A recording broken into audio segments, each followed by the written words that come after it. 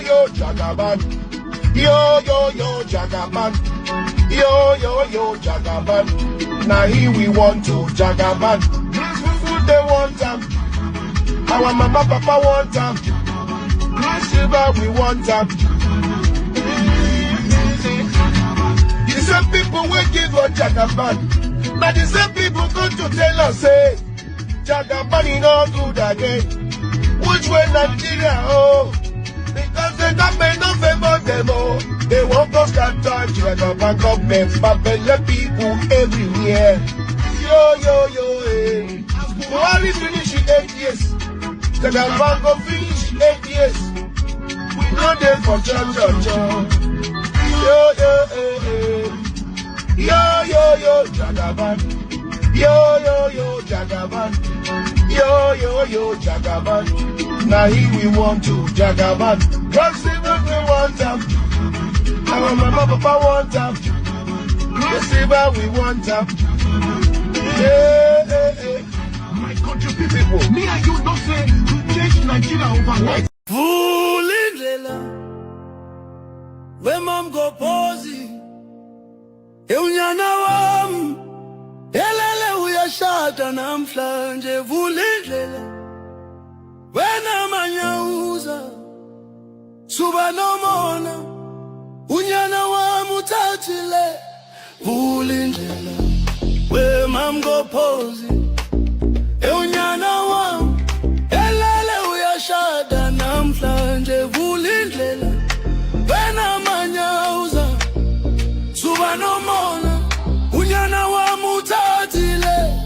Bengingazi yombonu makoti, wanyana wam, ujongile this time. Maradebe, suge ingokweni, uze mshadweni, siyashadisa namhlanje. Bebe sithi, unyana wam ulisoga.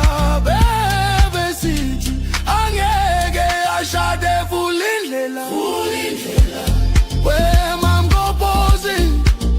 Vulindlela, yelumona. Vulindlela, we mam go posy. Vulindlela, yelumona. Kodwa wena mango bese, hey unomona. Koba haunanyana, unentombi zodwa ya yo yo yo mango bese. Hey unomona, koba haunaya, unayna njengo wami. Bengingazi yombonu makoti, wanyana wami, ujongile this time. Maradebe, suge ingokweni, uze mshadweni, siyashadisa namhlanje. Bebe sithi, unyana wam ulisoga. Bebe sithi, angeke ashade. Vulindlela, vulindlela, we mam go posy. Vulindlela, yegelumona. Vulindlela, we mam go posy. Vulindlela, yegelumona. Vulindlela, we mam go posy. Vulindlela, yegelumona. Vulindlela, we mam go posy. Vulindlela, yegelumona. Vulindlela, we mamanyauza, suba no mona, unyana wam utatile. Vulindlela, wena manyauza, suba no mona, unyana wam utatile. Vulindlela, vulindlela, yelumona. Vulindlela, mango boss. Vulindlela, yelumona. Everybody,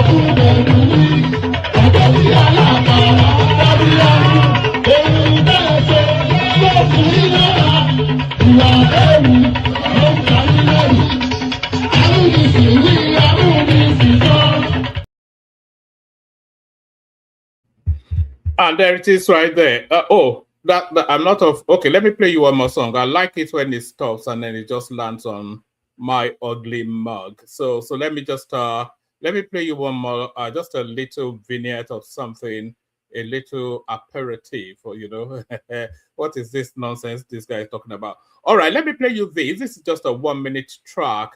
Did you especially? Okay, let me play you this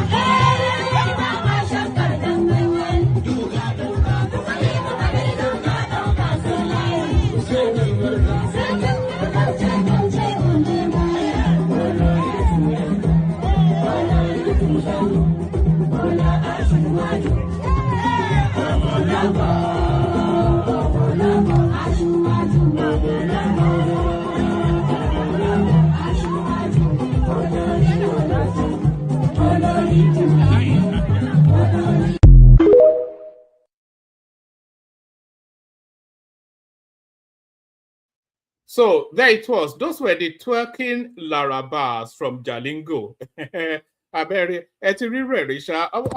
always look. I don't know how the camera picks me up. It picks me up weird looking sometimes, and then it picks me up normal looking sometimes. I wonder if this is normal or weird. But those were the twerking larabas from Jalingo. I wonder what the imam will have to say about that. I wonder. But I played you one song earlier on. You see, this is one of the greatest hits to ever come out of the African firmament, the African continent. I came across this song actually on TikTok, and I just went to search for it. South Africa don't contribute much, but that song Vulindela, and by the way, it's a love song. Oh, a lot of people do not know that. They think it's a sorrowful song, but it's actually a narrative of love. The Vulindela song. Let me just give you 30 seconds of it. Vulindela, wemam go pozi, eunyana wam, elele uyashada namhlanje. Vulindela, wena manyauza, subano.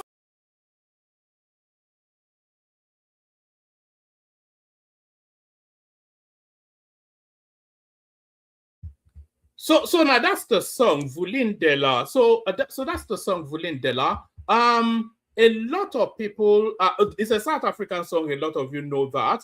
But what a lot of you may not know is that it's actually because it strikes somewhat of a mournful tone, and a lot of people feel that it's some sort of a lot of people feel that it's some sort of a mournful, sorrowful song, but it's neither mournful nor is it sorrowful. It's the narrative of love. It's a note from a mother whose son is getting married and is speaking to the gossipers within that village that, look, you said my son will never get married, but here he is going to take a bride. Whatever that means within their community, but that's what that song is about. It's a love song. It's a love letter song. A mother writing about her son's rather journey in love. That is what that song means. It's nothing. Apparently, the Ghanaians play it at funeral services. It's nothing. There's nothing. It's nothing mournful or sorrowful. It's actually a celebratory song, Vulindela. That's the only thing that South Africa has ever contributed to mankind. Vulindela. Vulindela, wemam go pozi, eunyana wam. Elele uyashada namhlanje. Vulindlela, wena manya. All right. All right. So there it is right there, Vulindela. So if by tomorrow, if there's not a copyright claim on it by tomorrow, then it will become part of our opening songs, because I just adore that song. It echoes something. You don't know the language, of course, but music has that resonance that charges the core of your primal being. It echoes something within all of us. Just the tone, the texture, and then the feeling behind it. Even you don't get the language, but you get the conveyance, and it's all about love, not about anything sorrowful. So Vuli Ndela, I was going to say your Mokoboko, but they said I should stop insulting my my audience. Vuli Ndela, so you know who it is, Brenda Fassi. Well done. You say Ayo is a man of learning. This is why he's the champion that he is. Not a lot of people thought it was Mariam Makeba, but it's actually Brenda Fassi. Vulindela. It's just an adorable song. You can listen to it till eternity. I just came across it. It was a footnote in some clip that I was watching, and then I went to search it out, and I've not stopped listening to it all day. Vulindela. So there it is right there. Vulindela. Vulindela. So Vulindela and all that. Good day to you. Good to be in your company and all that. Good day to you. Good to be in your company, and how are you? Hope you're having a wonderfully glorious day so far, and hope the day gets even better for spending it in the company of your favorite or your laughing man. One man went to Mo. This round-shaped head talking nonsense across the screen. That's one man went to Mo. I'm from Oyo Laughing, so I'm your favorite Oyo Laughing man. So they hope the day gets even better for spending it in the company of your favorite Oyo Laughing man. One man went to Mo. One man went to Mo. The eagle lands again. The eagle lands, as is always land, perched in his high towers, surveying the goings on in the whatever it is. So however that finishes. So good day to you and all that. The protocol remains the same. Please click on the like button. It's very, very important. I push you every day, but I'm insisting today.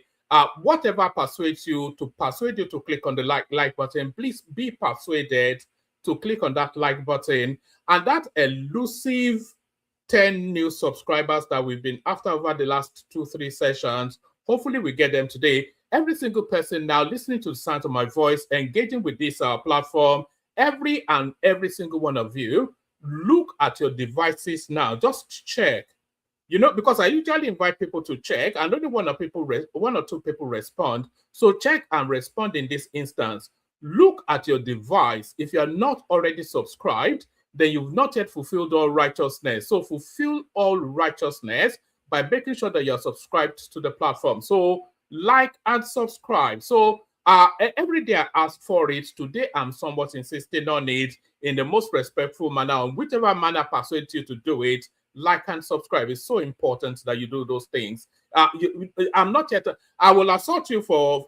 I don't even push aggressive. I don't think anybody can accuse us of being excessively money something. We don't push. We encourage you to super chat, but what we really want from you are the likes and the subscribes, and those come free of charge. So if you haven't already done those, then please do those, because it takes nothing away from you, and it helps.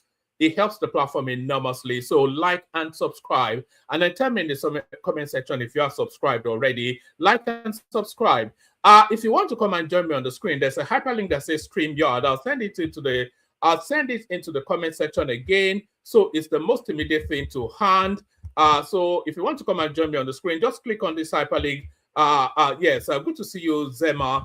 So if you want to come and join me on the screen, just click on that hyperlink that says StreamYard right there. It will bring you into a studio. And then as soon as I finish fleshing out the talking points, then I'll let you onto the screen, invite your thoughts around conversations around Nigeria. So there's nothing complex or complicated to it. It's as easy as it's like sitting at a bar or ordering an expensive brandy or something, whatever your picadillo is, whatever tickles your juice spots. So it's like sitting in a bar and then talking politics with a pal. You know, that's essentially. If you see that at the, let me put it back up. If you see that at the top end of the platform, at the top right, yes, that should be the top right as you're looking. If you look to the top right of the platform, if you see the logo of the platform, so if you look at the top right-hand corner of the screen, should I say, and then you see the logo of the platform with the word "one man" underneath it, and then two branded glasses clicking. So that is essentially the philosophy. That's sort of the DNA. That's the concept That's the conceptual thrust of the thing. It's essentially just two old boys sitting in a wood-paneled, expensive bar, clicking glasses of brandy and putting the world to rights. So that's essentially the concept. So go with that. So yeah, but please make sure you're subscribed. I really must say, every single person now engaging with us, just subscribe, just do that, and then be persuaded, and then so you don't have to be persuaded anymore. Like and subscribe. Is that now long-winded essay, almost a dissertation that I made right there? Like and subscribe. It's the short form of that. Like and shekini, like and shekini, and you can subscribe. What's the Yoruba word for subscribe, by the way? If anybody knows what Yoruba word closely conveys subscribe, I cannot think of a Yoruba word that would say subscribe. So maybe we should be saying it in Yoruba. Maybe that would tickle something out of somebody. But we do need a minimum of 10 people today. We absolutely must have 10 people today. Every single person subscribe. Like and subscribe. If you want to come and join me on the screen, like I said, click on that hyperlink that says StreamYard. It will bring you into a studio. Share the links to the platform. That is how the platform grows. So share the links, copy the links, put it in your WhatsApp groups, etc., etc. Put it on those TikTok spaces you go to, your Facebook groups, those old school, whatever it is that you hang around with. Just paste it on there, let them come join us. So share the links as wide as you can. Say hello to me in the comment section and use the $sign at the bottom of that comment section to super chat towards the stream. So all those nice and cozy things, and then you will make heaven. After I haven't done all those, I guarantee that you'll make heaven. And more importantly, probably most importantly, say hello to me in the comment section. Let me know where you're joining us from so I can acknowledge your presence. Say hello back. We like to start it off on a note of civility, and that civility is, of course, the first point of civility is greeting. That's just how a civilized human being behaves. You come into an encounter and you exchange pleasantries. It may not be pleasant after that point, but you start off. Even the most ardent, boxers, when they go into the ring, they touch gloves still. That's a handshake. So that's civility. That's how civilized behavior manifests. So say hello to me in the comment section. Let me know where you're joining us from. I'll acknowledge your presence. Say hello back. We'll be friends for that micro moment, of course. Then we'll fall out in the course of the politics of it. What we will be discussing? We'll be discussing now Kwakwanso telling us that he's ready to deputize to Peter Obi. So how hard the mighty falling? It was barely 4 years ago that he scoffed and guffawed at the very idea. We'll be speaking about the Sultan of Sokoto, who is somewhat making conciliatory noises towards the Oval Office in Washington. So we'll be discussing that. Why is he doing that? Tinubu is recommending eyeglasses to his opposition, but why? You have to hang around and find out. UAE, the United Arab Emirates, they're looking at somewhat of a $70 billion throw towards the Nigerian economy. So why is that? Tinubu claps back at Atiku's interview on Arise TV. So we'll be finding out just what Tinubu had to say. Rotimi Amechi also came out because, of course, Peter Obi already came out in an interview. Then Tinubu, Atiku Abubakar then came out in an interview. So Rotimi Amechi now comes out in an interview, but what sort of sapele water nonsense did they have to say? We'll give that some thoughts as well, and then we'll be going through all manners of what's going on X, what data, all manners of. It's a potpourri. It's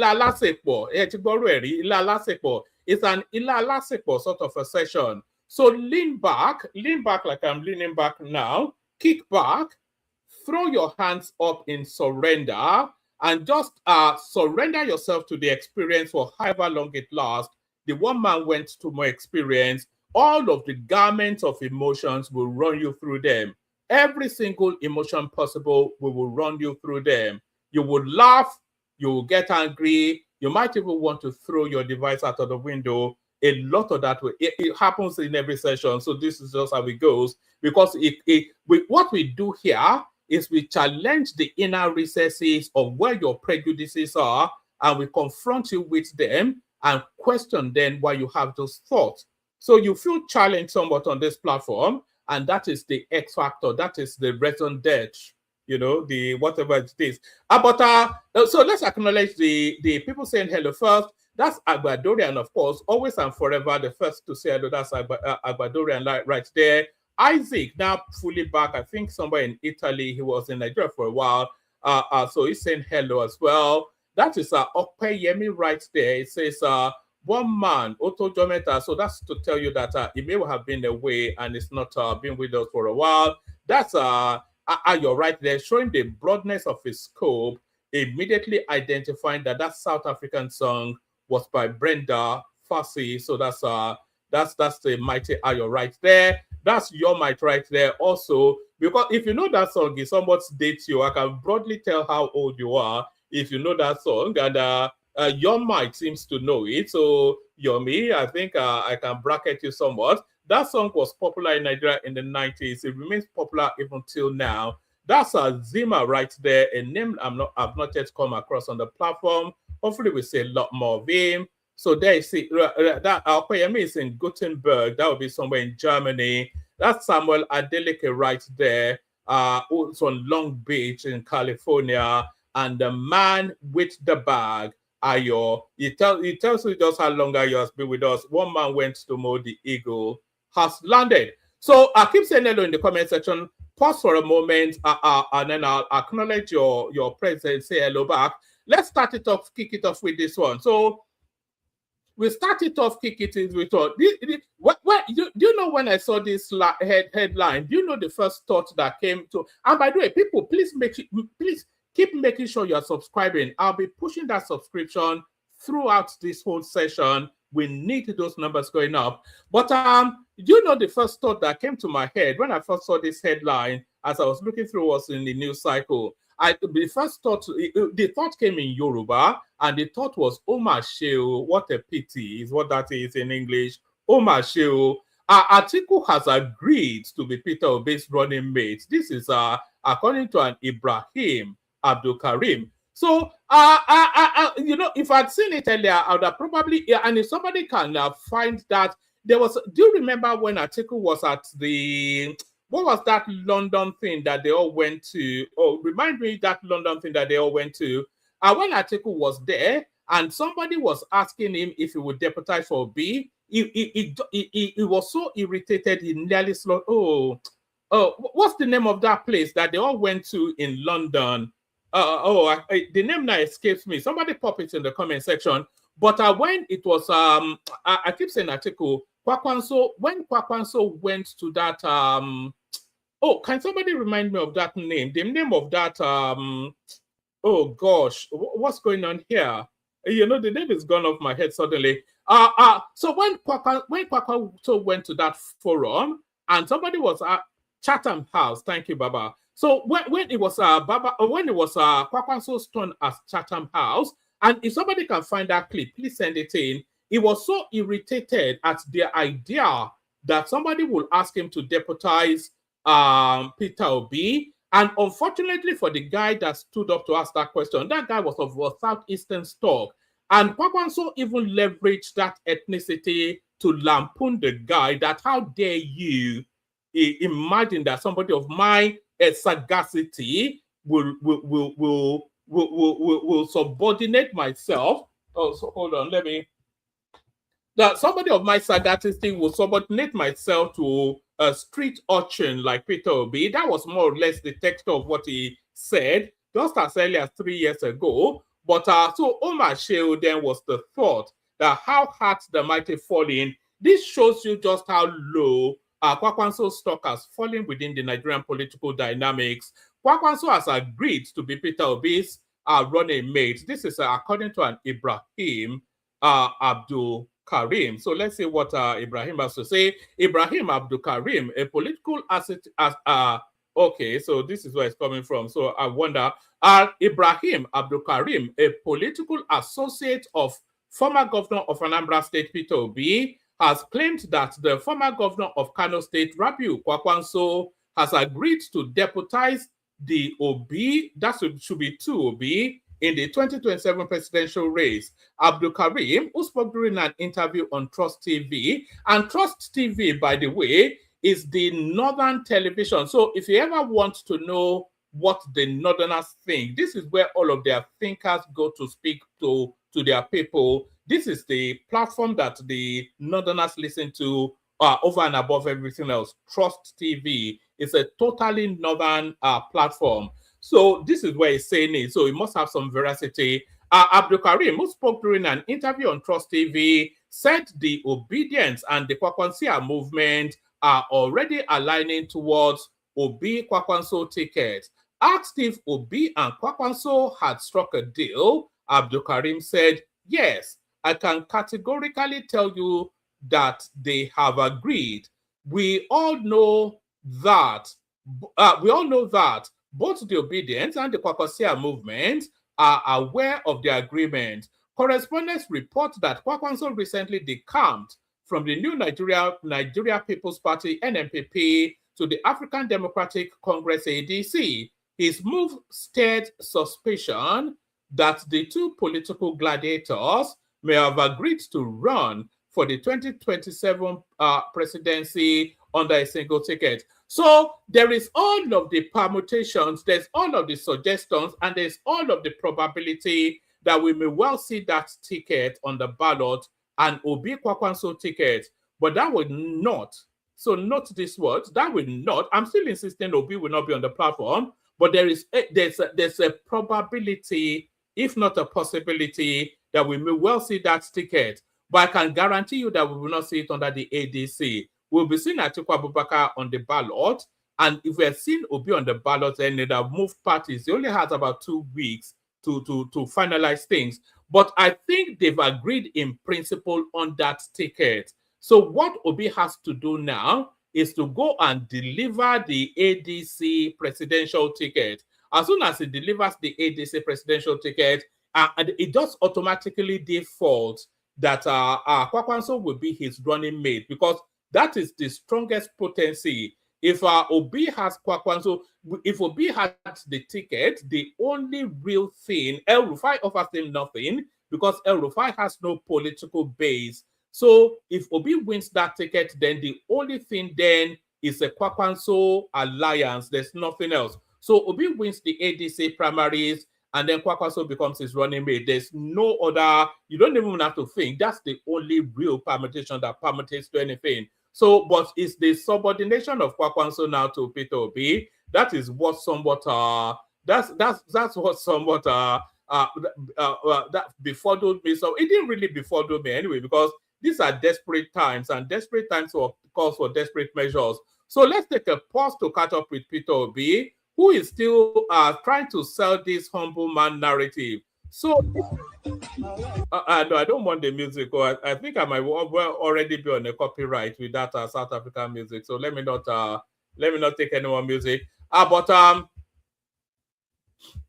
you know, there's a particular narrative that Peter Obi. This is who is this guy?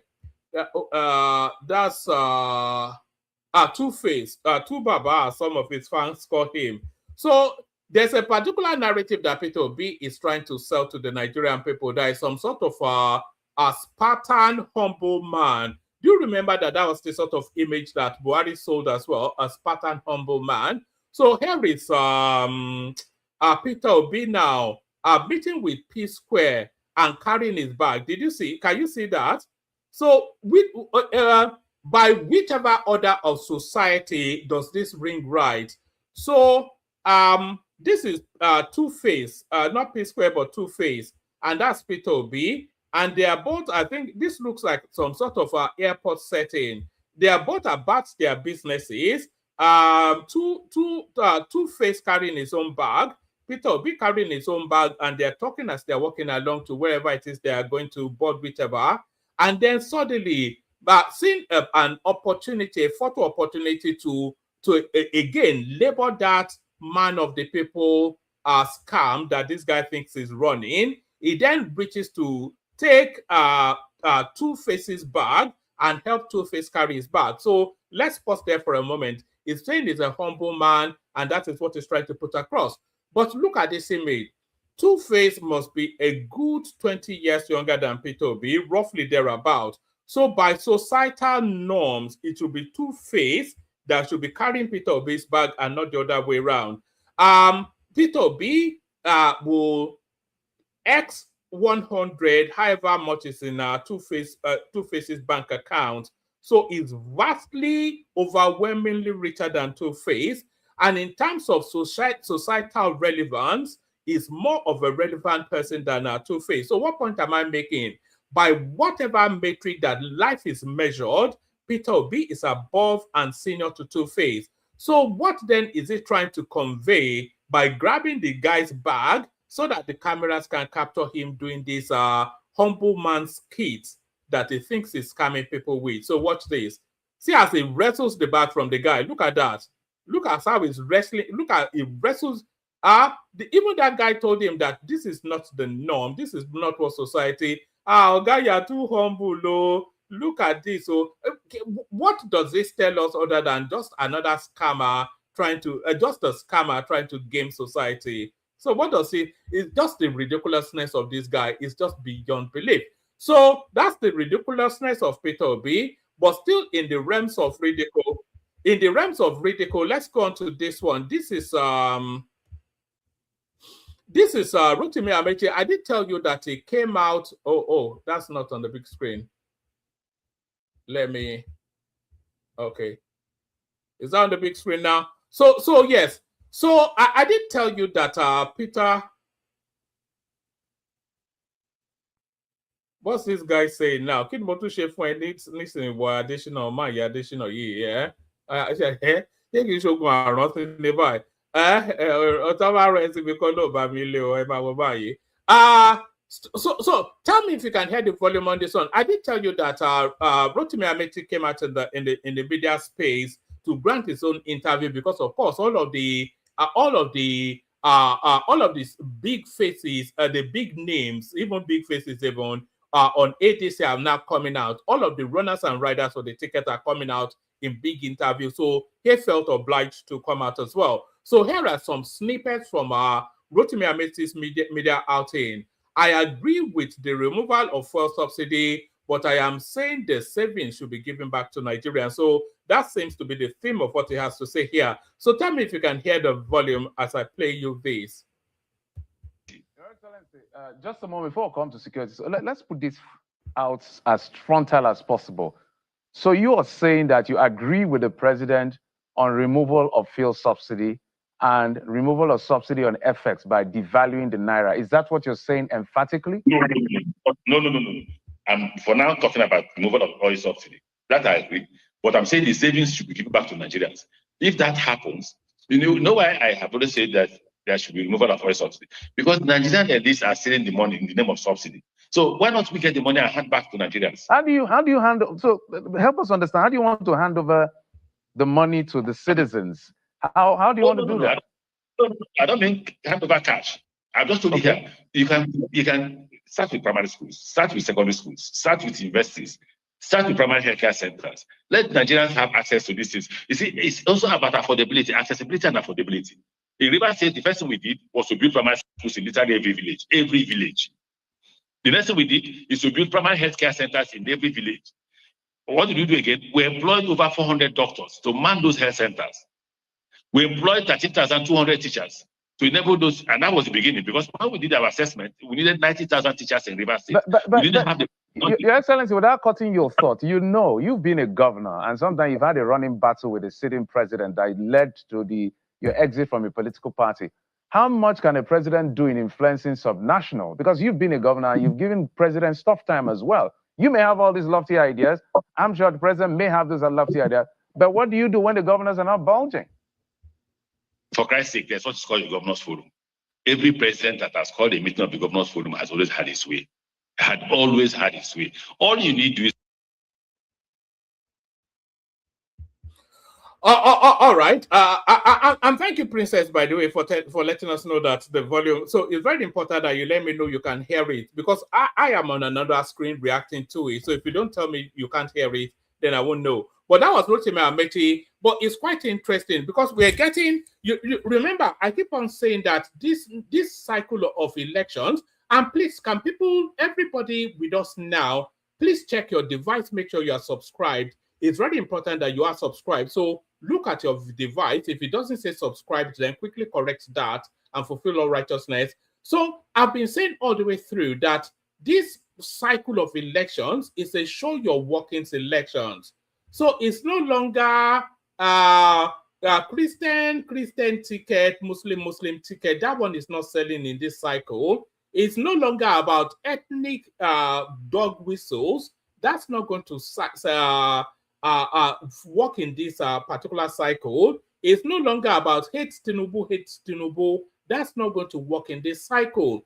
In this cycle of elections that we're in now, it's a show your working sort of elections. The people are demanding that you must tell them what you're going to, because we've been through so many cycles. We saw what the expectation was when Buhari came in, and then we saw what we went through for 8 years. So anybody now wanting to take charge of the Nigerian state is beyond just ethnic dog whistling and jingoism anymore. It's a show your workings. So now this guy now says he agrees that the fuel subsidy should be removed. So that is to tell you then that if he becomes the president, that fuel subsidy stays in situ. It stays in situation. So that fuel subsidy stays in situation. What is content is point of divergence. What he's contending is that he would apply what the gains of those subsidies are differently from how this government is administering it. He said they will give it back to the people, but then we are already seeing that this government is giving it back to the people in terms of infrastructural development, health recalibration, educational policies, and all of. So we are all seeing the flow of the money. So there's no great mystery. All of these things going on in the country is not a wolf money now. It's not money from the skies. It's money from all those sort of spaces. So he's saying that what the government did is not going to be reversed, but he will apply it differently. So he's talking about administrative styles. So that's what he's talking about. But we'll wait till, but Atiku in his own interview told us that he will cancel everything Tinubu did, by the way. So that's that one. So that's Rotimi Amechi coming out. We may well do a full session on it tomorrow just to see what he has to say. So now let's go to the headline piece. So this now the headline piece. I am not involved in violence or terrorism. Sultan of Sokoto wants American Mark Arnold. So this is it now. The news is starting to tighten. And a lot of Nigerians have always had suspicions about this particular gentleman. But because of the fear of the Fulanis, because the Fulanis have completely subsumed the Nigerian space with fear.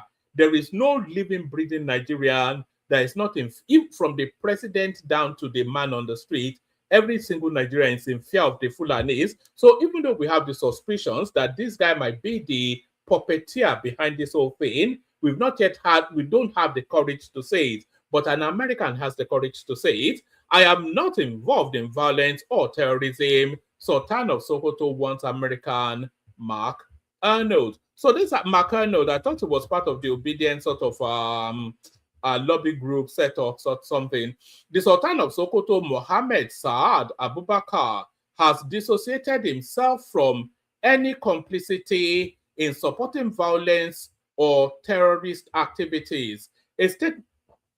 By the way, let's do it again.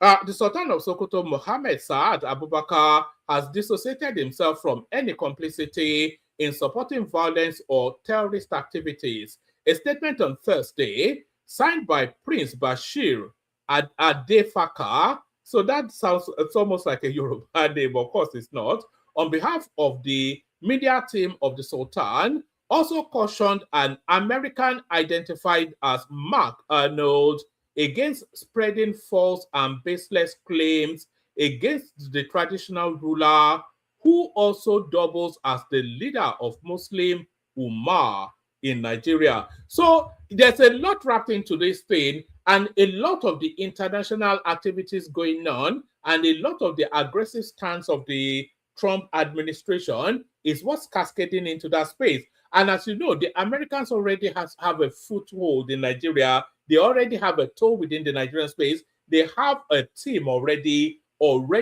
in situation and on ground in Nigeria. And we all saw what happened in Venezuela. So everybody is on edge to the point that the Sultan has to come out and start to panic speak to dissociate himself from terrorism. The Sultan of Sokoto, Mohammed Saad Abubakar, has dissociated himself from any complicity in supporting violence or terrorist activities. A statement on Thursday signed by Prince Bashir Adafake on behalf of the media team of the Sultan also cautioned an American identified as Mark Arnold against spreading false and baseless claims against the traditional ruler, who also doubles as the leader of the Muslim Ummah in Nigeria. The statement sent to correspondents disclosed that Mark Arnold has made a series of allegations and commentaries aimed at drawing public attention through sensational and unsubstantiated claims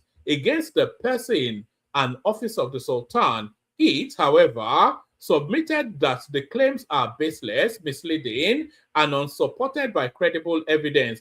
They say they're unsupported by credible evidence, but when the Americans struck at a terror base that was in Sokoto, not far from the palace, so we will soon find out. Whilst warning the American citizen to desist from such claims, the Sultan threatened to take legal action in line with both Nigerian and international laws if the individual continues making such derogatory remarks. So it's not even derogatory, it's more defamatory. So the language not quite right there. But I would love to see the Sultan take on that lawsuit and then take that lawsuit, let him go to the Hague, which is a neutral ground, and let's see what pans out. And then people will open up then on just what his level of involvement is in the goings on in Nigeria. Whilst warning the American citizen to desist from such claims, the Sultan threatened to take legal action in line with both Nigerian and international law if the individual continues making such derogatory remarks. The full statement reads: the attention of the media team of the Sultan of Sokoto, His Eminence Alhaji Muhammad Saad Abubakar, CFR, MNI, who is the leader of the Muslim Ummah in Nigeria, has been drawn to recent video claims and statements made by an American commentator, Mark Arnold. For some time, we have observed with restraint a series of allegations and commentaries attributed to the said individual, which appear aimed at drawing public attention through sensational and unsubstantiated claims against the person and office of the Sultan. We categorically state that these allegations, particularly those suggesting any form of complicity in violence and terrorism, are baseless, misleading, and unsupported by credible evidence. Similar accusations have previously surfaced in public discourse and have been widely contested and dismissed as divisive narrative capable of inflaming tensions. The Sultan of Sokoto remains a respected national and religious leader known for promoting peace and coexistence, interfaith dialogue, and national unity across Nigeria and globally.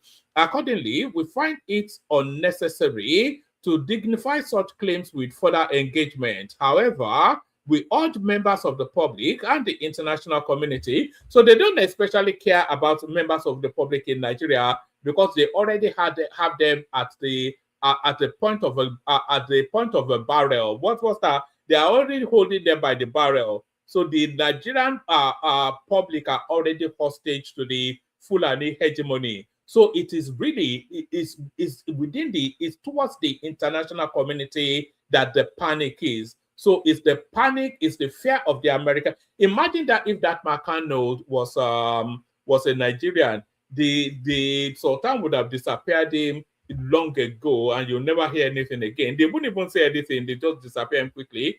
Accordingly, we find it unnecessary to dignify such claims with further engagement. However, we urge members of the public and the international community to exercise caution, verify information from credible sources, and refrain from amplifying content that may undermine social cohesion. We also reaffirm that any material deemed defamatory or capable of inciting discord will be subjected to appropriate legal review in line with both Nigerian and international laws. The Sultanate remains committed to peace, justice, and the unity of Nigeria, and will continue to work with all stakeholders towards these enduring goals. So that is the Sultan of Sokoto right there, who is set a panic by just some American chancellor. But that McConnell is a name that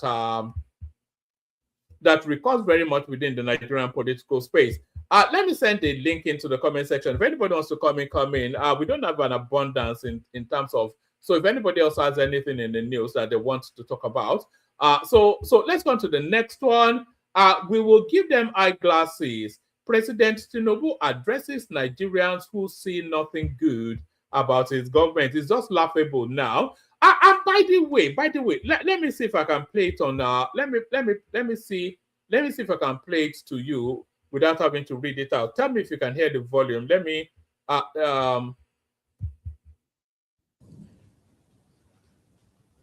didn't have to look back, because the truth is, I took over for myself.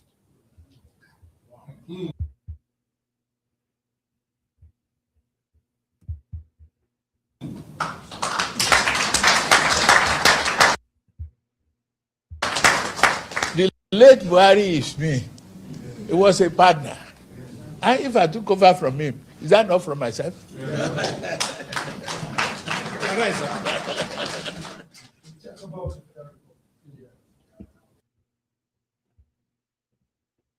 So, if something is wrong, fine. Live with it, correct it, move on.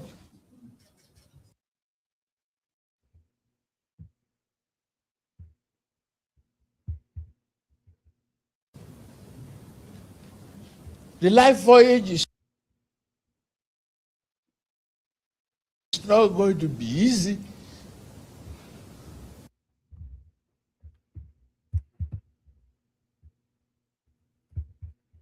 And so many of you that are traveling with me, I can only stand before you and say you will not regret it.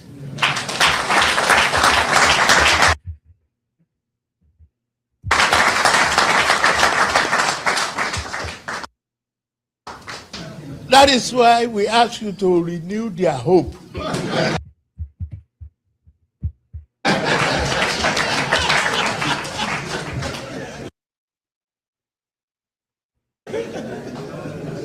If they don't want to see the hope and the roads that we bridge and the children we raise and the economy we are growing, we lend them Jiggy Bola.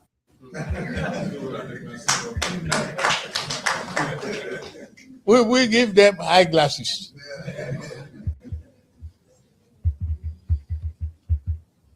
I can assure you, this is whatever you say I do. But one thing that you need from me is a promise that I won't run away from your family.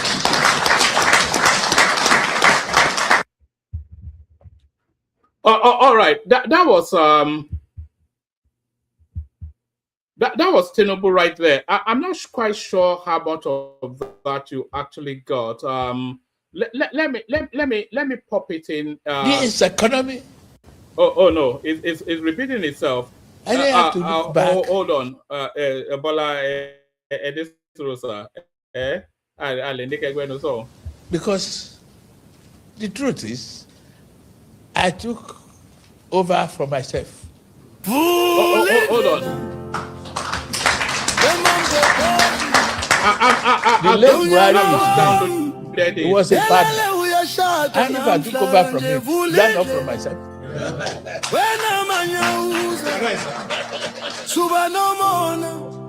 Unyana wa mutachile Vulindlela We mamgo pozi E unyana wa Elele uyasha So sorry, that was a bit all over. That was a bit all over the place. Like I said, I've just downloaded it, so I'm going to play it to you from the studio. But before I play it to you from the studio, let me just give you the what they said in the transcript. President Tinubu has said that those who do not see anything good in his administration will be offered eyeglasses to aid their vision. Speaking at a function in the State House on Thursday, April 16th, the president said, "The truth is I took over from myself. The late Buhari is me. He was a partner. If I took over from him, is that not from myself? If something is wrong, live with it, correct it, and then move on. The life voyage is not going to be easy. And so many of you traveling with me, I can only stand by you and say you will not regret it. That is why I asked you to renew their hope. If they don't want to see the hope in the roads we build, the children we raise, in the economy we're growing, we will give them eyeglasses." So that's to tell you then that the politics is now in the full throes, in the fullness of it. Let me play it to you again. This economy, I think I have to look back, because the truth is, I took over for myself.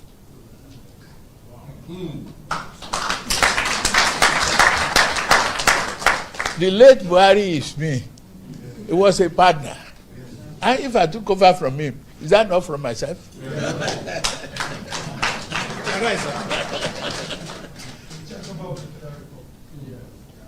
So, if something is wrong, fine.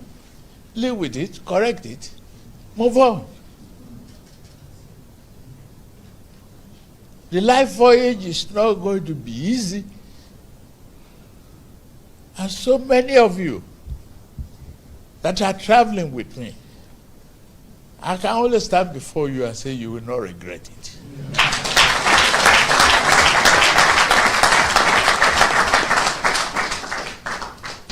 That is why we ask you to renew their hope.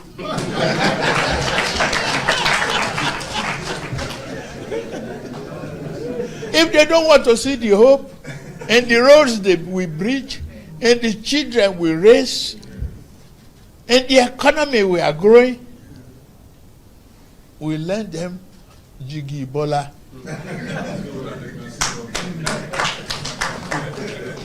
We give them eyeglasses.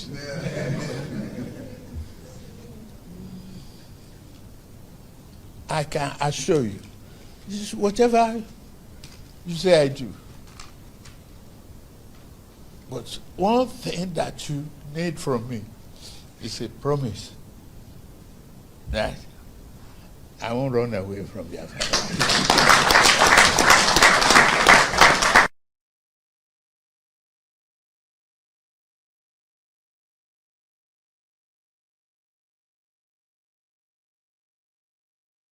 To his producers.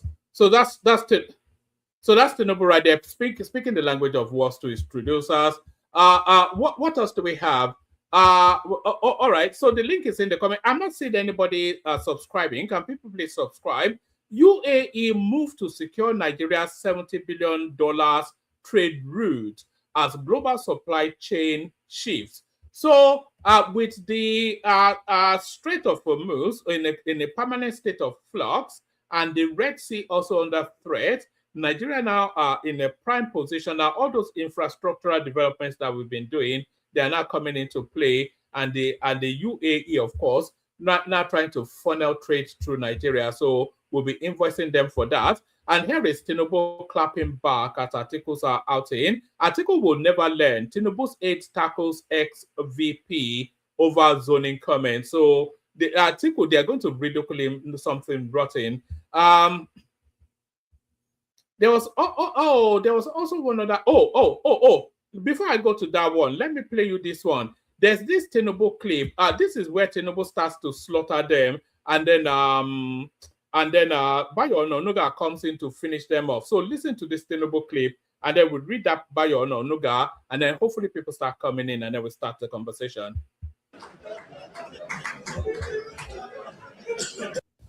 What? No one without history among these Calabash. No one without history. The head was the chairman of the Privatization Council of Nigeria. So when he's talking about the head being the head of the Privatization Council of Nigeria, during the Obasanjo administration, when the bulk of the privatization took place, the 2 people that arrowheaded the privatization was Atiku Abubakar, who was the head of the Economic Council, and then what's it called, El Rufai, who was the head of the people selling off government assets. So between the 2 of them, that was where government assets were sold. That's what it means. In this country, one time, he privatized the steel industry in Delta. Is it working today? No. No ounce. They privatized Ajaokuta. Is it working today? No. Go on the list.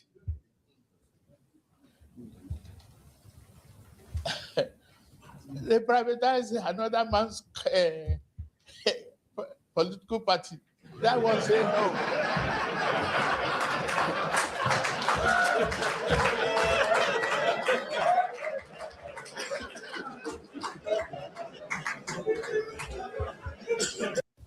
What? Oh, okay. So that was Tinubu poking jibes in the direction of Atiku. So now let's come to this one. This will be the last readout. Atiku will never learn. Tinubu's 8 tackles ex-VP over zoning comment. The special advisor to President Tinubu on information and strategy, Bayo Ononuga, has criticized former Vice President Atiku Abubakar over his comment on the North-South power rotation ahead of the 2027 elections. He said President Bola Tinubu must complete 2 terms in office, insisting that the South should retain the presidency till 2031. Since Buhari completed his 8 years, Tinubu too must complete his own, Ononuga said in a post on X on Thursday. He added, all Atiku needs to do is to bury the thought of running again, as it is still the South's turn in 2027. The presidential aide accused Atiku of advancing self-serving arguments to justify what he described as an attempt to disrupt Nigeria's informal zoning arrangement.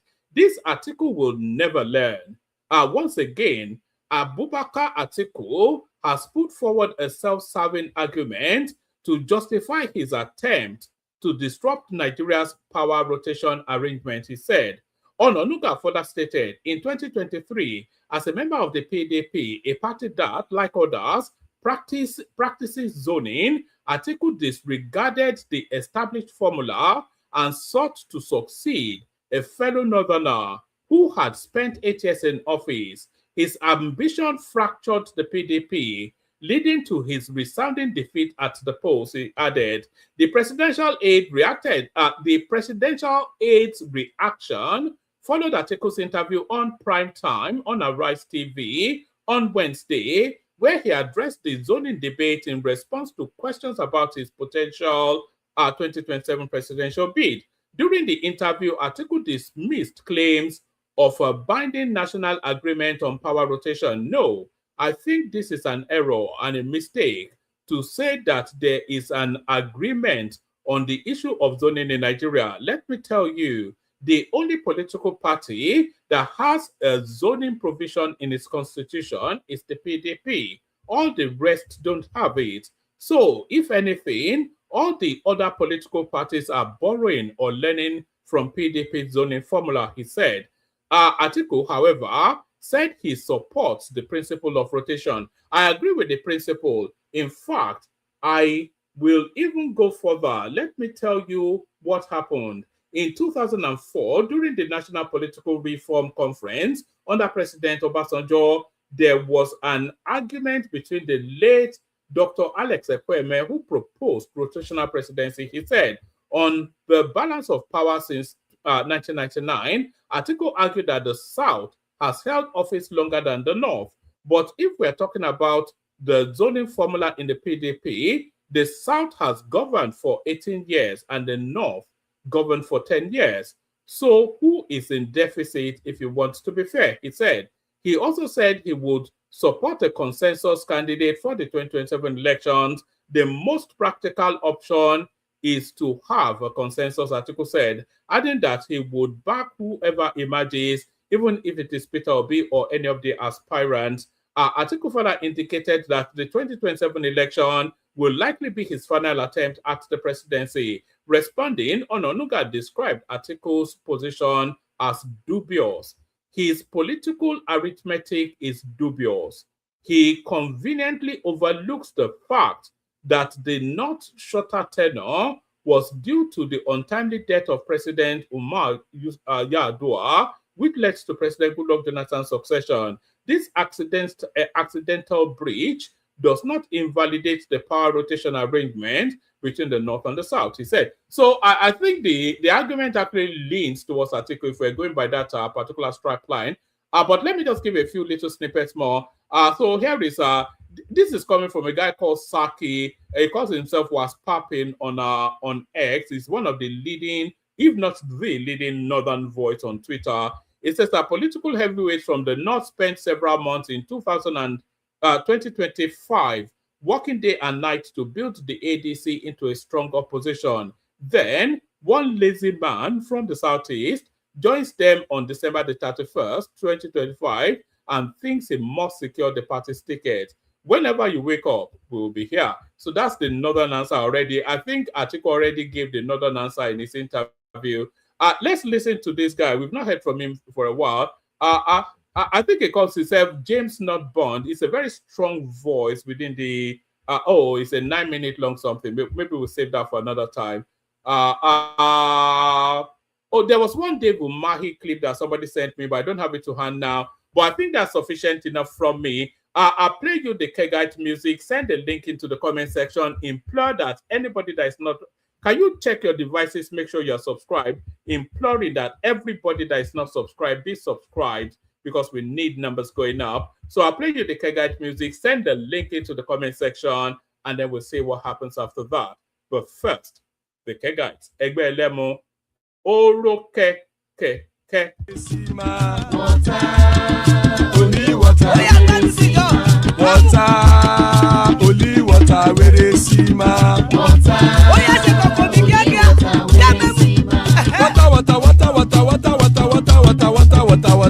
Water. Only water. Where they see ma. Hapa o naido.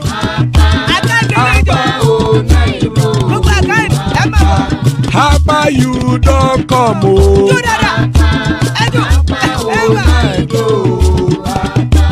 Hapa o naido.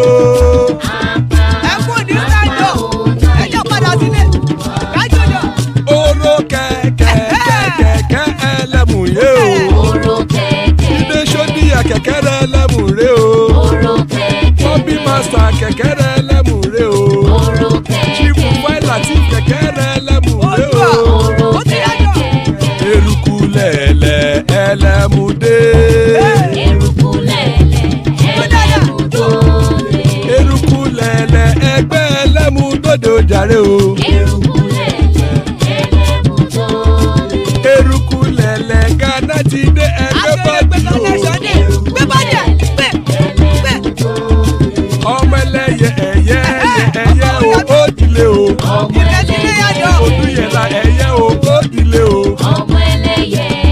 sọ́nàmẹ̀ ẹ̀yẹ o ó dìde o pẹ̀tọ́ sódùkẹ́ ẹ̀yẹ rẹ̀ ó dìde o ẹlẹ́kọ̀ ọ̀run mú ìní o.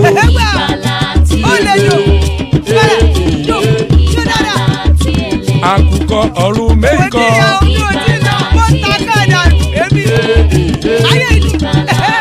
ikú kò ní ríwà gbéṣe o.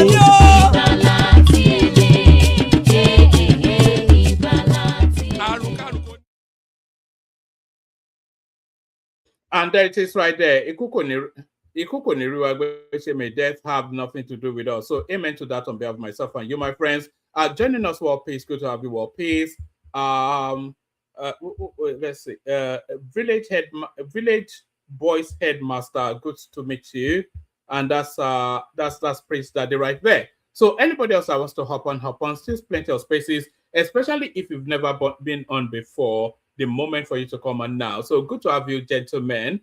So let's kick it off with headmaster, village boy headmaster. Wagwan, what's going on? How are you? Good to meet you. On mute. What's up? Is that you? What's it called? You have so many names. Prestige, is that you? Yes, it is me. Wagwan, what's with the change your name? Because I'm a village I'm the village headmaster in California zone. What do you mean what's the change? I'm the village boy headmaster from California, right. California zone. I thought that was in Genje. I thought that was Mazi in Genje. I said I don't know about Mazi in Genje. I'm the village headmaster in village boys headmaster for California zone in USA. So I don't know what you're talking about. All right, congratulations on your newfound laurel. All right, well done. So to the politics, let's say from you. Give us about 5-7 minutes. We'll move it around. So what do you want me to talk? You know, you can talk about whatever it is you're looking at. But the headlines we are running with is Kwakwanso agreeing to subordinate himself to Peter Obi, which is a real turnaround for the books. The Sultan of Sokoto protesting to the Americans that he has no involvement in Boko Haram, which if you believe that, you believe anything. Tinubu recommending that whoever cannot see what his government has achieved should get eyeglasses. So we're discussing that as well. And then we're discussing the clapback against Atiku's interview. With Obi's interview, of course, in play as well. Rotimi Amechi, anything. So just those spaces. Yeah. All right. Greetings, everybody. So I just go with, whatever. I just flow, with the narrative. So let me start with Tinubu.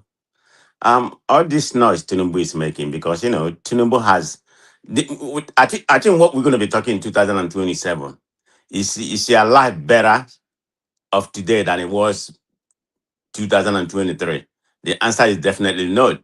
So this is the main reason why Tinubu should not be re-elected, by no means, because the Nigerian people's life has gotten worse in all, perimeter that I can say. Where would I start? From inflation? Inflation has doubled, since he took office. The Nigerian debt has doubled, almost tripled since he took office. So there's nothing actually working in Nigeria. I think it's very good for you all to stay in diaphragm, and make all this noise you all make here. Food has gone down and everything. But what was it, before Tinubu came office? Tinubu is a completely failure. This illusion, that Tinubu is a Democrat. There's nothing democratic about Tinubu.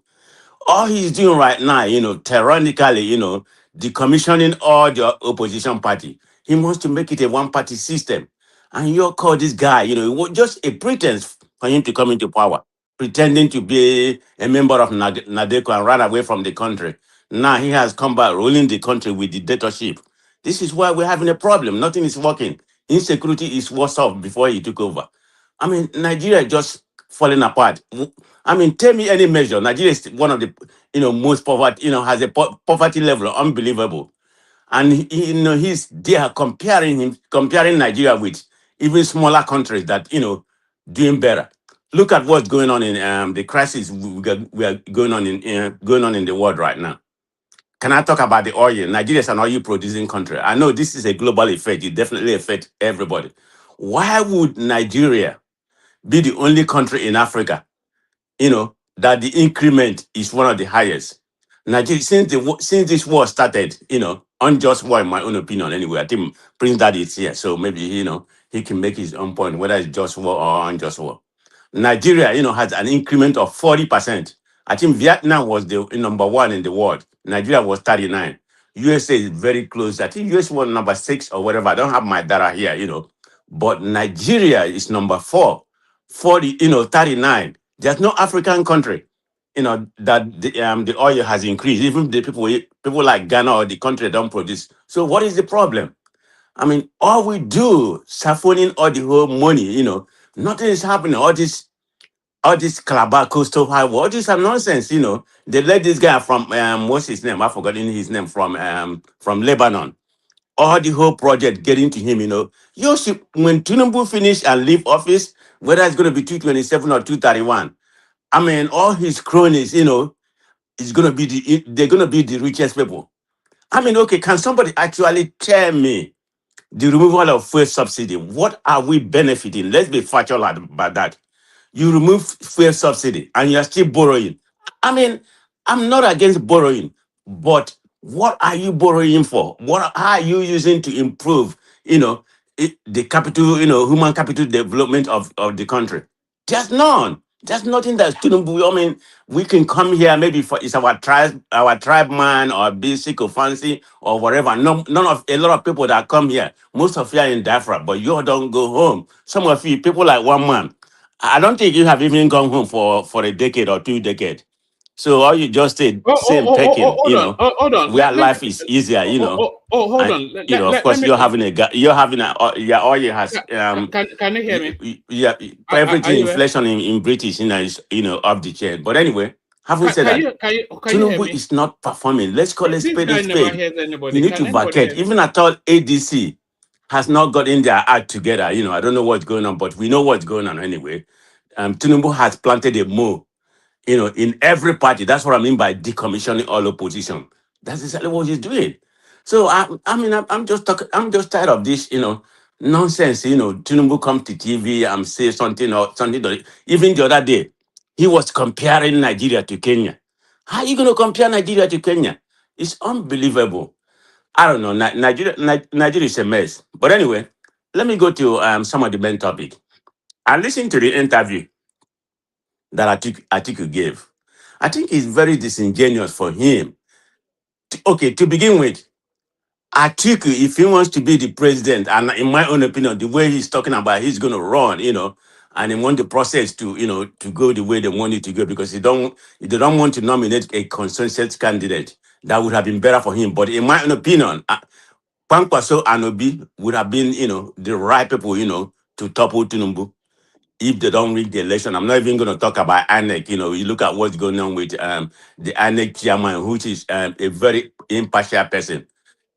Instead of defending what he tweeted, before he become INEC chairman, he's not, instead of coming out and saying, okay, this is what I did before I become the INEC chairman, and now he's lying, removing the Twitter handle and saying he didn't do it. How do you become an impartial arbiter in that situation? This is the problem with Nigeria. I mean, I can go on and go on and on and on about where Nigeria lies, the failure of Nigeria. Nothing is working. Nothing is working in that Nigeria. But I think anyway to stick with that to comment. I listened to that interview. I mean, I pick up two things. I mean, people has different opinions. Some people said he's not going to run. He's going to give it to a big one person. That's not my reading. My reading to read that he wants to run, and he's going, because of Nigerian politics, is very dollarized, and that his party, he's going to have a lot of supporters. He's going to buy everybody out. The other people, Kwankwaso Obi or other people, they don't have that money, to compete with Atiku. So it's Atiku, in my own opinion. I hope I'm wrong, because I want to out of office. I know some of you are going to come here and counter me. Okay, if you're going to bring anybody else, why would they be better? The point is that if you didn't perform, all you need is one term. Like Tinubu said, if I don't give you electricity, don't vote for me. Whether you perform or you don't, let's try somebody else. I mean, we know Nigerian politicians, they don't have any doctrine. They don't have any ideology. They are nothing like liberal, conservative, or any kind of, what they believe in. This is the problem. They just move from one party to one party, wherever benefit. That is the point. That's the kind of politician we have in Nigeria. That's why nothing is actually moving in that country. So Atiku, I mean, all statement that he made in that interview is very much, all lies. It doesn't even make sense. Are you saying that the not and you saying the South has ruled for 18 years, and you forgot how many years we've been out of and we've been independence? 65 years.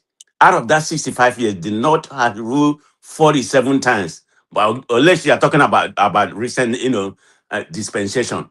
But that notwithstanding, you have to abide by the rotation. I'm not in favor of that rotation, something. I believe the person that's competent, whether North or South, whether Benue, Yoruba, Igbo, Hausa, if you are the most competent person, you rule. But as it is right now, we have to maintain that rotation. It's very imperative. Let every zone have a shot at the presidency. I think whether you're minority or majority, I think that's that's the only way this is going to be better until we grow. I don't know how many years we should have, get out of that, pathetic, ideology of rotating. This is why this country is having a problem right now. So, Atiku, he doesn't mean well. Whether he's working for Tinubu or whatever, I mean, I don't even want to go to that theory because that theory doesn't even make sense. I think he has a lifetime ambition to, like Tinubu said, Emiloko, this is the problem. It's about, I want to be the president. I knew without you coming there to perform, not for the welfare of the people. This is the problem we are having right now because you have a lifetime ambition to be president. It doesn't matter if you are capable of what you want to do. And he lied. Everything that he said in that doesn't even make sense. Even at all when he was asked, I think what's his name, Anyago or whatever. I believe he didn't really press Atiku well, in my own opinion, when he was making some of the narrative. Even at all how he made his money, he couldn't give a very a very visible a very reason why how he. So sorry, Prestige. Can you hear anybody at all? Because we're trying to engage with you. Can anybody actually hear me? Is anybody? I can hear you clearly, one man. He can't hear us. Who? Prestige. Can you hear us? Who is interrupting? No, we're asking if you can hear us. Can you hear us? Hello? Yes, he can't hear anyone. This is what we always get. Can you hear me, Prestige? I can hear you, Mr. Yes, I can hear you. Can you hear me? I can hear you clearly. Ask him so what's going on? Ask him if he can hear me. He can't can hear you hear one man? No, I can't hear one man. Okay. Oh. All right, tell him to bring it up. Okay, let somebody continue. Let me log out and go to my I'm on the phone. I don't know, my phone always have problems. Let me go to my laptop. Somebody continue. I'll come back. Yes, because I wanted to contend. Sorry, we'll move the. Do you hear me, Baba? I can hear you clearly. Let somebody continue. I'll come back. Something wrong with my phone. I have to go log into my laptop. Thank you. Mr. Mama, he said he's gonna go and come back. Yes, I heard him, but I can hear him, but he can't hear me. So I think we'll move the mic to you, unless Prince that is ready. But I wanted to contend some of the things he was saying. That's how I was trying to interact with him. So a lot of this narrative that insecurity has worsened under Tinubu, that's not actually factually true. Because if you ask ChatGPT, for instance, I say, is insecurity worse under Tinubu? Is insecurity worse under Tinubu than under Buhari? Essentially, was the question. And this is what he said. He said there's no direct yes or no. It says under Buhari, Boko Haram was the dominant threat, especially in the Northwest. Large-scale attacks, bombings, and territorial control early. Banditry and mass kidnapping surged. High-profile incidents, school kidnappings, etc., etc. Security forces gained some territory, but violence spread geographically. Buhari's era, widespread multi-front insecurity. Under Tinubu, no major territorial takeover by insurgents. Banditry and kidnapping still persist. Attacks on communities continue in parts of the north. emerging concerns in urban crimes in some areas, improved coordination among security agencies, elimination of certain bandit leaders. At Tinubu's era, less existential threat, but still serious and unresolved. So what it's telling us is that it has significantly improved. And that's what the data tells it. It didn't even mention prison break. Yes, prison invasion. I mean, so why tell the lies? It's really where my question is, But there's also one more thing that I wanted to address, actually. This narrative of Tinubu said if he doesn't give you electricity, then you can kick him out or don't vote for me. They didn't end that statement there. It says unless I give you good enough reasons why I couldn't achieve it. He said that, but they don't add that onto it. But I'll bring you the clip of that in a moment. Prestige just dropped, so let's go on to AKO or Prince Daddy. Prince Daddy. Let me register my voice for like 2 minutes. Can you hear me? Sorry. Prince Daddy. Can you hear me, one man? Perfectly. Yeah. Carry on. If you can hear me, then right. Yeah. Hello, one man. Hello, everyone. Tinubu. Well, actually, I have a question. Actually, so I thought my understanding is Kwankwaso and Obi are both on the ADC party. Am I mistaken, or they moved already? No. They are permutating still within the ADC setup. They are forming that alliance in-house in order to push that alliance as a narrative that could win. So they are selling it within the ADC is what they're doing. Okay. So there's a possibility that they may actually eject themselves and go form another party. Is that right? And compete against. They will go back to Labour Party if they get a little sliver within that window, because they've already agreed their terms that Kwakwanso will be the bag carrier for Peter Obi. So if the ADC doesn't allow it, then they just port somewhere else. All right. Yeah, I get it. I think I said it before. Kwankwaso the guy is overrated. I don't think he has much. He has much. It's 1 million or 1.5 million he had last election. He's not going to materialize this time around. I don't see it. The guy's he's not a good politician. In fact, Peter B may be better than him actually. So it is what it is. So I guess it's getting dimmer and dimmer for Peter Obi to emerge as the flag bearer of the ADC party, right? I mean, I guess just like you said, based on Atiku's response to the question was asked about, in his last interview. It's nobody in politicians don't leave things to chance. If your opportunity to emerge is not certain, if you want to leave it into the hands of other people to determine your fate, then they will determine your fate for you. It just shows how Peter Obi is quite poor as a strategist. It's not even a strategist. It's none of those things. It's just just like I said, one man. I'm waiting for, is it June or July 1st that we stop talking about Peter Obi, because to me that guy's a non-person to be talking about. Quite frankly, there's nothing impressive about Peter Obi. So when people like Prestige or our friend Jewel of Nashville try to pump him up as if is such a relevant figure in the Nigerian politics, it's always comical. I think they know better. I think they're gaslighting us. Something tells me that, but I could be wrong. Quite frankly. But because there's nothing about that guy to talk about. Our president, Tinubu, right? He promised electricity. I think Prestige said that. And so far, has he delivered? I don't think he had. I know what did they do to they removed the restriction on people trying to generate electricity, people or businesses. But in terms of the availability of power to common Nigerians, are we at that point yet? Or he has failed, I guess, according to these people? Yeah, let me help here, Prince Daddy. I think we are not really asking the proper question or putting things in their proper perspective.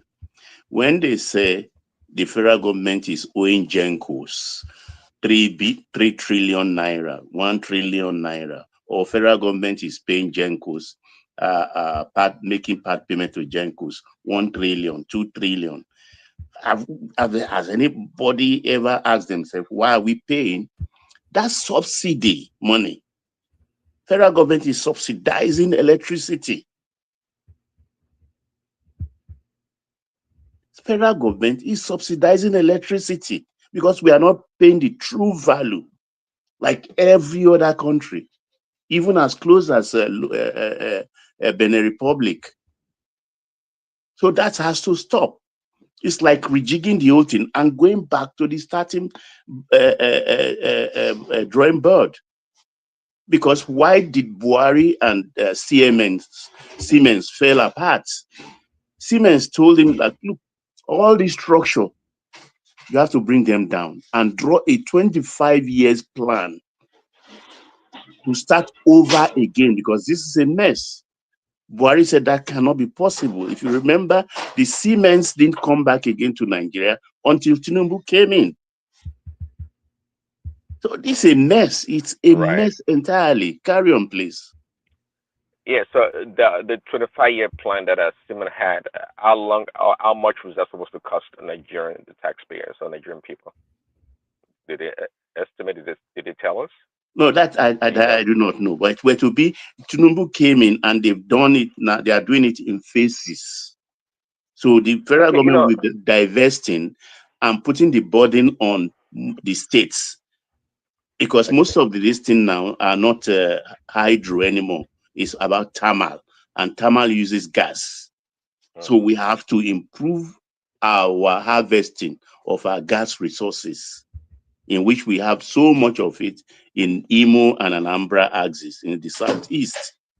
So that's one of the challenges they are facing at the moment, because thermal is very easy to install. Even if there are thermal stations that are on pontoon, which you can hire from any of the countries and bring them, put gas into them. You have a distribution network.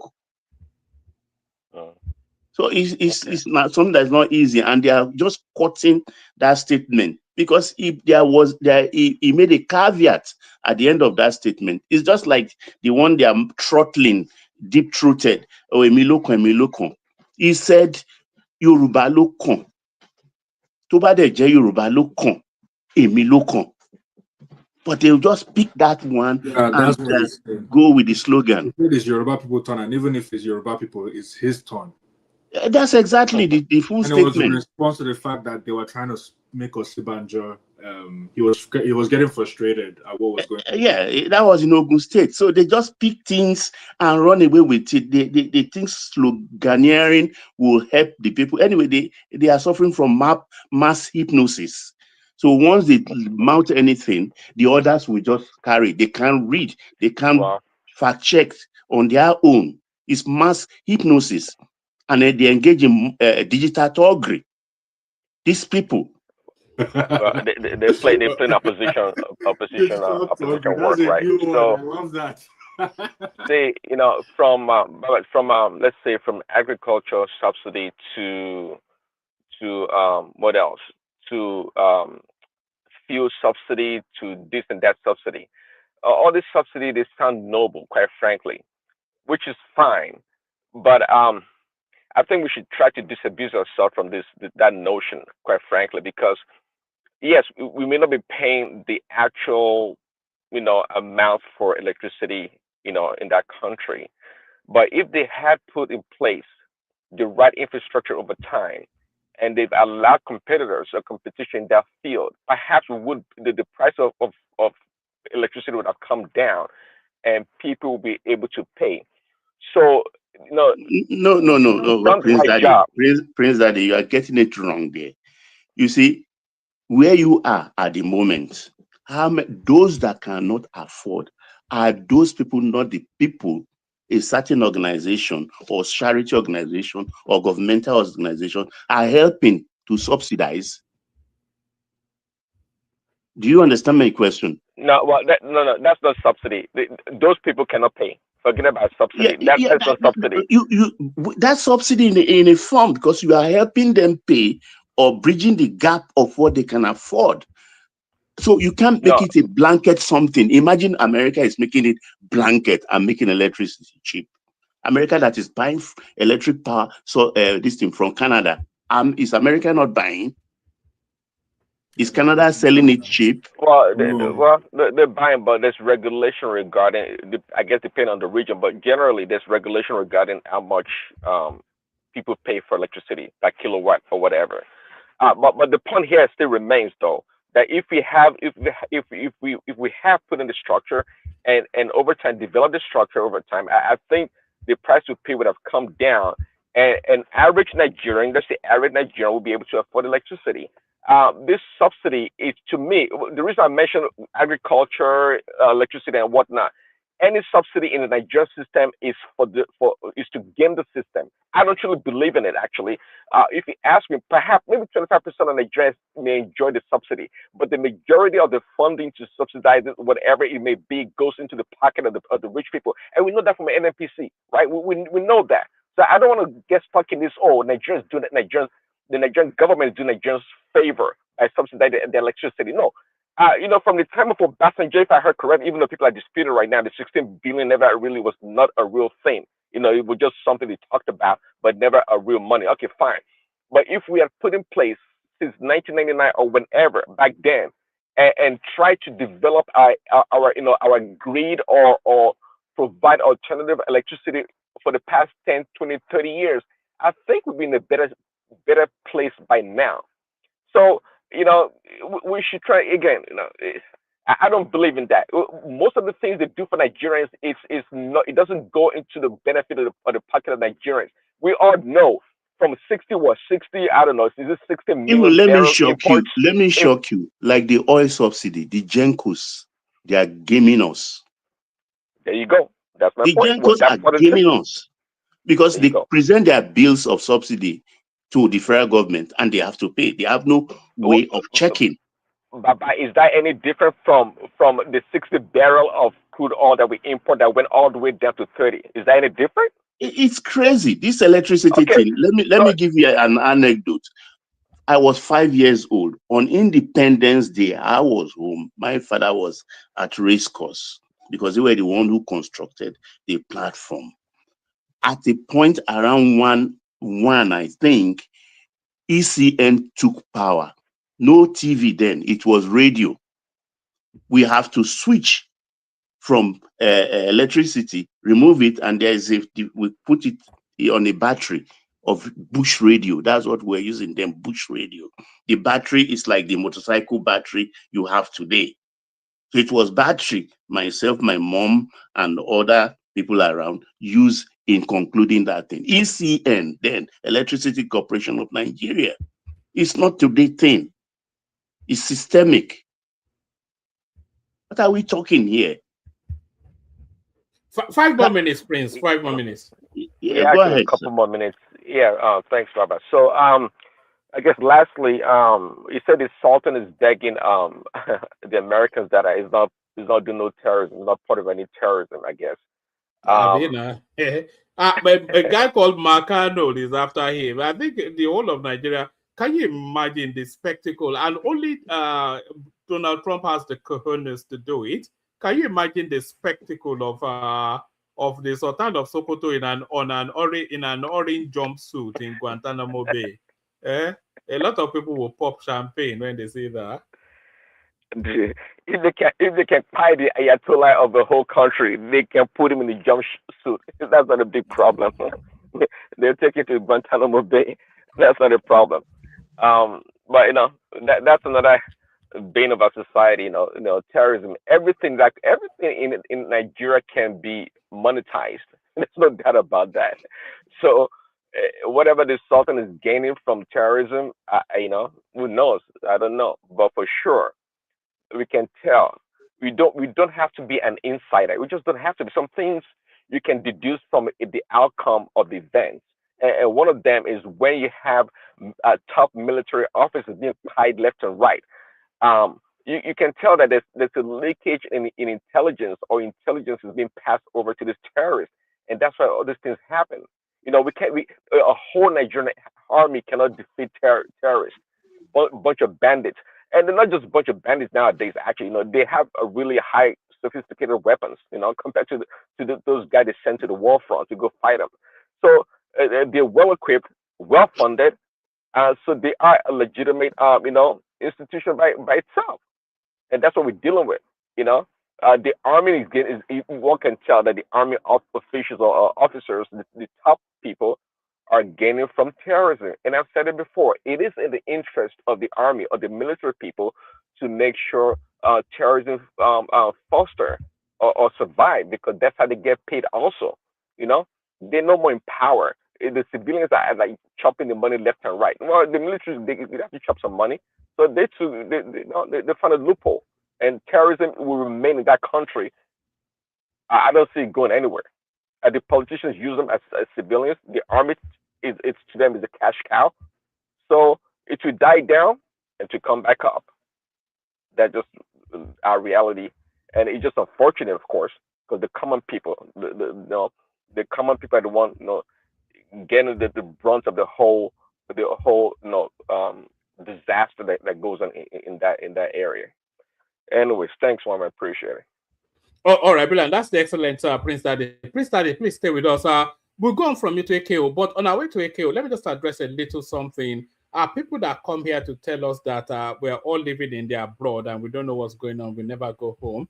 A lot of people go home on this platform, and even we send correspondents to go and check a lot of the things that we discuss on this platform, and often those correspondents, they send in dispatches. So here is the latest dispatch that was sent by one of the correspondents that we sent to Nigeria to go and do a progress report. Here is a progress report dispatch from one of our correspondents. I'm live here on Coastal Road. Can you see it? It's for real. See. Oh my God. This is fantastic. Oh my God. This is one side of it. All the street lights, everything. I think very soon they will start. I think they would have mounted some cameras in some areas. So, oh, fantastic. So, one man, this Coastal Road, you can share it with the guys in the house. Yeah.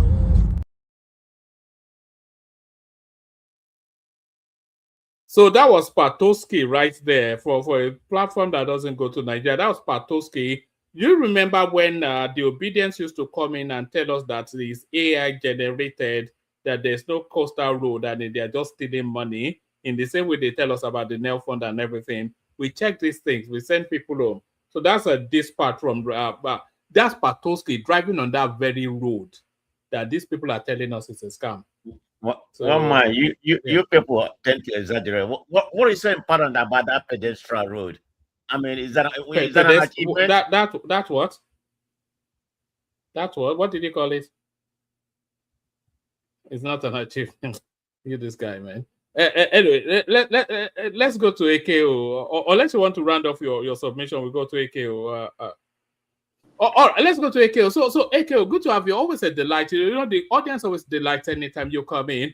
But we're discussing Kwakwanso agreeing to subordinate himself to Peter Obi, which is a real turnaround from his position barely 3 years ago. The Sultan of Sokoto protesting his involvement with terrorism because the Americans, of course, are now breathing down his neck. People pushing against Atiku, who is once again jettisoning the zonal arrangements for his own personal ambitions. So that's in play as well. And anything else in between. So let's say, or anything else that you are looking at in the politics. AKO, good to have you. When it comes to the issue of the Sultan of Sokoto, it's a very sentimental topic to me, because I remember the late Sultan Macedo that died in the air crash. He was a family friend, and if he was alive today to see what's happening, he's probably turning his grave right now regarding the terrorism and insurgency that is going on. The current, that Masido was an excellent Sultan. yeah, I don't want to speculate. I don't want to speculate, but his death was rather mysterious to me. But carry on. yeah, it was such a crazy death in the air. But in life as an individual, there's certain time you have to take a stance that you can't be on defense, And I feel with the current Sultan, he's just been on defense. That's what he's been. Remember when Tinubu had the convention where he invited all the religious leaders to Aso Rock, and he didn't come. He sent the who did he send in his place? I think from Nupe. Please, if somebody can remind me. He sent I forgot what his name. He sent it in his place because he knew that Tinubu was going to talk about what's going on. I don't know why he keeps avoiding this topic. And now for him to come out and say, "Oh, I'm not what's it called?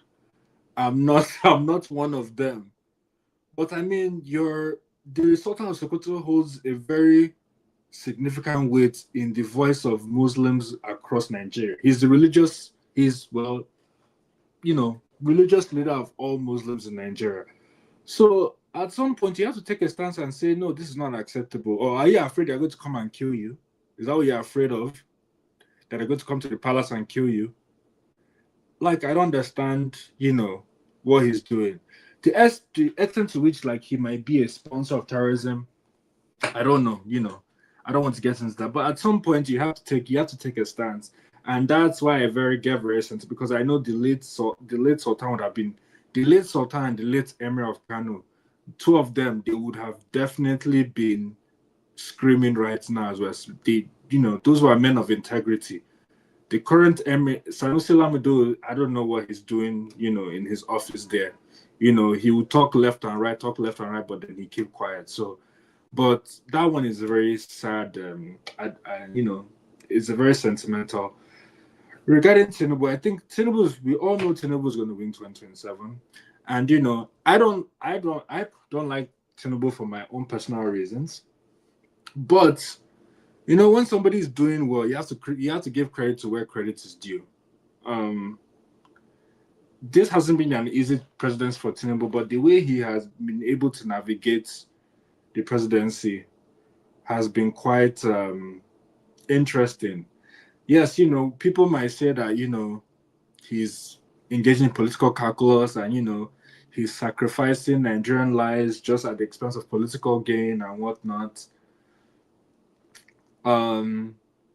But if I look at the reforms that he's done across the board in terms of putting Nigeria in a better place than it was, you can see that he's making progress. And for that, this idea that Tinubu is running a one-party state, when Nigeria was under the PDP, and PDP had only God knows how many years of power, we didn't say that PDP was a one-party, that were running a one-party state.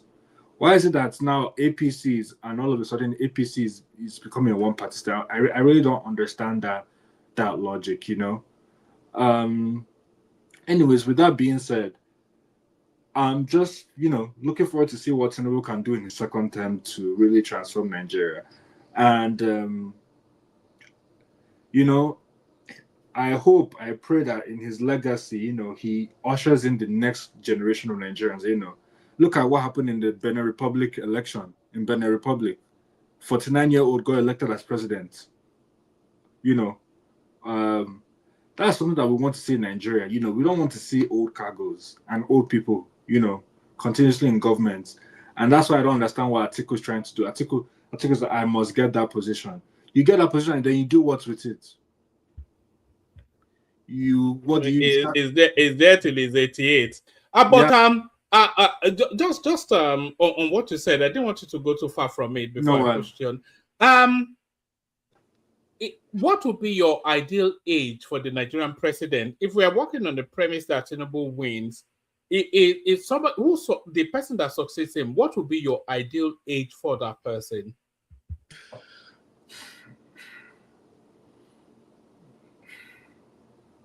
Ideal. I'll say between 40 to 57. I was hoping you'd say 40 to 50. I think if we had 40 to 50, it would clear out a lot of these dead woods. Exactly. And I think that's what Tinubu needs to do in his next. Once he comes in, he has to basically usher all of them out in his new presidency, get rid of all the. I don't know how he's going to do it, but he has to find some way to intelligently get rid of these people because they don't offer anything of value to Nigeria anymore, unfortunately. So, yeah, they need to be. They all Sorry, need to be. Akil, right? Yes. No, Mike. I was going to say one minute. Is that the main criteria, age? I mean, is that?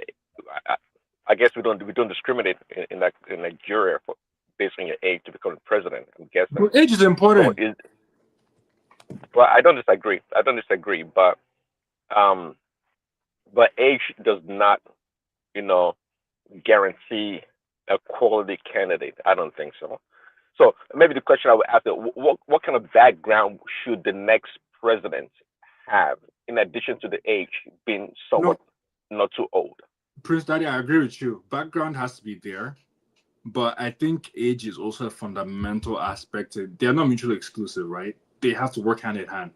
Yes, the background is very crucial, but I think the age has to be. We need someone who is bright, who's visionary, who can execute. And I think the older you get, when you get to your 50s, your 60s, that energy is not as much there as when you're in your 40s, I would say. That's my opinion, So that's why I would like for someone in their 40s, their 50s, basically, for them to be the next president of Nigeria. Granted that they do have the right background and qualifications and expertise to lead the nation. That's for sure. Absolutely. I agree with you on that one. Just to add a little bit to what you said, AKO, my own thinking is that we have such a heavy weight of rot within the Nigerian political structures, rotting, unproductive. We need to wipe them all out. And if we get somebody under 50 to be president, or Tinubu indicates that the person is looking for us to be under 50, no older than 55, that will wipe out a lot of these people once and for all. Or otherwise, we'll be in this perpetual loop. I think because I think it's not a. Tinubu should use what's his name, President Talon's playbook. How he figured out how to usher in this new president that is 49 years old. Because whatever that guy did, I don't know what Talon did, but he did a good job in making sure that this guy became president. Because there were so many contenders for that bidding election. I don't know how this guy came on top of the several contenders for that election, but you see the guy is well experienced. Worked at Deloitte, went to Harvard, started working in the Ministry of Finance. From there, rose to the top of the echelon of the government. So you can tell the guy has pedigree. That's what we're looking for in Nigeria. We're not looking for just any Tom, Dick, and Harry, or any man that say, "Oh, I came from local government," like Mr. Wike. And we have an abundance of those sort of people in Nigeria. Yeah. Just more than enough. In every geospace, every. We need that AKO. We need somebody just to flush. Because what happens? Then Tinubu leaves and then it goes to some Kwakwanso sort of I think whatever. Tinubu is also thinking about his legacy as well. Because I think Tinubu is somebody who thinks about his legacy as well. And I don't think Tinubu will want a situation where he leaves the presidency and the next person that comes in doesn't continue on the what's it called, on the initiatives that he's basically the trajectory. Right? Yeah. So I think he's really thinking about that. So I wouldn't be surprised the candidate he grooms. I don't know who's good. The thing is that it's very difficult to figure out which candidate he's going to groom for the role. I think the successor. I think the successor will emerge in a second term, and it will not be any of the traditional names. I don't think it will be. A lot of people speculate. Rubadu, something. Yeah. Rubadu. No, God forbid. Is the front runner now? Is he not the front runner? Nuru isn't the one that is sympathizing with terrorists, saying, "Oh, they are brothers." No, but he's young now. It's not as young as it once was. So if experience means anything, what we are requesting, quite frankly, most of the people don't really fall into that category, because by the time you're 50, approaching your 60, you still gaining experience, or maybe at the peak of your career, to want to venture into politics. So even 60 is not too old. I just checked right now. Keir Starmer is about 63 years old, okay? And I think he's been for about 3 years. So Ribadu is 65 already now. Yeah. Is that right? Okay. God. So, I mean, but you got to put in your time. In life, you got to put in your time. But by the time, people get to that political age, so to speak, they must have, they have to accomplish some things, or a lot of things. And not that many people at that age, at 50 or 40 something, may have done much, quite frankly. And experience do matter. You got to play politics to a certain degree. Can I come in a minute? Yeah, you can come in, and then after you, I want Eko to speak on Atiku's interview a little bit, but coming up. Yeah, Atiku's interview. No, sorry. I think Prestige wanted to insert. Go ahead. Let me ask you a question. It looks like a lot of you here are just making excuses, for younger people. It's not about being young or whatever. In my own opinion, between 40 and 60, that should be reasonable. So you're talking about Nuru Rubadu. This is a terrorist patron, a patronizer of terrorists. You're clamoring for him to come in in power. This is the problem Nigeria have. You will never go anywhere. But we said between 40 That's and 50 the same thing now. I said. And the Badu is 65. So what are you even talking about? You are not listening now. Yeah, he's past that. Yeah, back to you, AKO. Yeah, regarding Atiku, Atiku is the same person that sold under the privatization and denationalization of certain assets. He sold assets that were supposed to be going for 1 billion. He sold them for chicken change, for his own personal interest. That's somebody that wants to come and elect and come and say, I want to rule over Nigerians. No, that can never happen. I'm sorry. That can never happen. That can never happen. I don't see him. He should just he should just consider himself gone. This fighting for election is not making sense for me. For you to come out, okay, you get presidency, and what do you do with it? You're not going to do anything. You're gonna deceive Nigerians, start Nigeria the same old story. Oh, we're doing this, we're doing that. We don't want another 8 years like Buhari. No. What did you make of the thing that when Charles pushed him and he said this was going to be his last outing When he said that, I'm like, okay, we'll see about that. I don't really trust what all these people say. He said this is their last outing. Then you find out another 4 years will come. They'll say, okay, I want to run for president again. I want to be on record here, AKO. Yeah. If he fails, Atiku fails in 2027. At 84, he will run in 2031. Thank you. Because then the power is coming to the north. And do you even know the thing that even frustrates me the most? For him to say that for him to even be confident that, no, the fact that he has the audacity to say, I want to run for president, it begs the question, where did he get all this money from that he's able to year on year run for presidency? Do you know how much money that is? So this is a question that just should start asking ourselves. For somebody like that, right, to be running candidacy consecutive each election non-stop. That's millions of naira and dollars that are being spent. You must it begs the question, where did he get this? Where is the source of wealth from? And that's somebody that wants to become the president of Nigeria.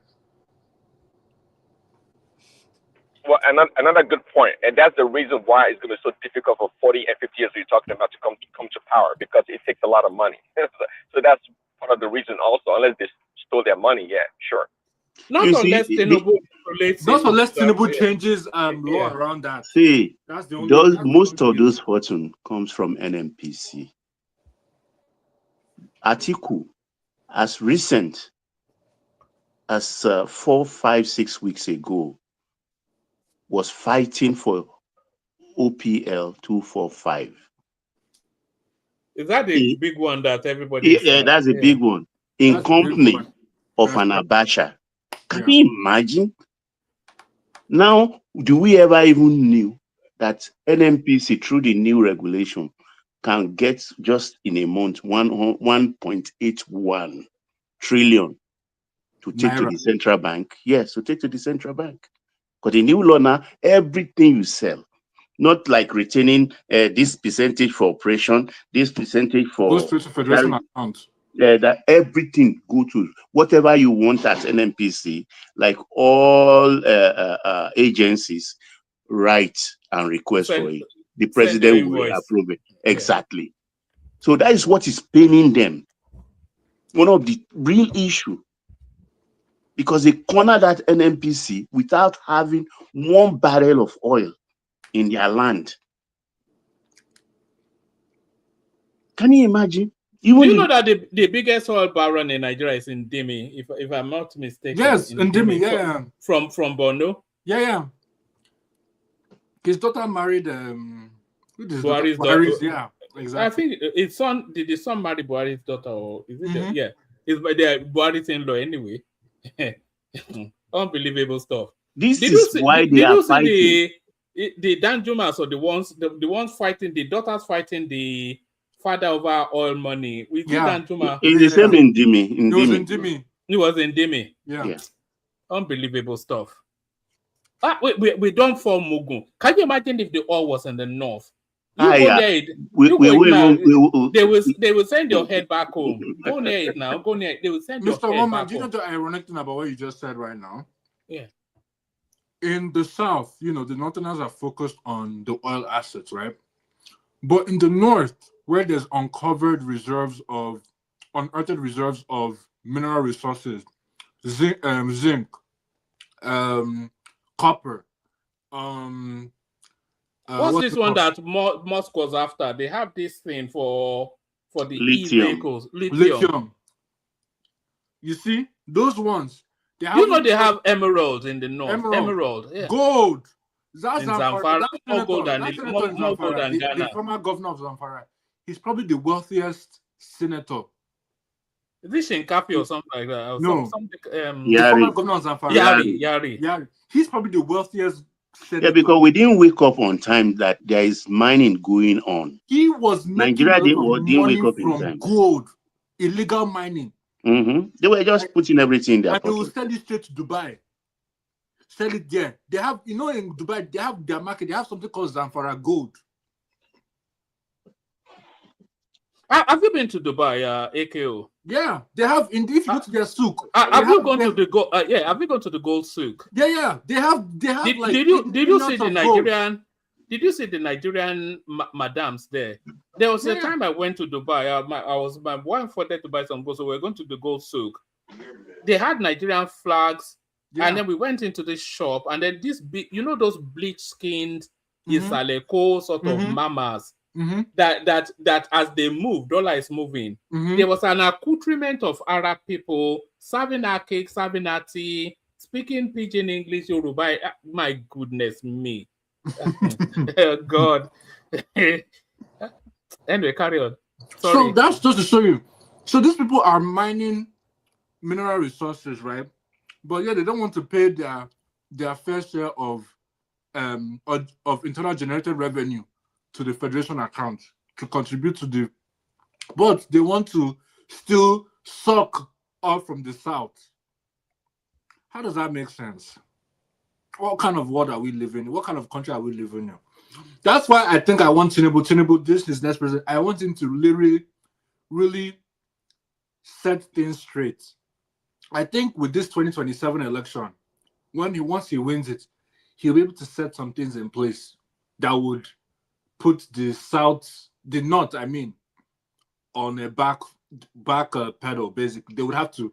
He'll probably make them inconsequential going forward. It's very simple. I think he will unearth. Sorry, Baba. I think he will unearth their talent.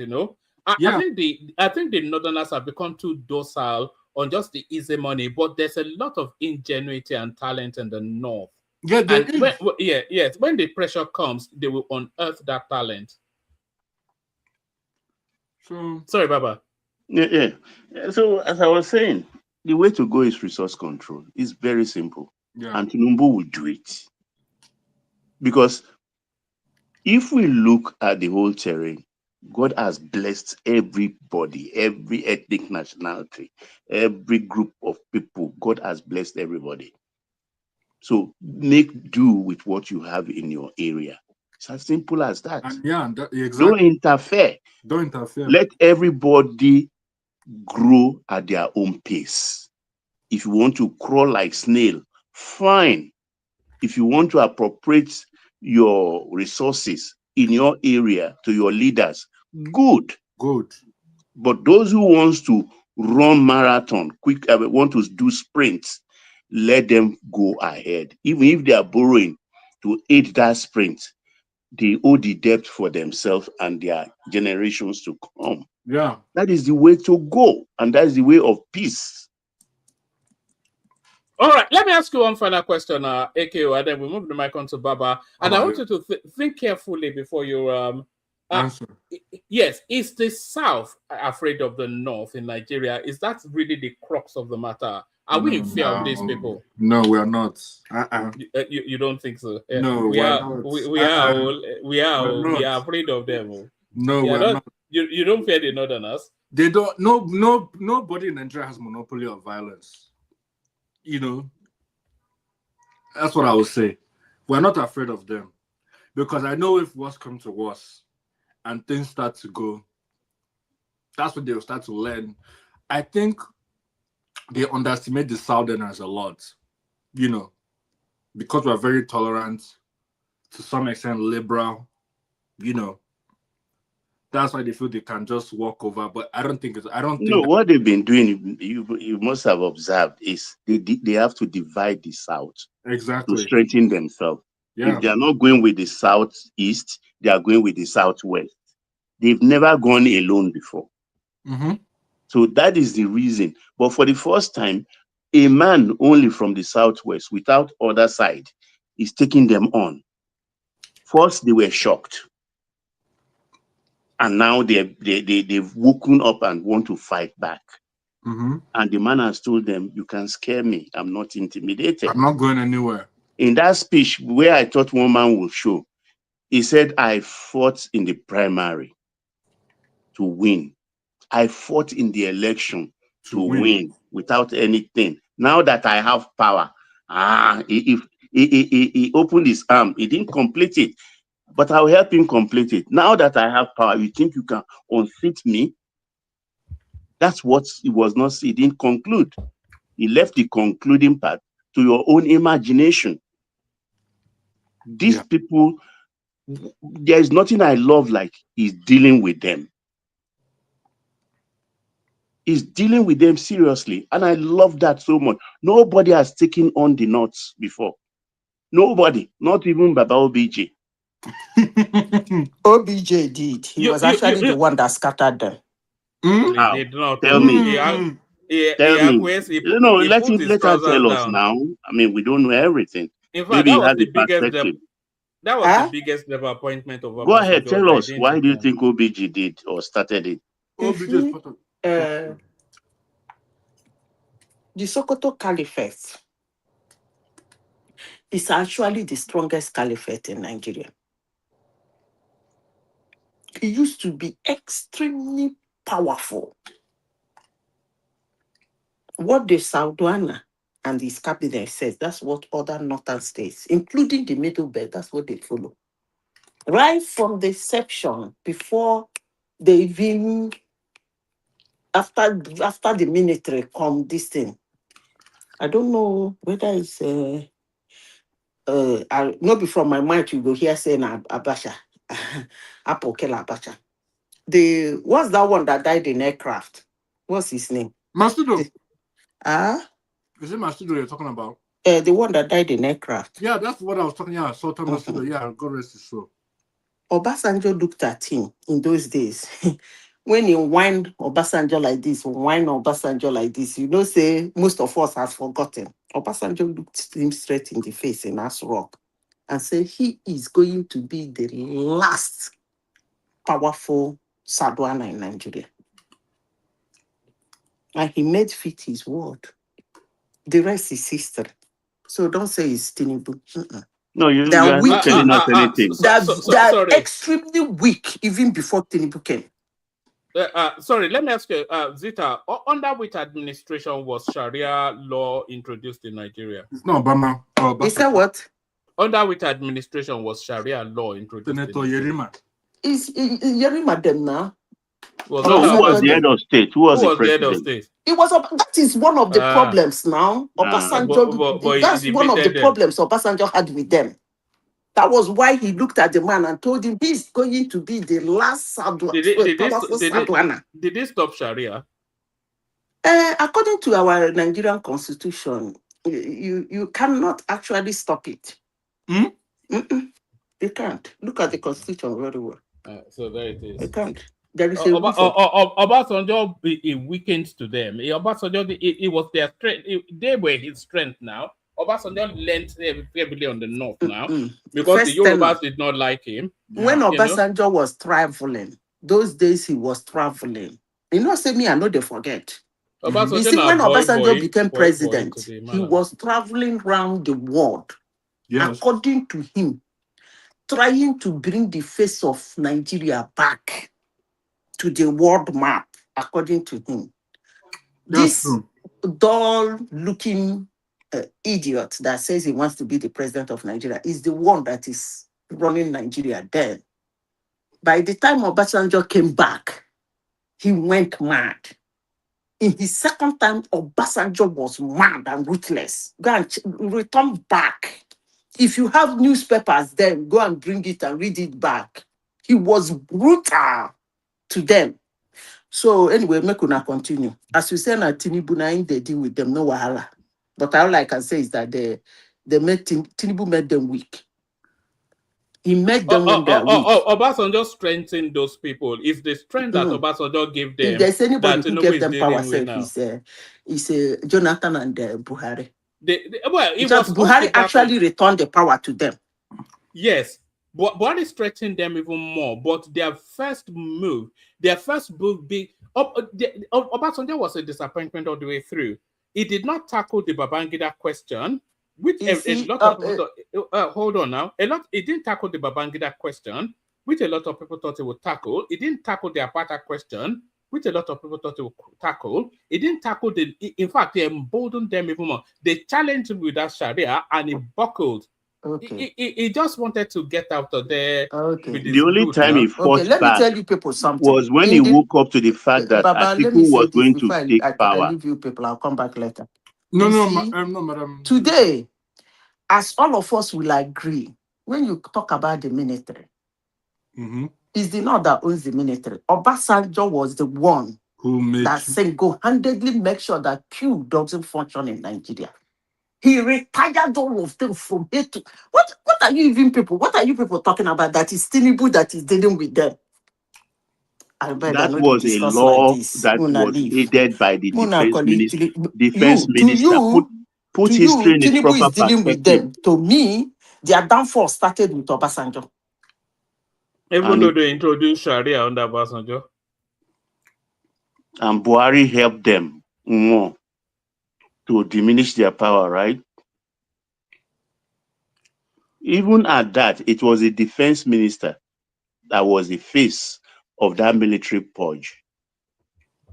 Danjumo as the defense minister. Wait, T.Y. Danjuma. Yeah, exactly. He was a defense minister under Obasanjo. Oh, yeah, it's true. They know each other for a long time. Yeah, I remember. Carry on. Okay. I think that's it on my end. I don't think there's any other topic for the day. So, Baba, it's too busy tackling whatever it is that is. What are you eating? Eh? I'm eating eh? I'm eating a goosey soup and pounded yam. Oh, look at this guy. What time of the day is it? What time is it where you are? It's 10 p.m. What? Same here. What? Yeah, eating pounded yam 10 p.m. You have the metabolism to burn it. Oh, yes, God. Yeah, okay. Your platform is helping him as he goes along. I couldn't even smell it anytime past 7. The way I'm fighting to keep the weight down, but you must be a very active man to be eating pounded yam. But I'm tempted now. Maybe I'll go and have some after. No. Baba, your name, so please go ahead. Baba, floor is yours. Yes, there is a frenzy going on about what. Baba, please encourage these guys to. Can everybody listening to us please make sure you're subscribed? We're after 10 people, so let's just get those 10 people, and then I'll be off your neck. Just subscribe if you are not already. Baba. Yes, viewers, come on, click that like button and subscribe if you haven't done so. It's very important. That's the only way you will find one man coming back on daily basis with his well geared up panelists to give you a run of what exactly is going on or what our country is supposed to look like or will look like tomorrow. Thank you. So I guess Mr. Woman, you're supposed to give Baba his cut of his money for that. So just do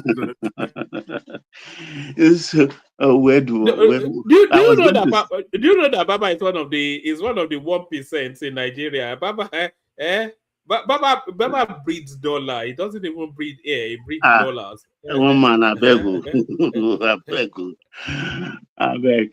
Where do I start in this thing? That flag they are flying is clever, but then this harassment cannot work. That Kwankwaso has agreed. Let us wait in the next 3 days and see whether Kwankwaso will debunk that story or not. You don't bring people together, or you don't wish things into life by going on the digital space or the newspaper space, the media, to say things that are not true. I don't believe that story, and it will unravel. Then I don't know. I've promised myself I'll look into the new electoral laws and regulations. I think by 21st, in 4 days' time, that window will close for Obi to defect to another party, because that's the last day all parties are supposed to submit their voters register, their membership registration lists. So once that is locked in, I think, as I sit now without looking at that law again, you cannot defect to any other place. If that holds true, Obi has just 4 days. All of them will be locked in. But then he wants consensus candidate, thinking he can carry it through. But no. If Amechi were to be believed, Amechi wants a direct primary, which is more expansive and more expensive. Why do they want a direct primary? So that Amechi will contest, Atiku will contest, Obi will contest. Amechi will eat up part of the South-South primary votes and thus diminish Obi's chances of coasting home free above Atiku. They have their plans, because this was the Amechi few weeks ago that was talking about zoning the presidency of ADC to the South. It's no more. It's not saying that anymore. It's not saying that anymore. In fact, according to in that interview, I'm the only person without a zone in all of them. So I won't direct a primary. They are just engaging Obi to tie him down. And he has agreed. I don't know why his people cannot see that. He has agreed because all entreaties to him by the strategists from his Baba. Uh-oh. Hello? I think we lost Baba. Baba, are you there? I think, yeah, Baba just... Baba, I think we lost. It's still unmuted, but... you know, it was, you see, you better beg the obedience. So, otherwise, they were using Duguru. And make sure that he has more votes. He was talking all the way through. He didn't really cut off. Yeah. And if he has more votes by Obi, it makes a compelling case the vice president. Because he will tell Atiku, yeah, you scored 3 million, but I scored 2-point-something million. Obi scored 1-point-something million. So I should be your VP. And he has much more money. Much more money. And he's not shy of spending that money. So this thing they are talking about Kwankwaso and everything. No, I don't think so. Kwankwaso has his eyes on 2031. So if he were to be VP to Obi, naturally, don't believe any other BS. Obi will do 8 years, by which time Kwankwaso is inching towards 80 years. So will he risk that when he has a chance to contest in 2031 and possibly be the president? I don't know if you are following my point and my logic. He can contest, but if he's a VP, that's going to be 8 years until 2035. He will be almost 80 years. He has no more chance. So they all have where they are coming from. They all have their interest. They may not be saying it, but their moves are there for us to see. It's glaring. It's not an open secret. They have different ambitions. And they are like cutting one another up, openly or behind each one another's back. So it is a coalition doomed for failure.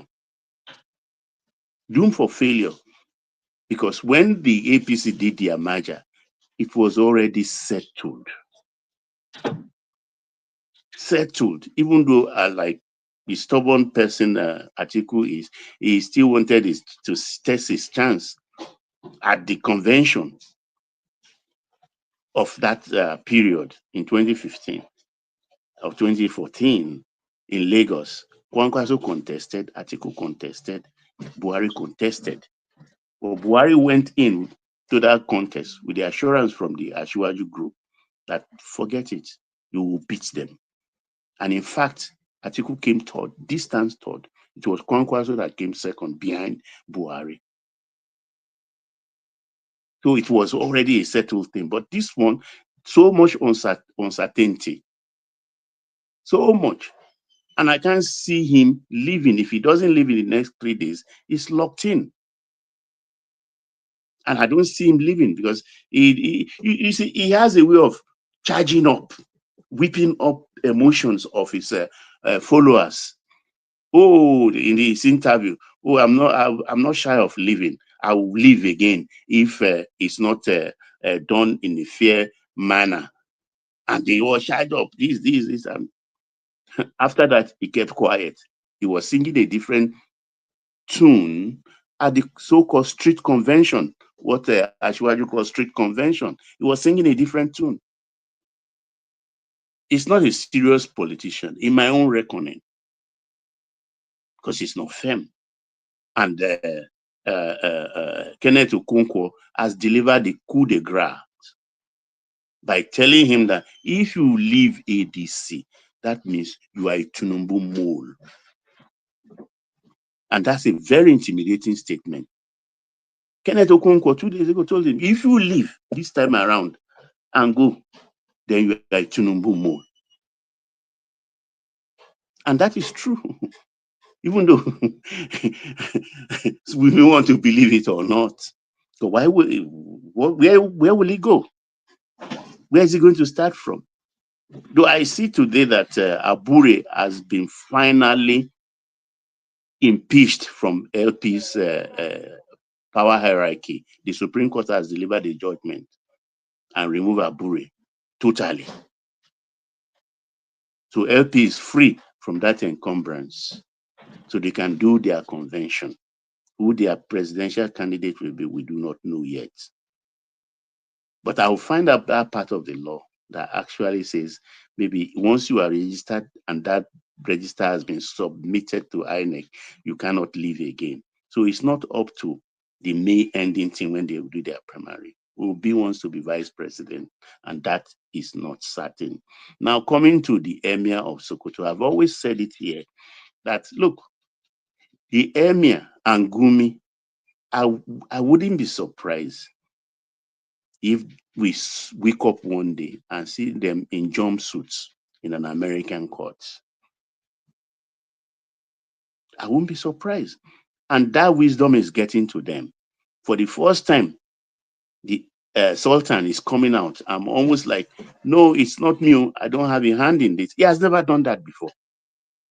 And Gumi today was cursing, not pleading, not doing it, cursing those abductors of those students in the Middle Belt. For the first time, he was cursing the abductors because he wants to prove to America that no. These are my new views. I don't support this kind of act. And like I texted the one man, I said, the fear of America is the beginning of wisdom because they have power. If I remember very well, when Muammar Gaddafi was being rascally, all they did was just to show him a photograph of him taking his bath, a shower, in his private residence. And he was surprised how America could get that. Apart from the fact that when they bombed one of his palaces, while he was his daughter or granddaughter was killed in that bombing raid. So he woke up too early, but he learned a lesson. He became afraid of America. America have eyes everywhere. So maybe this new turn, this new Sultan of Sokoto and this new Gumi will give us rest. We do not know. But I think the story is just unraveling. We will see a lot in the coming months going into the next election. And for this ADC thing, I mean, I can see the Supreme Court messing them up because there is precedence. There is precedence. The Supreme Court will mess them up because the man who sold the party to them, Nwosu, in 2022, by a Supreme Court judgment, has been removed as the chairman of ADC. He was there for 20 years, 5 cycles of election. And the constitution, which they've changed in that strict convention, their original constitution, the one INEC has, says you can only run 2 terms as a chairman. He eroded that by doing 3 more terms, and the Supreme Court sacked him. So you bought the party from a man that has been sacked, has no power. The man gave you a card in one fell swoop, in one sitting, within 10 minutes, gave you a card, declare himself resigned from that position, which he was not even holding or entitled to. And in another breath of this thing, he named you a caretaker committee chairman and secretary or substantive. I don't know which is which. It's an illegality. It's an illegality in the eyes of INEC and in the eyes of the law. So you cannot put something on nothing and expect it to stand. The Supreme Court will mess them up. And I doubt if any of them will be eligible to contest. I doubt. Because they had on that very day they were holding their state convention, the High Court asked the lawyer, I hope you are not conducting that convention. And the lawyer said, no, nothing like that. Even as the convention was going on the street. So the law has to stand. That they think any Western power will come to their rescue. No, they are following the events and they are reading our laws. Our laws are our laws. They don't even know what is confronting them. They are just scattered brain and thinking that a strong head will carry them anywhere. Strong head will not carry you anywhere. You will just be slapped and slapped and slapped all over. When I look at the shenanigans of people like Regbeshola, look at Dino Melai, look at Dele Momodu, and a host of others, I just shake my head that these are just freeloaders. 5 more minutes, Baba. Yeah, these are freeloaders. Is there a Regbeshola? That's a man who couldn't pay salaries of even serving civil servants. He was paying them half salaries. The pensioners, nothing. They were all dying. But then he was like putting a jab on people, distributing okmoimo, things that are not necessary. And when he was 8 years Minister of Interior, what did he do? Have we forgotten? We couldn't even get passport renewal. Upward of 9 months, 6 months. People are traveling with 10.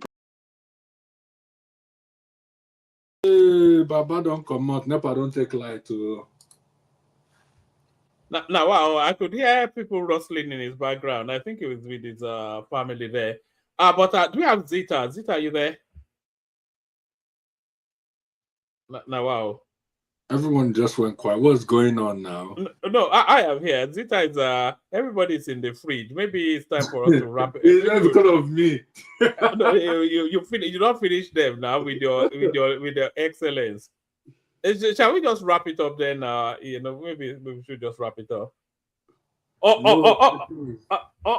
right. Can people that are not yet subscribed, please make sure you are subscribed. It's very, very important that you do. The super chatter of the day is Ayo.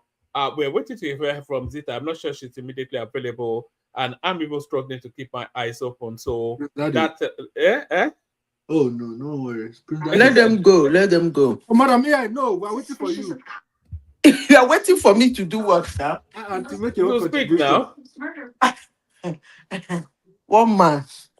People play. People pay entrance fees to come and listen to you. Now you don't know your Ezioku. Yeah? Yes. I always send them messages that Zita will be coming. Top contributor. So Ezioku, you are whining me, right? Now why can we whine you? You don't know you are one of the top talents. You don't know. Doesn't know. She knows now. No, they whine me. She knows. And they enjoy the whining. So 1 man, what's up? No, we just the chat generally. So the Sultan. Oh yeah, go on. No, go ahead, Mr. Woma. You're the moderator. So no, we're just gisting now. But so the Sultan. The topic of today, Madam Zita, is number 1. Atiku came on Arise TV to talk about his, his election. It was just an interview that he had with Charles Aniagolu as Arise TV. That's number 1. Number 2, Sultan of Sokoto came out to come and say that he's not involved with what's going on in the north with Boko Haram and all that. Who asked him? No, some American has been running commentaries on him. A guy called Mark Arnold or something like that. Mark Arnold is the guy that was Renault Mercury.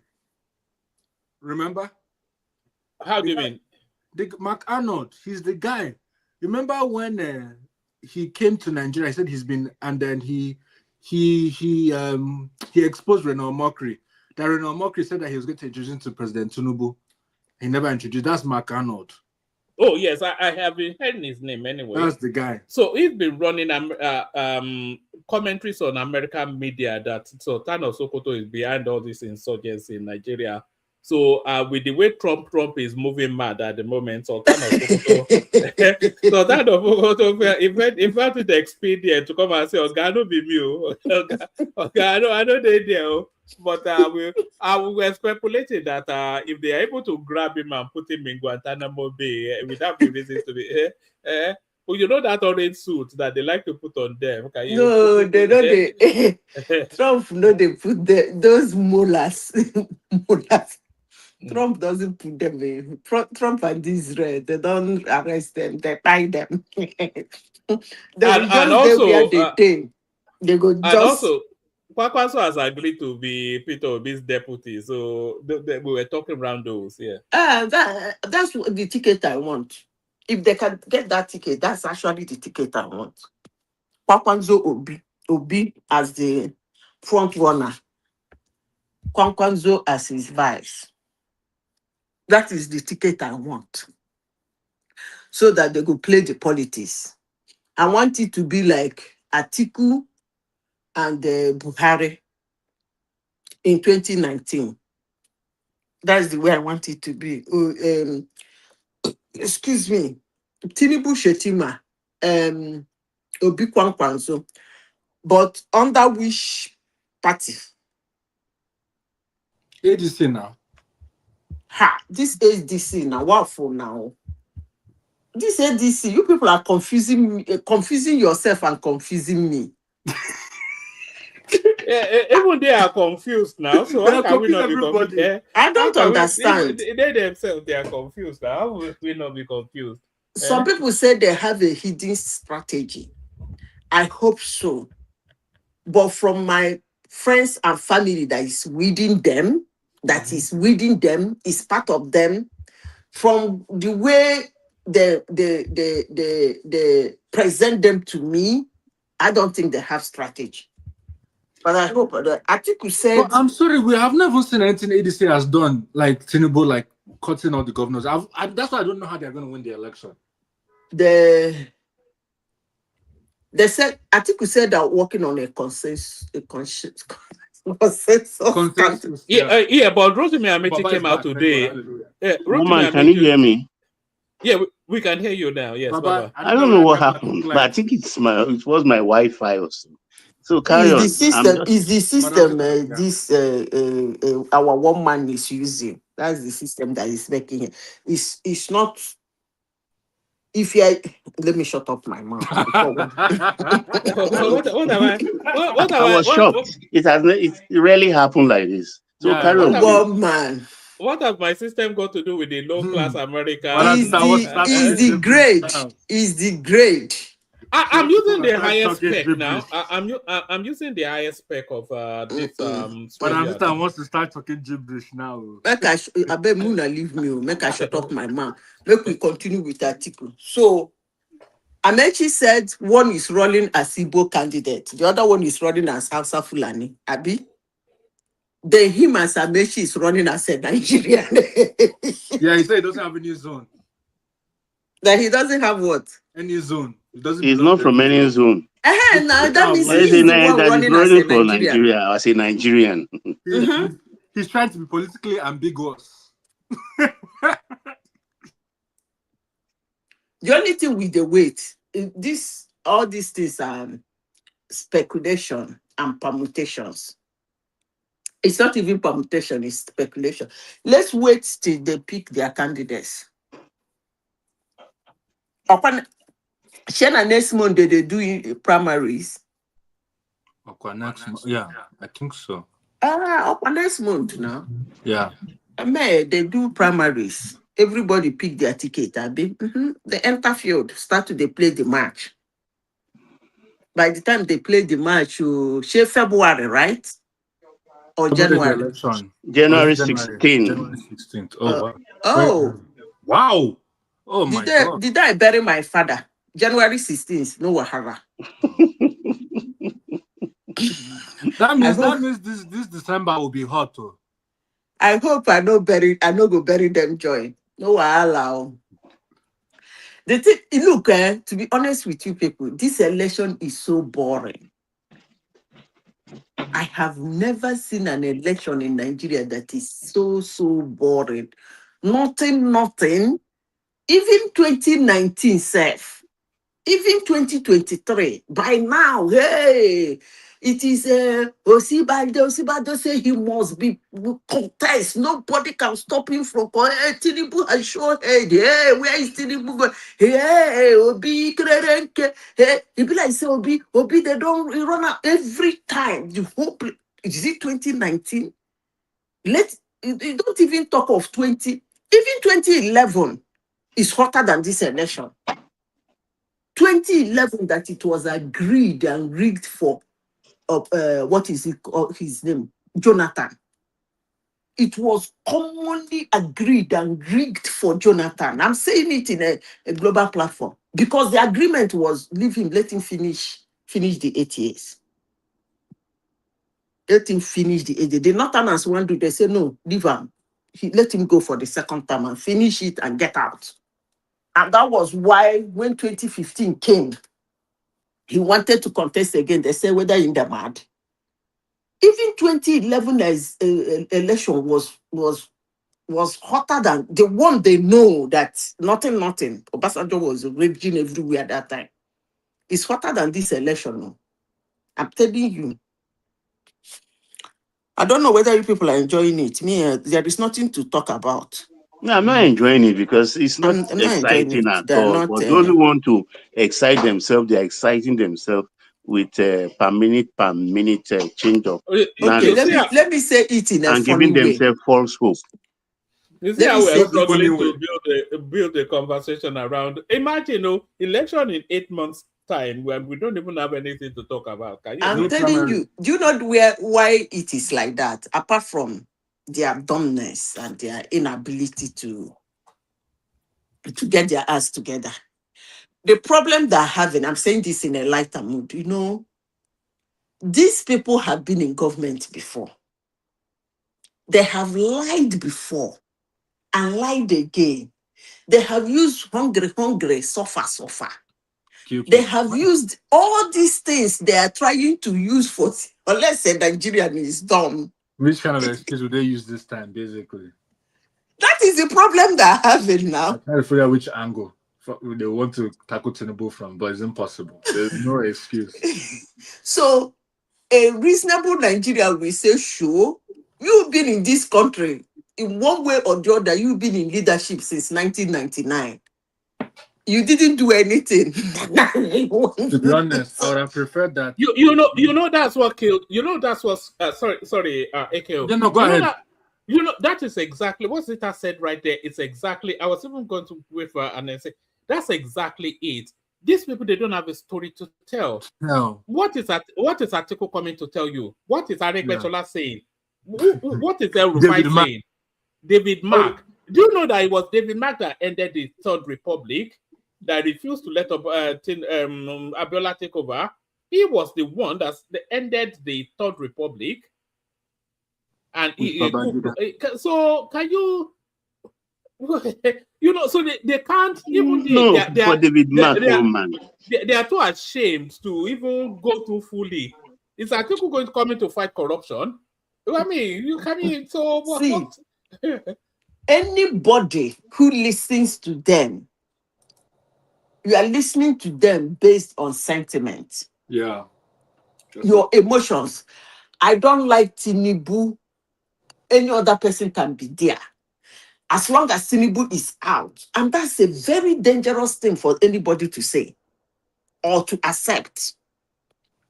We did it during the time of Buhari and Jonathan. We say anything but Jonathan. I remember telling my colleague that time in the office, a Bayelsa girl, she was, and I told her, see, look, she come to, because they believe when I say somebody will lose, they believe it will work. So every lunchtime they come and gather in my table and be arguing. It was so irritating. To the extent of telling me that it's not possible that a sitting president has never been considered, that the reading, he has the money, he has the power. Blah. I said, the problem you people don't understand. Watch what is going on. The force against him is not playing. I said, you are not seeing. The force against him, they're not playing. Honestly, they're not joking. They're not joking. Then this girl got me so mad. Do you know what I told him? Told her, I will tell you. I told her, and that was the last day she stopped hanging around my office to talk politics. I told her, look, now let me make it easy for you. If they keep a goat and keep Jonathan and say, Zita, who will you vote? I will vote the goat. Are you okay now? The thing, if Can you repeat that again, please? Repeat that. If you see the way the girl eye wide like this, she said, how can I compare a goat to a human being? I said, I want to stress it since you are not understanding my position concerning your brother. I said, because the mess he made in the United, I don't even want to talk about that one, in the United Nations was irritating me. Yeah, that mess, that was, oh my God. I was so angry. Do you know that the Zaine has been coming out over the last 2 days to tell us she was only obeying orders, all the money she stole? Of course, that's what she will do now. That's what she will do now. That's a good defense. Now she hold the money. Is she the central bank governor? It's what the only thing that we tell her, okay, you obey order. How many will you collect? That's the only thing that we ask her. Not that she was the one wiring the money on herself. No. Now, how many you collect? Or you bring the one where you collect. Do you know one of the things the AI that's annoying me? Even in the nail fund, the beneficiaries, 65% are from North.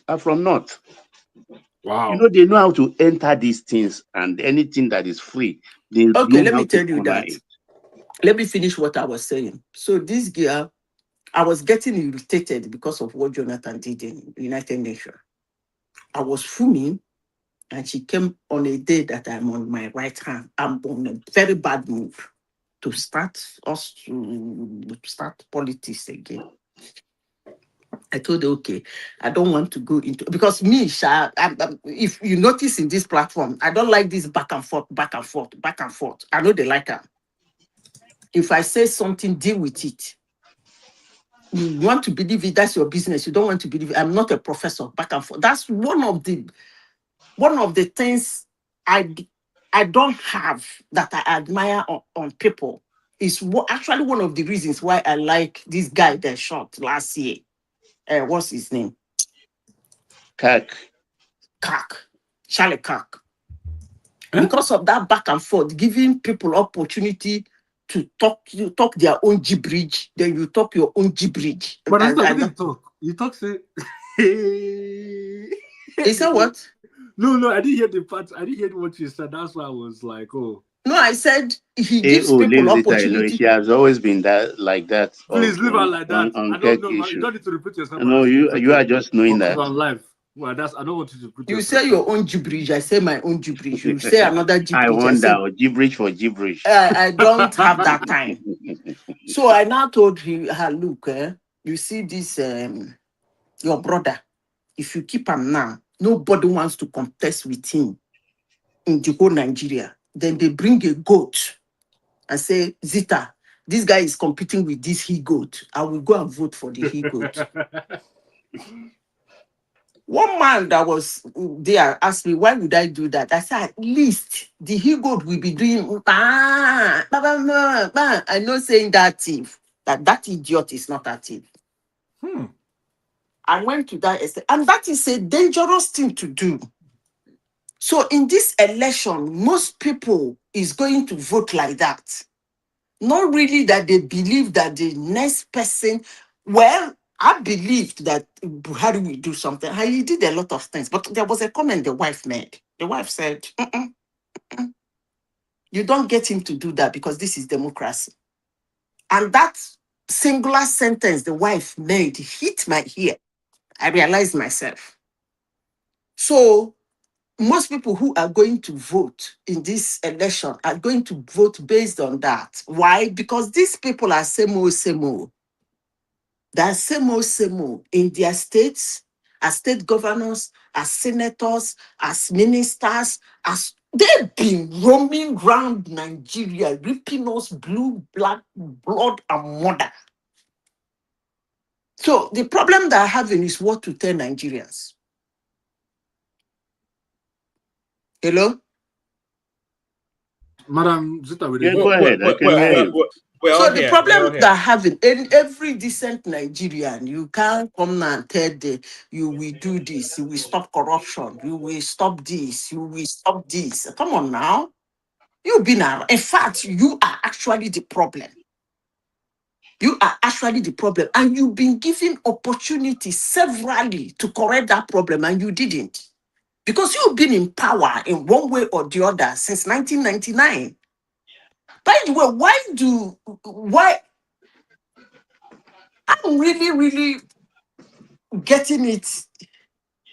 Okay, let me say this. One man, you said something that caught my, you made a statement. And I told you people that the North, is it Baba that said that, this guy? The North know Nigeria more than the South. They cannot throw caution into the wind. But if it's the Southerners, they will. All these things you people are saying they will vote out Tinubu. They will not vote for Tinubu. 2031 might be a payback. They're not going to try it. I don't think they will. They're more, I will say they're more careful. I will use the word they know Nigeria more than we do. Hello? Yeah, Madam Zita, I hear you. They know Nigeria more than we do. But I guess that's why Tinubu is trying to bring more states in the South, right? See, I don't even know why. I've said it. I don't know why you people think. I think we said Kwankwaso no get anywhere except for Kano State. He said they are no more popular than he is, which is true. They are no more popular than Atiku. Because Atiku is right on that one because he has been a customer. He's a Nigerian customer. They are yet to, they've contested once. So if they come out now, they're going to be custom. By the way, is Tinubu using juju on them? Why are they agreeing to pay themselves now when they didn't do it in 2023? They should realize that Tinubu is in power. He has told them in plain language. Listen to the full complement of that his speech he made yesterday. He told them, look, to win the primary was not easy. There was every chances in 2023 that Tinubu will not make Aso Rock. But immediately he declared, I told my friends, this is your next president. They abused the living devil out of me. When they did their primaries, I was in the, where was I? Is it Toronto? I woke up in the morning. I said, by that time, they don't finish for Nigeria self. I watched it live. I didn't watch it because I know who is going to win. When I wake up, I pick my phone, I call my friend in Nigeria. He said the team no be smart, He said he shocked them. I said, wait. 3,000 plus. He said the second persons, in fact, He double all their votes. Gather their vote together, said they don't. In fact, first, second, third, and fourth. And that was the toughest of him getting to Asura. The prime was the tough. Yes. The day when he won, I knew finito. From the day he declared, you know Nigerians, There is one thing about us. I won't say Nigerians. Let me use the word black. Like me, hate me, I don't care. We are blinded. We are so emotional. We are blinded by our emotions. I've worked with, I won't call his name. He's a popular white guy in China. I worked with him. Two of us then, we are, because me, there is a way I behave. We are at loggerhead. He's my boss. Sorry, Zeta. Just 1 microsecond. Can people that are not subscribed please subscribe? And then if you want to start coming in, come in. We'll be taking it to the back in about 10 minutes, unless somebody comes in to take it over. But carry on, Zeta. But please make sure you are subscribed. Anybody is not. Carry on, Zeta. So there is what they call sorry, Zeta. The super tata of the day, Ola. Sorry, carry on. There's what they call quarterly review in our company that time. Quarterly review, when they do the final one, they give you better review. You are looking forward to a promotion. I didn't care because I don't get on with my boss. He's a white guy. I don't get on with him. He doesn't get on with me. But I do my job. One man, I go pull report because somebody in HR cut out what the guy wrote about me. He sneaked it and gave to me. This man wrote, there is nothing we know right about me. He says sometimes he believes I smoke something.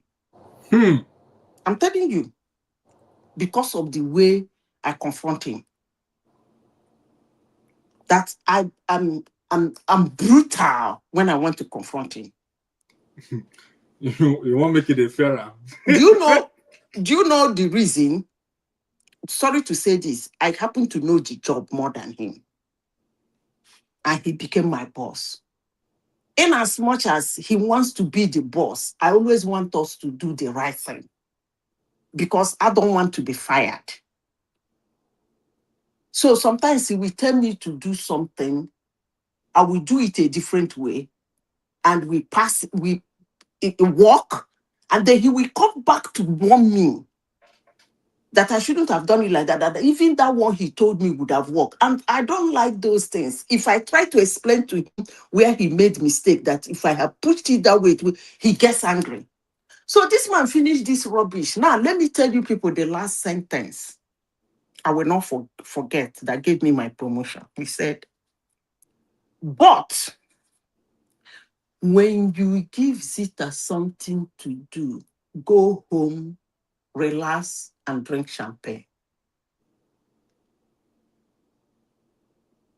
Did you get the point? Yeah, we got the point now. C'est fini. And that's what the company want to hear. They don't want to hear how you people were leaving the company premises to go outside and poke hands and fight each other. That's your own business, but you get the job done. That is you people's business, as long as you don't fight inside the office. So whether you don't see eye to eye, you don't see blue to blue, as long as you people are getting their job done, they don't care. So that last sentence was all they needed. And my point jumped 3. As I was coming to the road, everybody was on their PC checking. Some people saw my name, they couldn't believe it.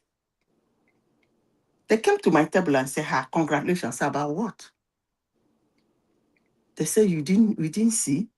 Say, see what? I didn't even look at the website. You know, when you have optimism that, let me check what is going on that website. I didn't even go there because I know with this man, he's going to say bullshit about me and I don't care. As long as I'm not fired, I'm comfortable with after all.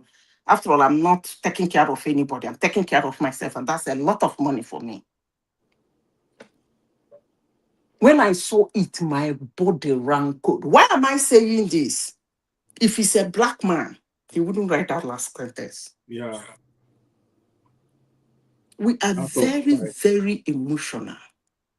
And the thing that blind us, they see, when you talk about Tinubu and his political maneuver, his political diddling, his political craftiness, people will abuse you and tell you are supporting him. That is the blindness. And I tell you people something, he's gonna run them straight. I keep saying it. If these people that I am seeing that is coming to contest with Tinubu, he will run them straight. Not be Chicago boy, he go run them straight. I know go die you. I go die laugh even January, even past January. Amen. Because people, Africans, blacks are too emotional. Even in the United States, when you see African American, I say, which kind of wahala be this? You know they see grab, run, grab, run. That is life. I don't know why where they have that You capacity. You just said the perfect thing right now. Baba, go ahead, please. Sorry. Yeah, that capacity to lie to themselves. I find it very strange because I listened earlier on when someone said he pretended to be wanted or something and he went to as Nadiko exile. A man who is head of Nadiko in exile, who is the singular sponsor of Nadiko in exile. You say he pretended and fled the country. Why they think they are talking to idiots? No. Baba, I have been saying this and I will continue saying it. There is something going on in the world that most people don't want to see. But I even saw it before it started. If I tell you that it is a very few handful of people that are thinking for the whole world, you won't believe me. No, you are not lying. If I have to borrow they from, sit in the YouTube, just as we are sitting now. I say my gibberish, somebody will run with my gibberish. It's the truth. The world is not thinking. It's sad. Even one man, let me say this now, I'm throwing jab at one man. I did my day. One man sent me one woman where they for the comfort of her house, her privileged comfort, running her mouth. The first sentence herself threw me off balance. I said, why would one man send this kind of a thing to me now? Me, I did think. Sorry, Zita Novex. I'm glad Simba is here. So Simba, you shut it down. I was just about to thank everyone. See you tomorrow. Continue to slander me, Zita. Just continue to slander me. Let us stay at the background and listen. Good night. This woman, their background, they run her mouth. She said, the propaganda who is winning, that is Iran that is winning. That he didn't say that winning on the propaganda. He said that everything they brought out is true. At that point, I said, why would one man send me this kind of a thing now? A country that shut down their internet since December, their citizens don't have access to the internet. They are not allowed to speak their mind. They don't have rights, freedom of speech, freedom of expression. You try it, the shop of your head. And this idiot is sitting in the privileged comfort, benefiting from the rubbish he said the country is doing, sitting down there to speak gibberish like me. And one man saw it, liked it, maybe because he's tending to what he wants to believe, and he sent it to me. Why am I saying this? It's a very few handful of people that are thinking for the world, which is extremely disastrous. Somebody will, if you see, and in the world of tech, some people don't even know which one is AI again. They don't know now. Madam Zita, that one. They will do a video like this. Oh, look at it. They have given. Somebody will just put. Somebody will open a YouTube channel sit in front of the camera and be talking. Be talking. Be talking. Be talking. People will just believe it. One day I asked one of my friends, don't you have access to Google Earthcam? Open it now. Take it to Iran. You go see waiting US don't scatter for that place. Even 800 kilometers, they're going to turn that vessel back. Why would you wait for somebody to sit in the camera and be talking? It is a lie. They did not do. Technology has made lying. It's actually making it difficult for people to lie. That is if you know how to use it. But even at that, very handful of people are thinking for the whole world. More especially those people in the social media. Whatever they... A child was telling you people the other day that one girl came and was showing me a Nigerian girl that was cutting her hair on camera, screaming, crying that she has stage 4 cancer. I said, what kind of madness is this? she was lying, though. She raised 100 million naira. And people believed her. And people believed it. You are looking at somebody. Cut their hair on live stream. God of mercy. Do you, first of all, you would have gone to find out what is cancer and what is stage 4 cancer. We are in the world of tech. Tell the internet to show you who has stage 4 cancer, how the person looks. And then you join them with the girl where they cry for internet now. See as the girl body fresh. And stage 4 cancer. And stage 4 cancer. People don't think anymore. People believe it and was donating money. Then the same girl came back again and said she has mental problem. I said, which one are you suffering from now? Is it that you are suffering from mental problem or you are suffering from cancer? I don't know how you can think of something like that and just go on social media and just... No, that is how much people can lie. I even heard that some nice people that I know, I don't want to, some people I know claim that a lot of things happened in their life just to raise money. Somebody will wake up and tell you that his whole family have died except him. That is the level of lies you see in the internet. If a human being can lie on this, only heaven knows what he will lie, how much he will lie on things that does not even concern him or her. And every day you see people open YouTube, they're listening. Somebody, it's actually ridiculous that, look, Baba, is so bad that most people in the world will tell you, we don't listen to news. The news, they lie. The next minute they lie. I can't, no, I don't listen to news. Those people lie. Then the same idiot will go to YouTube. I listen to any Tom, Dick, and Harry. And pull out one idiot. And that idiot was the one that listened to that news that he doesn't want to listen. And then bring it to his studio and started turning it. He will cut the sentence of the person, the first sentence, go and take the 10th sentence, join it with the first sentence. Take the 17th sentence, join it to the 10th sentence. It will make a whole paragraph. And you will say, watch it, look at what he said. And then you believe it. Do you know that in my office one day, one what do they call it? Arab guy told me that Trump is very dirty and he smokes and drinks a lot. I just turned and looked at him like this. What? That means the person, but he doesn't know Trump.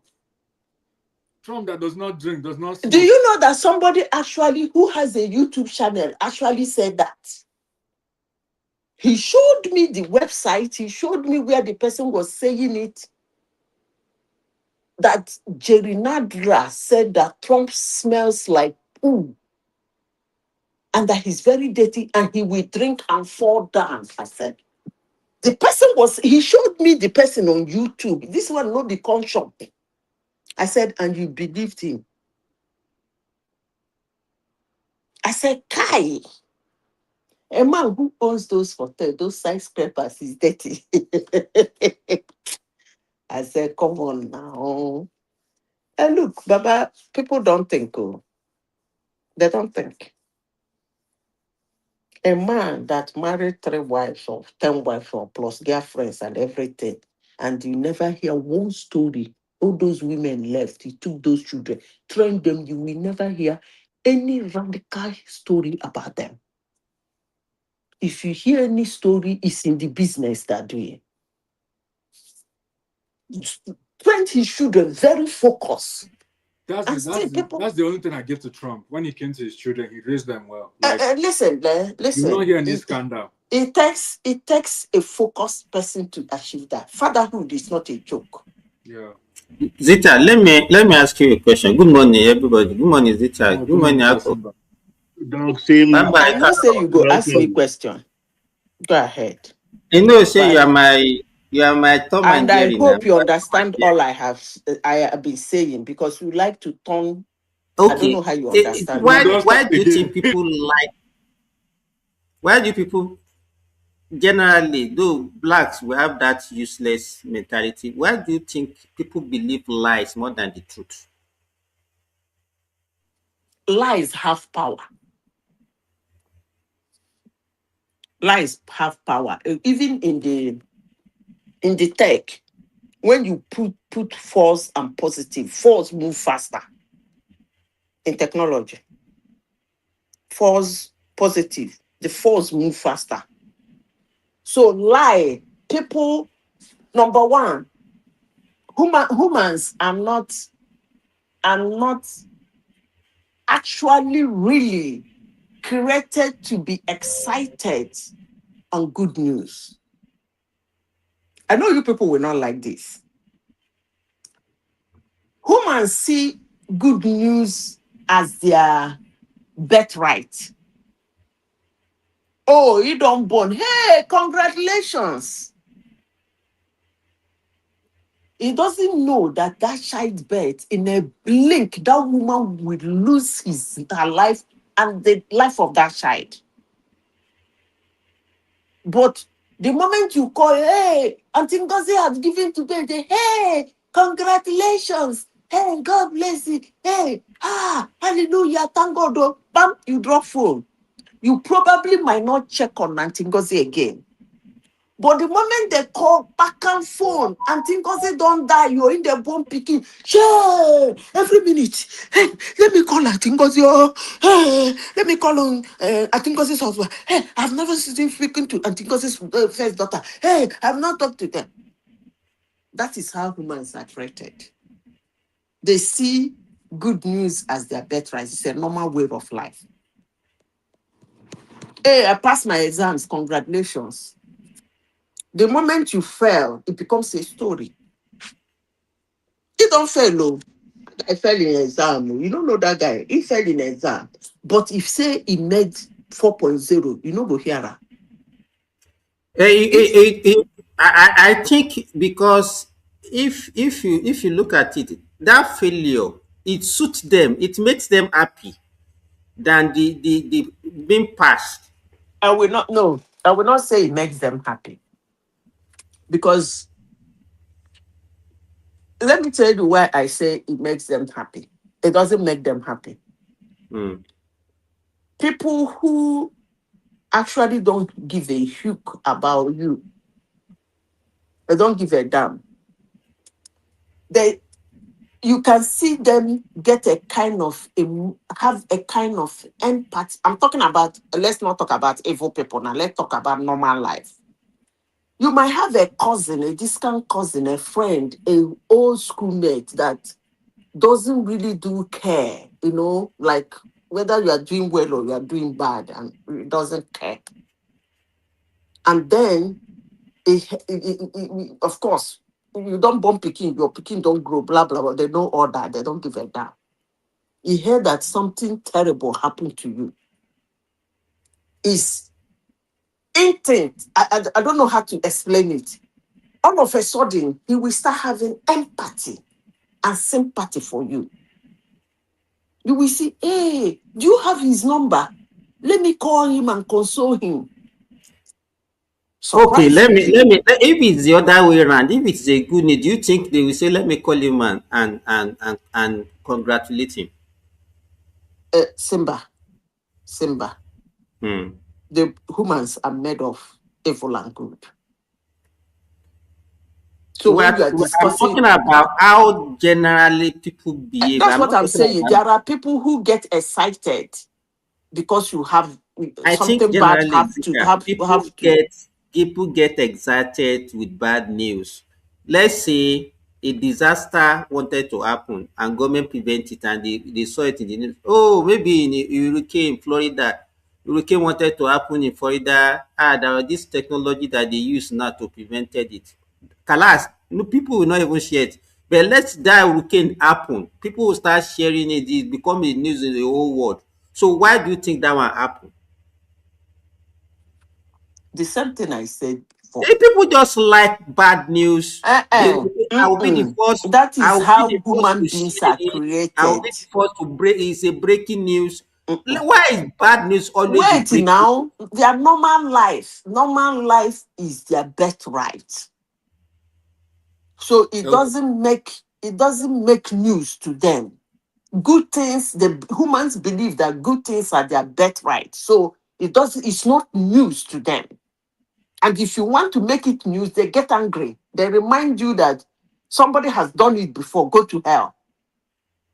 But bad news to them, it is not their birthright. It is actually a sacrilege to them. Yes, some might be happy because on planet Earth, we have good, bad, and the ugly. Some will be happy that bad thing happened to you. Some might have empathy, sympathy towards it, but that is not important. The important thing is that is the one they tend to raise an eyebrow on, because it to them is saying something different from what their birthright is.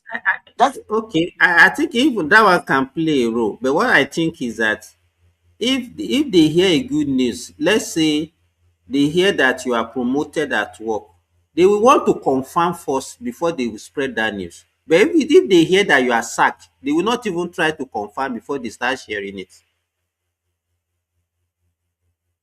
Actually, we are saying the same thing in different ways. So why do that they? Is the one that once they them. hear a bad news, Zita, once they hear a bad news, they will not even try to confirm because it suits their narrative. First, they will just start sharing it. But if it's a good news, they will say, "No, it's not possible. Let me confirm first. How can she be promoted?" No, now we are saying a different thing. Promotion, if you are competing with some people in the office and you get promotion, of course they will raise an eyebrow if they think you are not qualified. That's not what I'm saying. I'm talking about generally good news and bad news. Hey, that's what I mean. I just use that promotion. Simba. Wait now. Two people are in the office. If your promotion is a good news to you, it might be a bad news to him. So you shouldn't use that kind of a thing. Okay, let's say they said that something happened. Let me use Nigeria for example. Let's say they said Nigeria now become a 1 trillion economy, or World Bank just released a report that Nigeria foreign reserve has now hit $500 billion.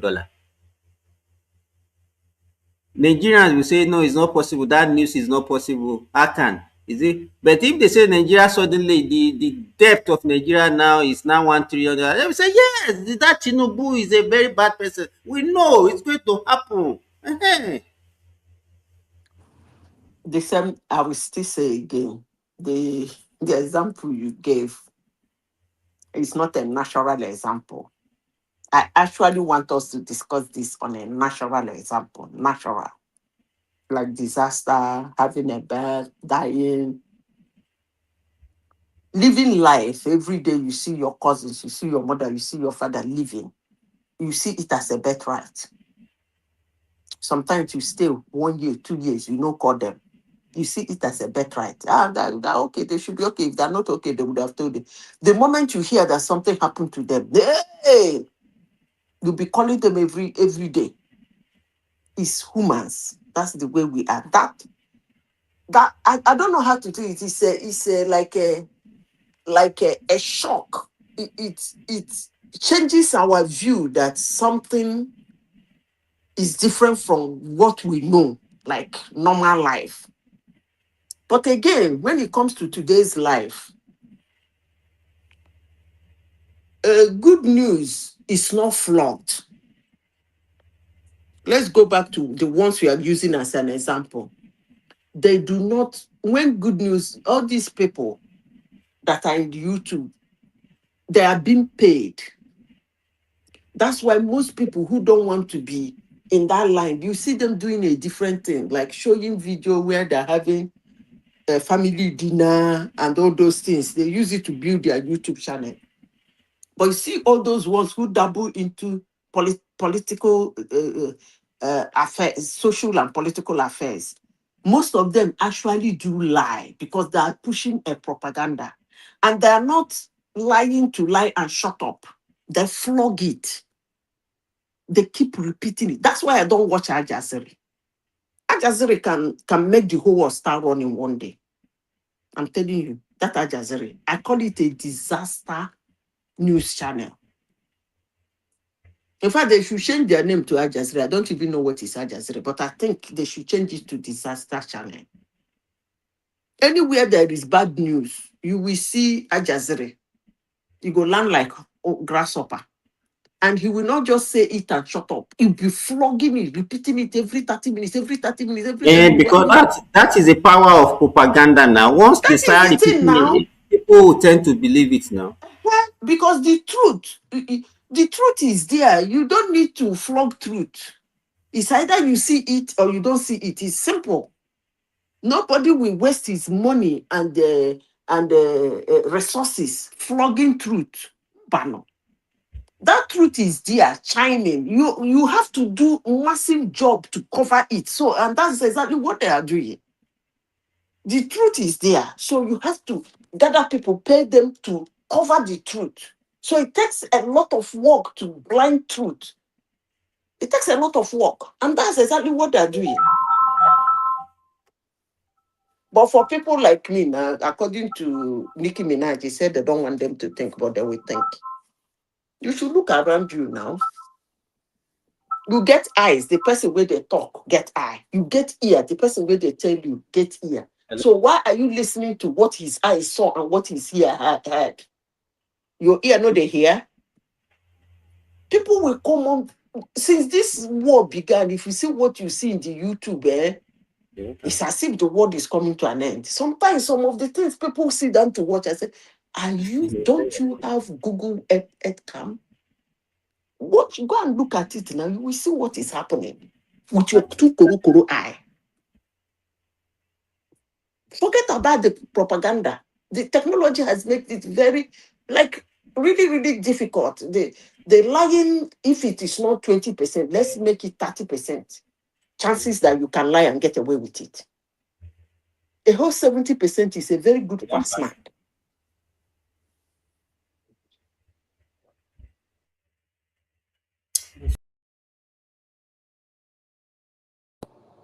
Hello? Simba, I don't talk now. Make una too, they talk. What happened? Where's Simba? What thing happened? Simba leave us for. Hey. Oh my God.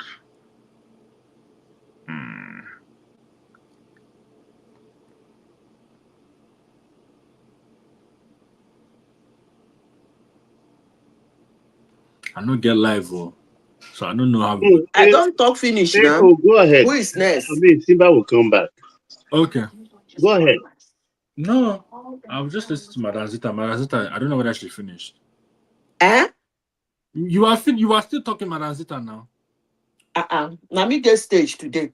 Yes. Oh, yeah, give me another topic now. What else happened today? So better be fast before I let them come. The Sultan of Sokoto, Sultan of Sokoto deny emphatically that he has no hand, and that the American who is accusing him pointedly that he sponsors terrorism, he will soon be to court. Mm-hmm.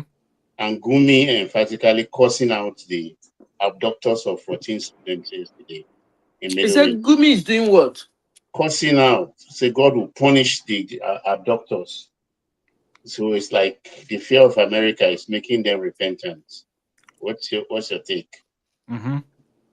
There is one thing, Baba, okay, Baba, when I call Baba, it's not really you. I'm just using you as what they call subject ubiquity for those who they speak English. You see, Baba,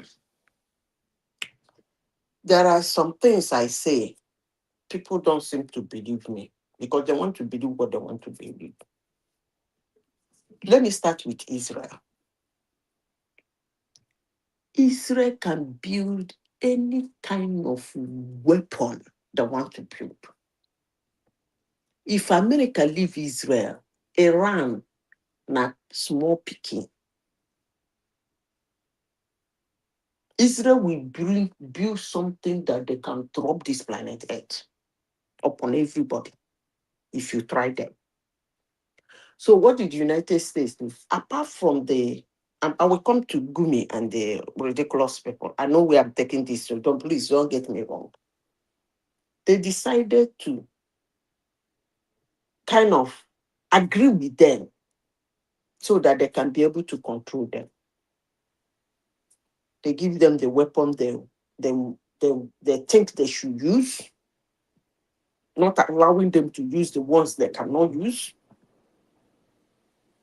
And that way they control them. That is the aspect. This propaganda is in social media and mainstream media will not tell you. That is the undertone behind it.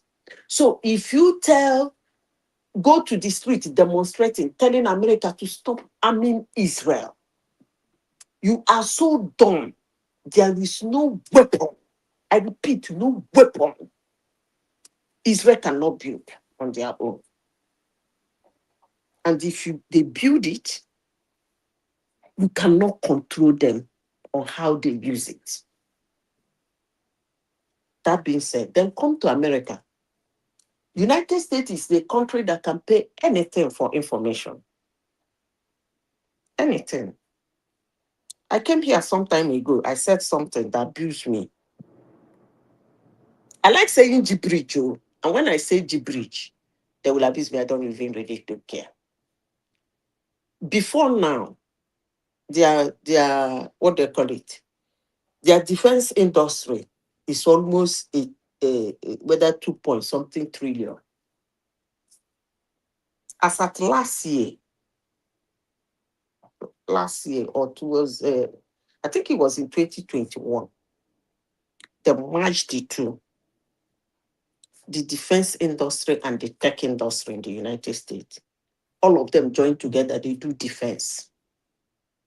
And that industry now is worth $8.1 trillion. They do not joke. They can pay anything for information. When people see that in the YouTube and mainstream media and speak gibberish about America, they laugh. I repeat myself that 200 years ahead. Believe me, don't believe me, that's your business when it comes to defense. Countries are catching up. What they want to do now, they want to remove competition. So now, back to Nigeria. Sadana no say in they do bad. Baba, you there listen? Hello? Baba? Yeah, I'm listening. Sure. Sadana no say in they do bad. Gumi no say in they do bad. Anybody in the north that is running like a headless chicken now, no say in they do bad.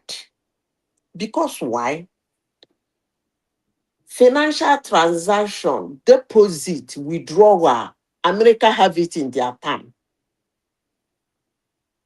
If you like, change your name, turn your name upside down. As your money take the waka, they see ya. That is how they were able to drag 140 billionaires into their country. The moment they see say you don't, they make way for life, they will invite you to their country.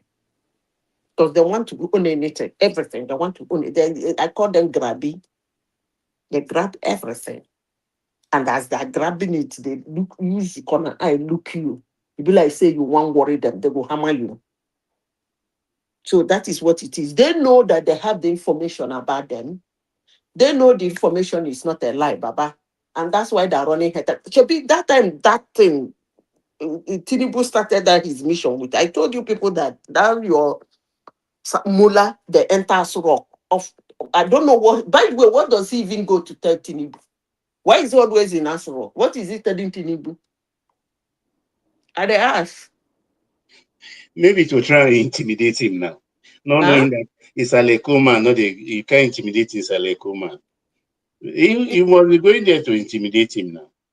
To tell him, go to intimidate they the like to president invoke, of a nation. They like to invoke our people. In the North, our people will not agree. The North will not. So people, head of states have been hearing that and maybe backtracking on whatever policy direction they are against. But this man is refusing them. And this man, in truth, was part of them when he was angling his way to power. Baba, that I don't know, but the arm part of that insurgents is the military. KBD is not a global platform. I go see the talker. You see the arming of those militia, those insurgents happening in Africa. The arm where they arm them, those drum and everything is the military that is giving it to them. I am 80% sure because an individual or group of individuals that are not a country, a nation, or a state cannot purchase certain military grade, high-powered ammunition in a large quantity. It's not done. They can't. So those things are military guns, military ammunitions that are being given to them to operate. I don't know. Look, but this thing you people are saying is political. It has been happening, no. Yeah, politics, they might make it hotter, make it a regular basis. That is the political aspect of it. But Nigeria has been going through insurgency for so many years. So many years. It was like it was creeping in, little by little. At a point, people were calling them political talks. They were actually the insurgents. Political talks. What is it called? Alamesi Egbesu. Peter Odede, Niger Delta. So those are the result of their political thoughts. So it's been there for a very long time. In fact, it became worse. It became, it became pronounced during the time of Obasanjo. Because Obasanjo's politics was do or die affair. Obasanjo's politics was a politics and the elections where people run guns. So they created Obasanjo and Atiku them, that group of politicians, they created this madness in Nigeria. I said it here. Asari Dokubo them, Tompolo, Boy Loaf them are boys. They say 25 years ago, if you call police of them, they run into the creek. Police, so police, they get you angry, you call police, they run into the creek. Those are the people ruling, people, because of the kind of guns meant to protect the nation, police guns and military guns, the governors of states handed over to them. Obasanjo, 1999 set of leadership in Nigeria, they destroyed leadership. They destroyed Nigeria. They made this insurgents pronounce. They were the one using thoughts in the north, tags in the north, thoughts in the west, thugs in the east. And this is what it results. When you finish giving them the gun, you cannot take it away from them again. And that's what is happening. Sadwana might be on the recruitment side and the money side, but I don't think he purchased those guns. I don't think so. He cannot buy those guns. He cannot. There are too many to be bought. Hello? What about money? That's what I'm saying. It's the financial aspect. Bribing the military to release those guns to them. Maybe, and recruiting those boys, maybe. But the guns himself, he did not buy it. Sure, I can agree. I even see the hands of the Chinese in all of this. They are not innocent. Nobody can convince me otherwise. You see, though they are quiet, but you mean Chinese, they load gun, they bring to Africa? They have a way they can. I can't put that it. That is a very big crime. To get access to the mines. It's for because look, they are all over the place in the north. And they have never kidnapped anyone. And I've not seen one being kidnapped. You don't go Ibadan. Ibadan. Why they go Ibadan? China don't take over Ibadan. Where they never take over. Well, yeah. Look, let me tell you, for instance, I was in Lagos. I think that was before the last trip, so must be like a year ago. I went to a shop in Allen Avenue and Okwebi Junction just to buy a furniture. So everybody I saw was Nigerian. Then I picked the one I want to pick. I thought they would pack everything and put in the truck for me. They said, no, I have to go somewhere to collect it. And I said, why should I go somewhere? Okay, you go home, give us your address. We'll deliver it tomorrow. And you know, I'm always afraid when Nigeria tell you tomorrow and your money is in their hand. And I say, no, it's today. Wherever that I have to take that paper, give the person, let's go. We got there somewhere in Ogba, a big expanse of land with some warehouse here, there, and everything. And even real estate, little inside where they live. Everybody there, they are all Chinese. I was shocked. It was like I entered travel in a vortex from Nigeria, and I happened into Shanghai. What's all this? They are the ones that eventually now open the cartons, cobble up the furnitures and everything, and loot them. I was surprised. That was my first experience. They're all over the place. Do you know what I told somebody? One of my friends came to mock me that Chinese has taken over Nigeria and African countries. Do you know what I told him? I told him that they're not the first. He said, what do I mean by that? I said, Africans are extremely racist. That their own racism is the one where they turn stomach. I said, maybe today, that they come, they go. The only people who have not come to sit down and open business, either in the name of their country, in the government, or in the name of Americans. No, that you are not lying there, because the Americans, the laws are whether you are outside the country, they don't litter, they are not littered in Africa. You can't open an account as an American anywhere else in the world. You can't open an account as an American anywhere in the world. The government will know. If you go to the Caribbean, there are a lot of them there. They will know. There are a lot of them that have been to Caribbean countries. There are a lot of them there. A lot of them. They enjoy I know that Cayman place. Islands. And I know Bahamas very well. Yeah, there are a lot of them there. They like that area because it's kind of close home and it's kind of different, kind of warmer and cheaper. Not cheaper because Bahamas is almost the same amount, but the thing is that they buy it less. It's the same dollar. Even they have immigration post in Nassau Airport. I was surprised.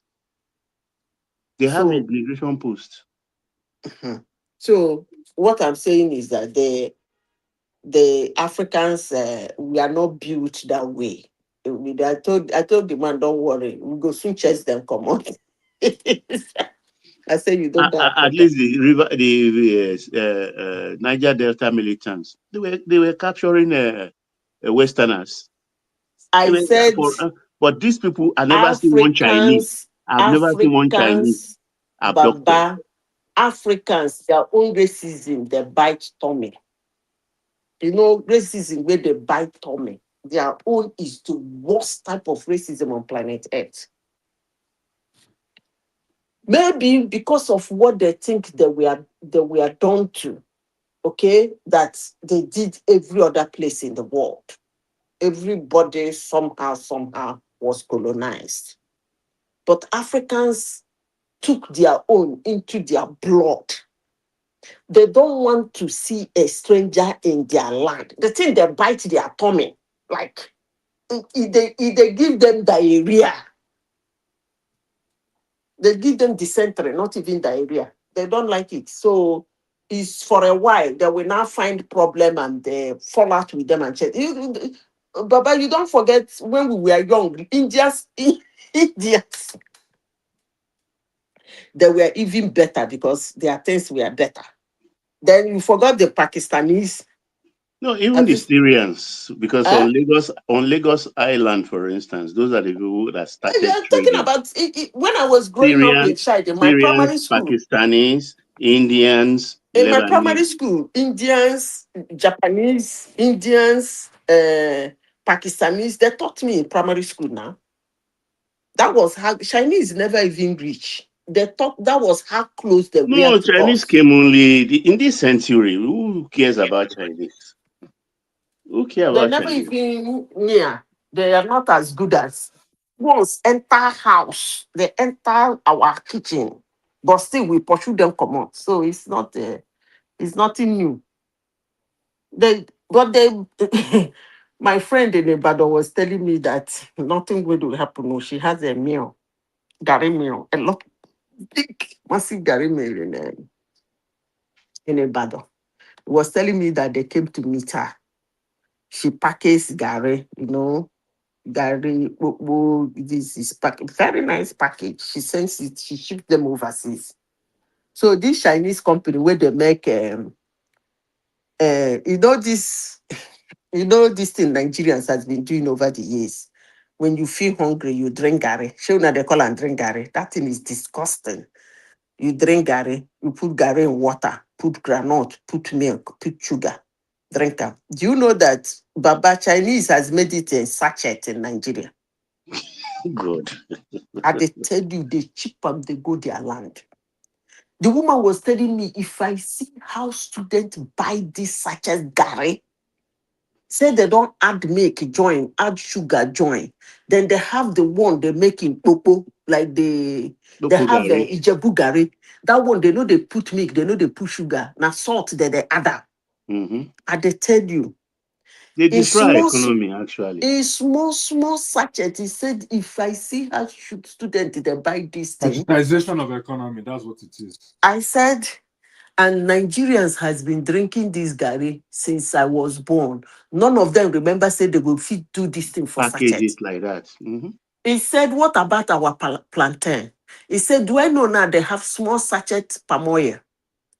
Will be like the whiskey where we they drink before. I said, really? He said, yes. In Nigeria now, you have small sachet palm oil. And they use dye to to color it. They use dye to color the palm oil. Why do you think a lot of diseases are cropping up? Wait now, they're not going to wait make I finish this story. This is a global platform. My friend, forgive me. I have to tell this story to tell my people what is going on. Yeah. He said they come meet her, tell her say make package again. She has this machine He peels the cassava. He remove the brown part. Can't keep the white. You know, say if you pick cassava, they get two kanda. So you know. Mm-hmm. If they get two pomo, the first one are the brown, that brown, then the thick white one. The machine where the woman they use, if they remove that brown one, come mash up that brown one for I've forgotten what it says she they use and do. Then come That's on that. Elubo. At times it's a mala. No. Now the brown, now the Once they ground it into no, fine the brown one, powder. they remove them is for whether she says she they use them for fertilizer or something. I don't know. She they add them brown sugar. Take and they plant, they put for his her Poultry farm. or Then piggery. the brown one, the second kanda now before you reach the main cassava. The second kanda where they white, she said, I forgotten waiting she they say she they use do one kind of starch that hospital buy, pharmaceutical companies buy. Then the main cassava, in they divide them into.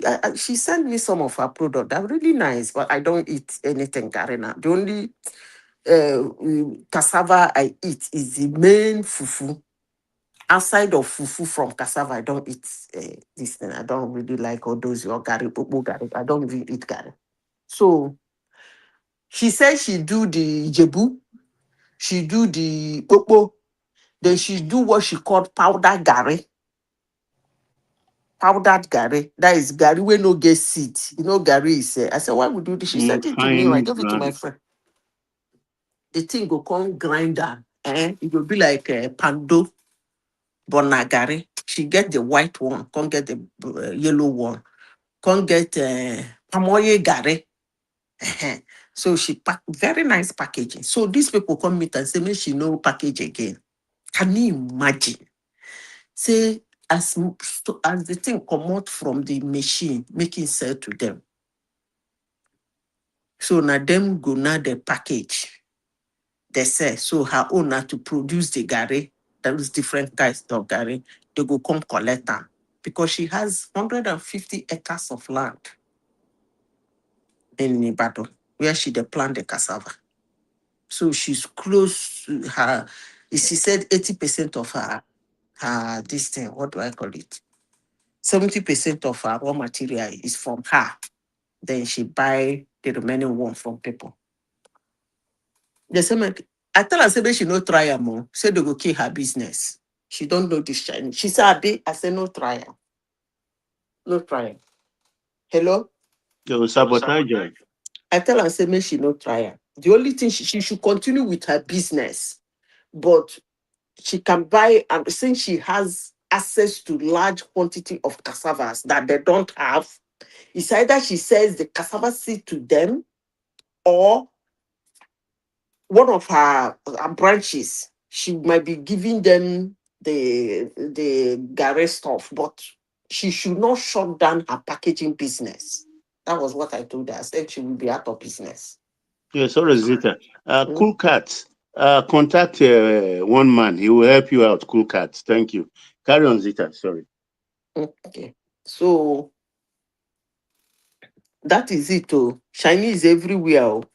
No be small thing.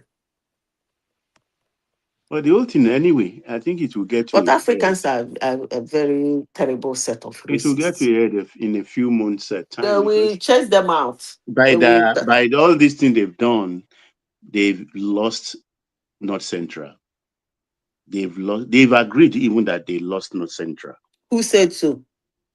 By Atiku's interview, he alluded to the fact that North Central is gone. Because I told you people that if Tinubu, if South people, and want that goodwill the Northerners have, but they know Nigeria more than we do. They won't try it. Because if Tinubu win that election without them, it go hard. Oh. he will win. He will win without them because he has captured If Tinubu North win the Central. whole of South, South, Imo State, Southeast, South, Southwest, and win the whole of North Central. All he needs is 4 states in the north, 25%. he becomes the president. You see, Zita, what the way the not I know. In another 3 months, when is 101% clearing to them that they are losing finally, they know how to warm themselves back into the good graces of Nigeria. What is even losing self? What did they do? Is it because Atiku came out? Look, No, this is what they call unwritten constitution. If you thwart it, it's just like the day I had an argument with one person. The person abused the shake around me. It was during the time of Jonathan. Jonathan come claim saying don't buy house for Mama Peace. Saying don't buy house for Abuja. Say me they no worry. Saying go stay there. They go take she still there Abuja. They go they say. I say it cannot happen. This guy, I said no ex-president will live in the federal capital. It's not done. Anywhere in the world. You want to remove yourself from relevance? No. He said you cannot, it is not. He said, make I tell her where it's written in this constitution that Jonathan can. I said, maybe a guest house where he can sneak in and sneak out. But living in Abuja and driving around Abuja, I said, no, they happen. No president of ex-president will live in this the country's capital. I say it's not done. That's what they call it security concern. You don't do it. Buhari moved back to Katsina, then Kaduna. Obasanjo moved back to Ogun State. He had Jonathan now because he no do Otueke. He was hovering around till he finished his house in Otueke. The people in not let them see road. They not let them see road now. The water. I don't know how he till tomorrow. The water with the passing house for Otueke. Mm-hmm. Stupid man. So this thing we they talk Atiku. Is it because Atiku is a customer? Is that why he came out to contest everywhere? Everybody they say no. Forget that. No. One thing they don't even realize. You see, once you sow a seed, it takes time to germinate, though. But once it takes root, it's very difficult. You understand? The Hausas, they've opened the eyes of the Hausas. They've opened the eyes of the Hausas. And it will be slow. It will be slow, but eventually they will rebel against the Fulanis. Particularly when they see what is happening in the Middle East, the Middle Belt, then that may help them accelerate their rebellion. Because people are telling them now that these people we are following in the last 222 years of the Caliphate, 1804 to today present, what have you gained? What have you gained? Look at your children on the streets, Almajiris. So they are asking themselves the questions now. And it will spread eventually. It will spread. Particularly, Baba, Make we don't speculate too much. Make their candidates first. All this one where we they talk. We don't actually know who is running until they hold the ticket in their hand. They may not even have anybody on the Atiku say he must run. It's always his last chance. 2019. Zita, I think they have a script that they are playing, because if you can see the way they are talking, and they are even attacking themselves. Atiku, the way Atiku was talking, he was talking. In fact, he said Kwakwaso and Tambua that they are not even in contention as far as is concerned. He's the leader. You see, but let me tell you, any street that acting is done. Because you cannot finish saying bullshit about your party member and tomorrow he comes out to confess, you start supporting him. That if you are playing even that kind of trick. Amici had an interview on channel now. Simba, just give me 2 minutes. Let me answer John Osas. Because I don't know how many times did they want these things being said. They will say, what has Tinubu done? What kind of question is that? A man that has introduced Nel Fund, a man that makes 4 years. Why do you need to answer? No, you have to repeat it to these people. I'm wasting your time. It's not as if he doesn't know.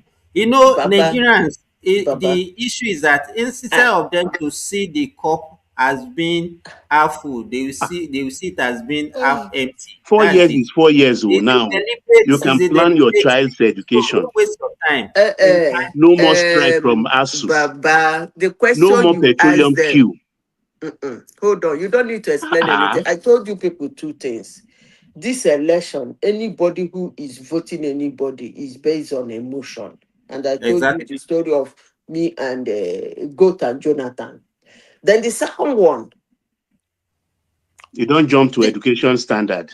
You don't come up for this thing. Wait now. They are a moving target. Hold on. Let me explain. I'm not explaining to the person. I don't have time for those kind of idiots. See, the second thing is that the simple question, anybody who is saying, hey, Tinubu is not doing well, hey, we need a new person, ask the person, all the people that are raising their head, is there any of them new? Or is it still the same old, same old?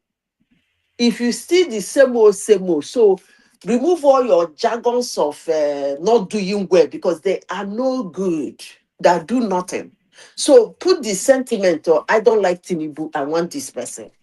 But not that the person will do better. Just as I gave you people the case of Jonathan and the goat.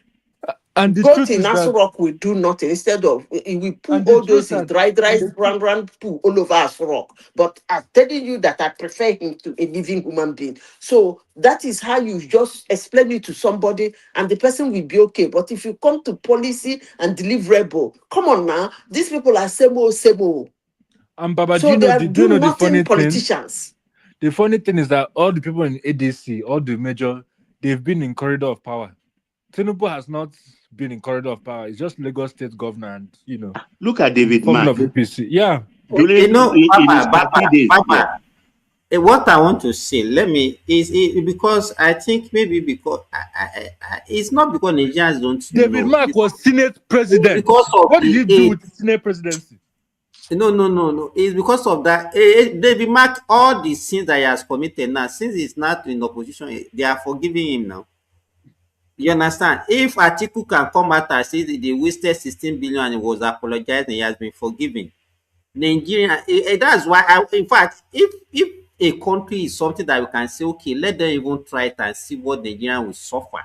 Could have been better, but I can't be joking because that country is in a mess.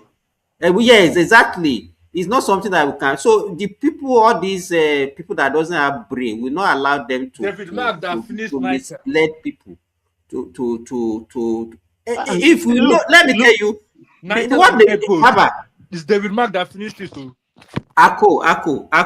Let me for him to even stop that tragedy that could have befell that country if that country continued the way it was in 2023 is enough. They don't remember that. Do you know FAC allocation? Wait, Simba. Do you know in some months there was no money? I don't even know the country that we use. In fact, maybe our naira now will be like maybe 10,000 to $1. But they don't understand that. For him to put a stop to that tragedy is more than enough. It's the biggest success in Tinubu. Exactly. The then you say, Jonathan build the university. Well, I must say, when you want to build a university, is it in 1 year that you build the university or 2 years? Wait, Simba, it's not only that though. The central bank governor built our foreign reserves to one of the highest since Obasanjo time. Look, everything we had it yesterday because I have bought petrol. I bought petrol in Nigeria as far back as at 1,000 plus. I've had car damaged, lining up overnight, 24 hours to get petrol. When we don't have it by then, people will be selling in 4-liter can at exorbitant price. They don't remember those queue again. 4 years is now 4 years. No ASU strike. Let's pick those small victories before we even come to the big ones, the macro levels. We've forgotten all those ones. They want Nigeria, the standards they don't even have in the West. They want everybody to live in 2-bedroom flats. How? Where is that possible? When there are homeless all over the place in the West. Homeless, even worse than the homeless we have in Africa. When you see some homeless here, you will unconsciously your eye will water. I don't know where they are coming from, other than they want an incompetent man, a toilet washer in the aircraft, a two-face carrying bag, all those tricks of which tyrannical people use to come into power and then unleash upon us. We've seen it before. Because they will say, oh, humble. When has humility become a part of the ingredients of becoming a president? I just like taking these people on because I don't understand them. Because of one man who is so incompetent, who cornered the economy of a state and put it in his pocket. The only thing you can point to is the brewery, which the president governor is saying the brewery is losing money. Is that how to run a country? The kilometer of road they refused to construct at $5,000 then. Today they are constructing it at $100. I mean, $10,000 or 15. Is that how to run a government? Come on, let's open our heads. Open our heads. Because once you start, they will shift. They are just a running target. Oh, what about this? You finished? Oh, what about this? Well, Anyway, isn't that politics? That's how politics work. You can never win. There's always going to be difference. So I no, don't see anything wrong Oriola, with I'm that. so pissed when you say a man, even a dead clock, Oriola, a dead clock that doesn't work anymore. You remove the battery. In a space of 24 hours, that dead clock is correct twice.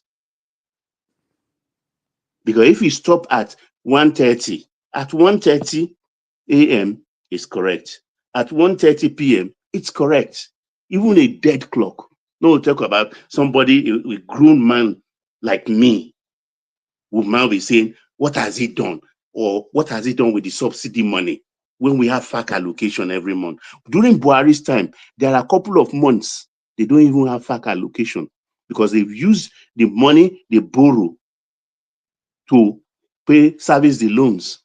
They are owing salaries. Pensioners were dying with people like Nena, who is in charge of Pencom, chopping the little money available.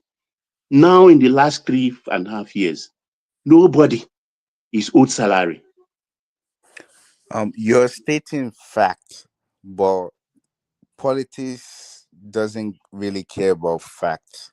It's about trying to get my opinion or people to see my own point of view.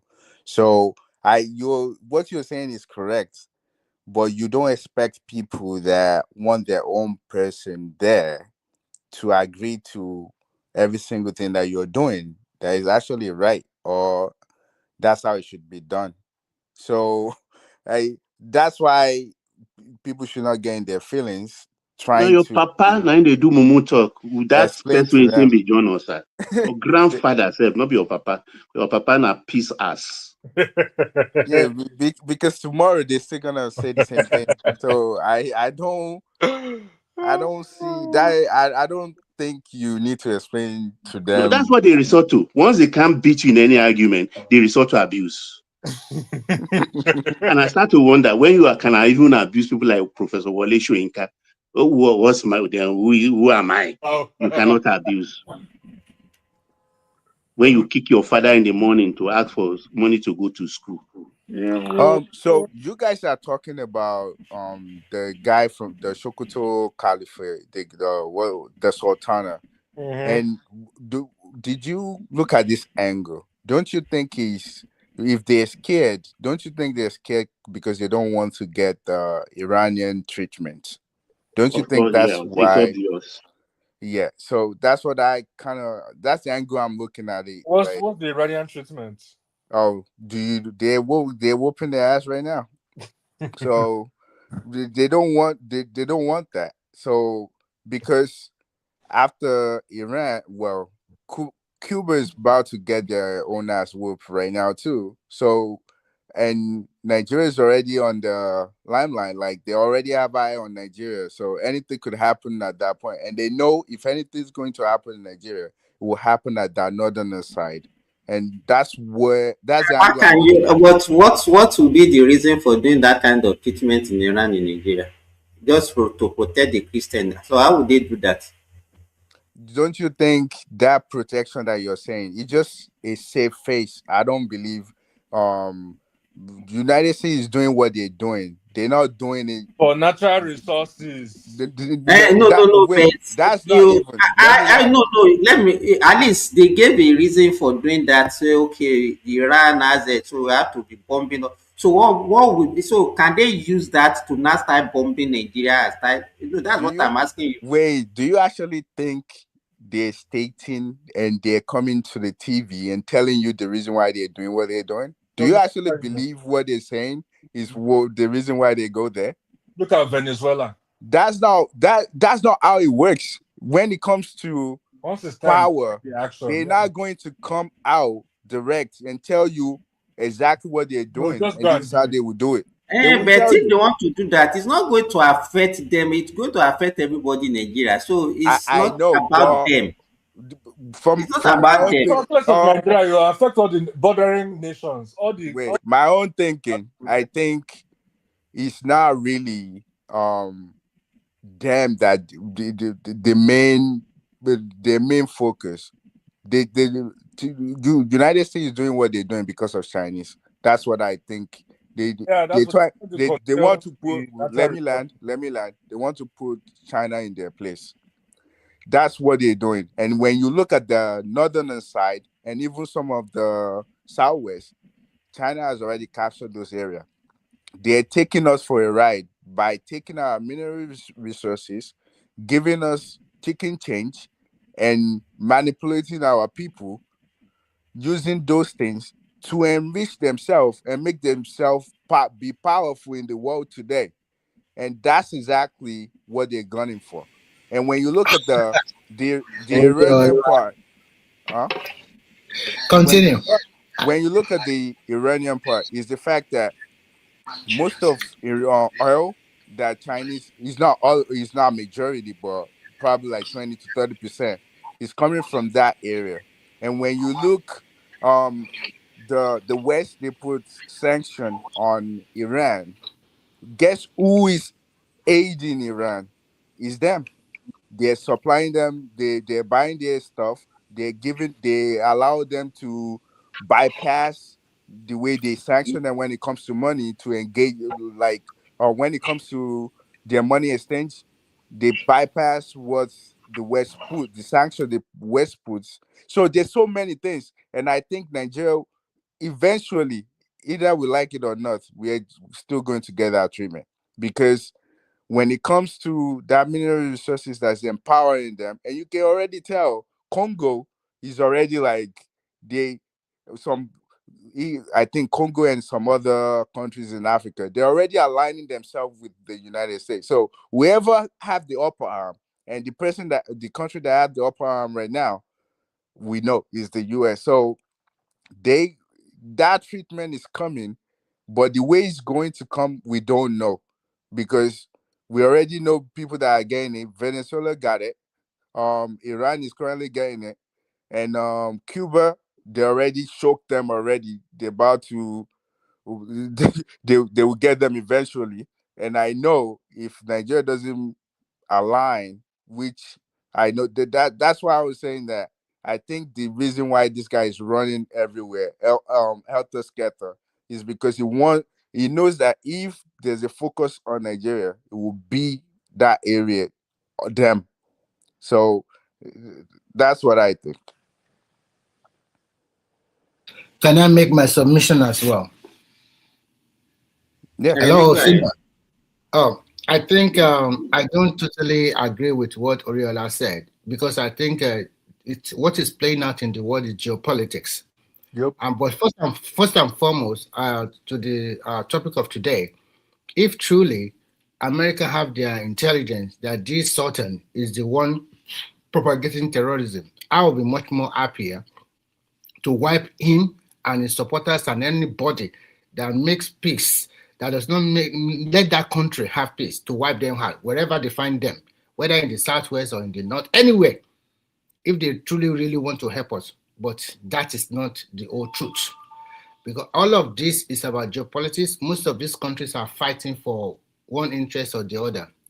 And if you are just talking about what happened in Iran and America and Israel, it's also about politics. So at the end of the day, it's quite obvious that Russia and Iran, as Russia and China, they are backing Iran.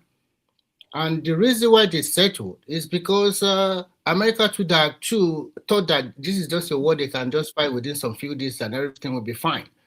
But unfortunately, they discovered that it's affecting everybody. It's also affecting them. So they have to find a way to settle the issue as of today, because throughout the war period, all ships that belong to China and Russia were given free passage through the Strait of Hormuz. And those ones, the Iranian believe that they are not their friend. They block them. So if you are coming here and telling us that they wipe their hands, blah, blah, blah, I don't believe that. So what happens? Let me finish. Let me ask you a question. I did not because interrupt you when you are making your submission. What you're saying is I did not incorrect. interrupt you when you are making your submission. I Okay. listen. All right. So you also listen. Yeah, it's fair that way. So when you look at it critically, you will see that the country that controls that important strait in this world is still Iran, backed by Russia and China. And what I see that plays out is very simple. You can make it interactive. We are not many. How many people are talking? Let me quickly say this. You cannot ask me questions. Let Remy finish and then Oriola will ask you a question. To me at the middle, I will lose my line of thought now. So please go ahead, Remy. So the way I see everything that pans out is this: everything is balanced again. So America will still continue to control wherever the country they can control, and China will also continue to have their influence. Yes, we're still live, by the way. Sorry, go ahead, Mr. Remy. Yeah, China will still have that influence, because look at it, if America can control Venezuela oil, and then they also control the Middle East oil, most of the countries there they are allied to America. And now you are going to the most important territory of China that they have influence about. They will also show their muzzle. And you can see them showing their muzzle in Iran and also in the South China Sea water. I'm talking about countries like Philippines and the rest. They control that area. America will never touch them. So at the end of the day, we have geobalance. So to me, I think it's also good for the world this way. Because if you have one superpower control everything, it's also not good. Unfortunately for our country, Nigeria as a country, we are not united.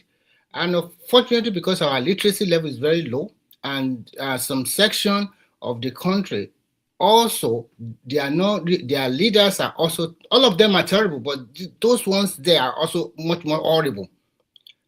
Using their people as guinea fowl just to give guns to a boy or girl of 12 or 14 or 15 years old based on religious ideology that is all lies. So it's quite unfortunate that we find ourselves in this situation, so that some people want the country to improve, some people want the country to slide downward. So it's quite unfortunate. But I would love a situation whereby if truly these guys are involved, I don't mind, pile all of them away and let this country have a peace, for God's sake. So to me, I think we have a balanced situation right now. And I'm happy that the Strait of Hormuz is now being opened for everybody. And immediately yesterday, the price of crude oil dropped to $86 per barrel, which is already over $100 before. It's a happiness for the rest of the world that we were not involved in all this wala unnecessarily we want to control, or because you want to show your might or not. But one thing I know is this: America is not the only superpower in the world. So that balance will still continue until one of them will now be at top. And I see a change of pattern very, very soon. Thank you for now.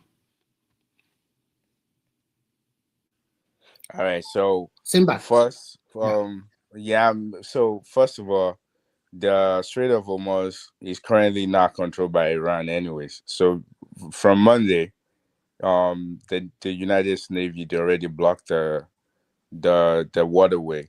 So basically, whatever Iran did today does not concern the United States. That place is still blocked unless any ship that they want to go through. That's the only ship that will go Do through. you know there are two sides to this Strait of Hormuz? In the other side is America. In the other side, we have China, big ship, military freight ship. They also have there. So how do you that's not balance true. it? That's not That true. is true. You I can think just that's go the ahead problem and you look. with America. So You always you believe know in what's one going on. aspect of the story. So do you okay? If Wait, that is calm true, down, why calm can't down. no, ask? I will ask this question and then I'll keep quiet. Ask this question. I will ask this question and keep quiet. So if it's the America that controls this for a long time during this war, why does America did not kick them out totally, kick the Iranian house totally, so that they can control it? Do you see how many sheep that the Iranians allow? How many sheep they stopped? Do you see a video where so many tankers they will just station on the water they cannot pass through? So please Okay. try to be objective in your So do analysis. you want me to answer? So Go ahead. basically, that's Of course, why I go ahead. said that. See, Right. I'm not supporting us. I didn't support this war anyways. But the thing is, we have to see things. We have to be objective and actually look for the facts when we're talking. So basically, during that war, the 6 weeks, of course, what Iran did was very good. What they did was they put mines in the waterway, and they said is now their waterway. Nobody can go through unless they give them the privilege to go through. That was correct. However, the United States, I guess, they find a way around, and starting from Sunday, this past Sunday, they were like, okay, if that's what you want to do, I'll only allow the ships that you want to allow. Here's what we are going to do. We're going to block the entire walkway and say waterway, and we are not allowing any ship to go through. And that's what's been happening since Sunday. However, No, today, no, just no. listen. However, today, what is it? Iranian, they came out, and said, however, here's what it is: the waterway is now open. You can go through, but I think from you are not let me really. land. Let me land. I'm not done yet. Let me say my part. We So, want to make a oh my conversation, but god. if it's too long, okay, go ahead. Be quick. It's not too long. I'm explaining something. So they said the waterway is free for everyone now. However, from some other stories that we are hearing, they're still trying to collect though. But when you look at the map that's showing the flow of traffic, you can tell that all the ships, especially from Iran or China, that's trying to go through, they're turning around. They turn after once they get to the Navy blockage, they turn them around. So even though as of today, Iran said the waterway is open, they're not controlling that waterway. United States is still telling them that until No. their Okay, president tells them, let me until chime in let here. me just land, I'm about to be done. Until they give them the go ahead to leave that waterway, there's no ship that will go through unless the ship they wanted to go through will go through. So No, I don't. Your submission now is just based on just you. look it up. Well, I'm not talking No, out no, of no, my no. Let butt. me Just look it up let me instead say. of you just talking. No, This relax. is not. This is fact. It's Okay, not something I'm relax. just Okay, making up. okay. Would you allow me to say my own? Yeah, go ahead. Your submission now is just based on you guess. That's one, and then number two, you said some other stories. But I'm basing my own object on my own analysis on fact. Initially, the agreement was on 15 points that American government raised. But as they settled this agreement yesterday or a day or 2 days ago now, it was all based on the 10-point Iranian Iranian government race out. And that is what Trump agreed to. Maybe Iranian will collect toll at this strait.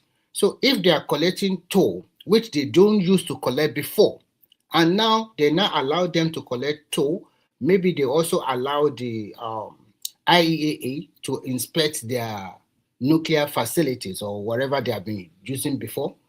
And maybe America also allow, maybe they will pay them some money for the damage done in Iran. We don't know the total, because there's still going to be another round of talk. So if they allow them to now tow all the ship that will pass through the Strait of Hormuz, you can see then and who is the winner. So bro, see, I can't have this conversation with you because all you're saying is false. Just go read some newspaper, man. Because all you're saying is false.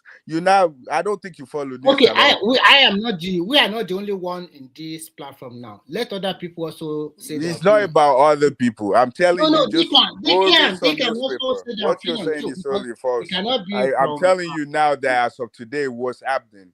You need to look it up. You need to look some things up. You're talking about 15 lists that they put together. How since when? That's like last week or 2 weeks ago.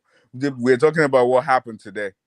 Even today, United Kingdom, the pussy, I'm sorry, they're so slow.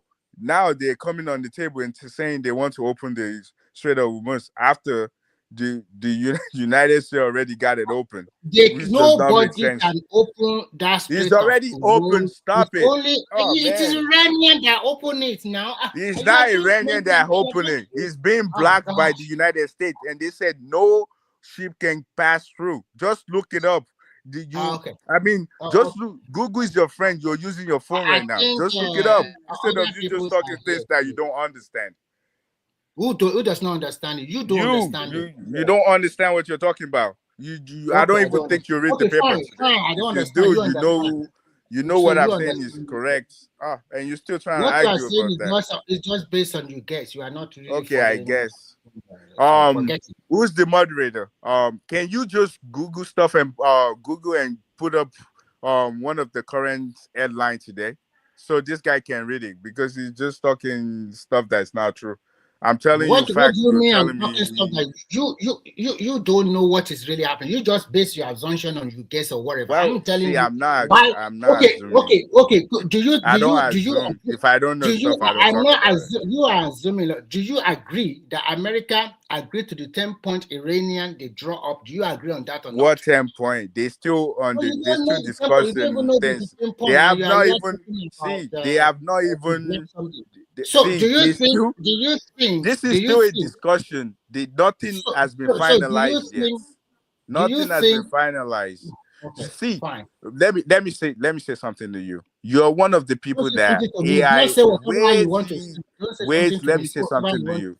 What you don't understand now is the new technology is manipulating your mind because everybody is trying to bring their own opinion to the forefront. I think it's also manipulating your mind as well. Wait, if that's what listen. you're saying. All right. I accept it. So the thing is, the new AI technology now is manipulating people's mind, and they're all using it as an instrument for them to have their own opinion at the forefront. That's what Iran is doing. United States is also doing. Russia and China, they're also doing the same thing. So if you don't follow the right news, or if you're counting on social media for your news, you get it all wrong.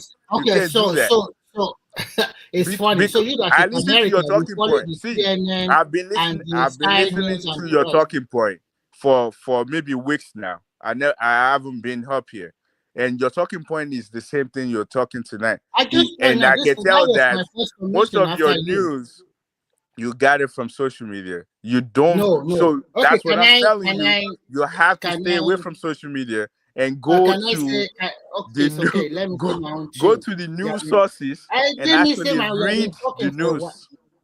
Okay, let me say one thing. The media internationally, the powerful media, they control the narrative. You live over there, and I guess you are listen to your CNN and Sky News and the rest to control and shape your mind. And if I also live in a Western world, and I follow the news very well, I also follow some live situation, even including your president over there when he's talking live. This is not about following social media news. I'm telling you the reason why Iran agreed to open the Strait of Hormuz is because most of the 10-point agenda were agreed to by America.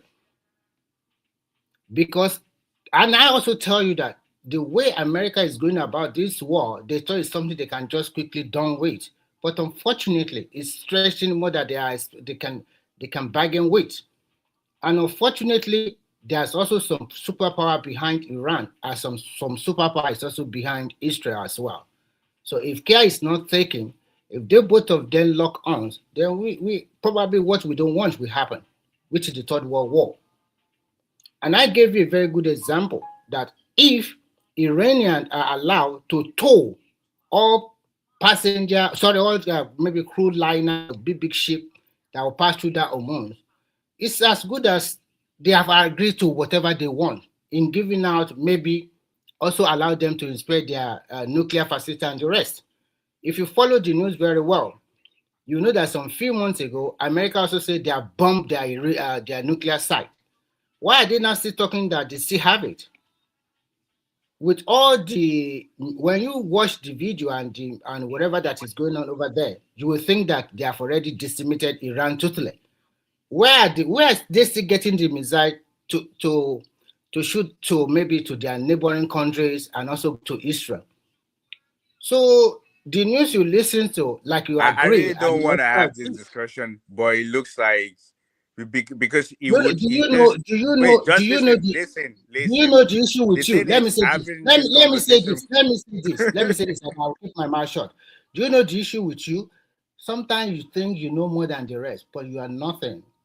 So I'm sorry Okay, to say this. there's nothing wrong with That's your that. I know problem. what I That's your know, problem. and I can't tell you what you Because need I to know know. what I So know too. So don't come exactly. here to be So showing superiority or no superiority here. You are just how is that a superiority? I'm just no, letting no, you know that you always everything you're saying you is want to incorrect. you want to talk people down like Oh my oh gosh. God, Well, why would you feel that way, man? Don't feel just that way. you know what I'm just stating you my know own point. when It's you just my talk own like point of why are view. you doing why are you I'm having not this putting you why down. Why would I you are put you trying to down? show unnecessary and you are not superior than anybody. You don't have Oh knowledge my gosh. than anybody. Well, When you can we say change why are you topic? having Because it this looks like discussion? you're in Why am your I talking emotion right now. with this guy? Who are you You are for God's getting in sake? your feelings. Stop it. No, no, Don't no, get no, in your no, no. feelings. That's the I'm truth. not That's the being truth. superior. That's the I'm truth. not You know showing no what you are doing. superiority. It's just a No, you conversation. know what you are I doing, don't and like I the don't want to fact that you're go to looking that at it that way. route. That's what most times that's what you always fear. If nobody tells you, I'm telling you today. Wait, what did you say? I Say it hope again. other Say it people again. I didn't can. hear that part. Say it again. What? Nobody. No, let's move on. No problem. No, nobody said words. I didn't hear. I didn't hear what No. you said. Let's move on. I don't need to repeat myself. Well, you don't have to repeat yourself. But what I'm saying I to said you let's is, move on. What do you want to get from that? wait. Can Don't you yell just at finish me. to say Don't. anything? Hey. Don't yell at What me. you say? It's a Who are you talking conversation. to? I didn't Hey, yell at you, so don't yell at me. I don't want to repeat myself. You can say I whatever don't you want care. to say. You don't have to. We can. If you don't want to say, it, you don't have to say it. But don't yell at me. It's a Okay, I'm not conversation. yelling at you. So Exactly. mind the way That's you what you talk did. to people. My own point of view is that the way everybody is looking at it is okay for us, and who actually still sit and watch CNN and MSNBC and all those. eh, The world already moved on. A lot of people just listen to podcasters. Like who's sitting down and listening and going and watching the Sky News and all of those. Nobody really pay attention to them like that because they all have their own. They're very partial. They have their own people that they align with. So the narrative that everybody's carrying is to their own particular group that watch them. And if you, just like you said, you just kind of like, I feel like you just stereotype me real quick. But the thing is, it doesn't work that way. Like, I'm not going to get my point of view from one perspective. I don't just stay to the right or stay to the left. I make sure like I go around when I'm looking for my own news.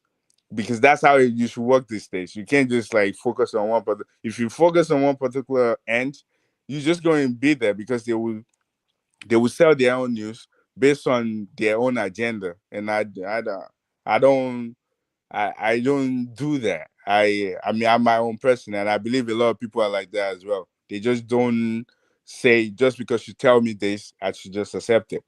It doesn't work that way. I don't think people just I grab it. think from But my submission, I made mention of geopolitics and I made mention of balancing the geopolitics, and I think that is what happened at the end of the day. So I know what I'm talking about. It's not about spreading propaganda or whatever. The balance is there again, and that is good for the rest of the world, who is not as powerful as the superpowers the way they want to dictate the game. So that is good for the world, not one person dictating everything for the world. So I like it that way. The balance is back. right, but And one thing that you we also appreciate mentioned. that. Yeah, that is So that's what I'm saying. As simple as ABC. right, one thing that you also mentioned is the fact that if they told the place, don't you know that we have so many waterways? So are you saying we want everybody to start towing like the Red Sea, the Strait of Malacca, I all did of not. those? I did. I'm only saying that if you care to listen, if you listen carefully, I'm only saying that before this crisis, Iranians, they were not tolling the Strait of Hormuz. They are not collecting any toll.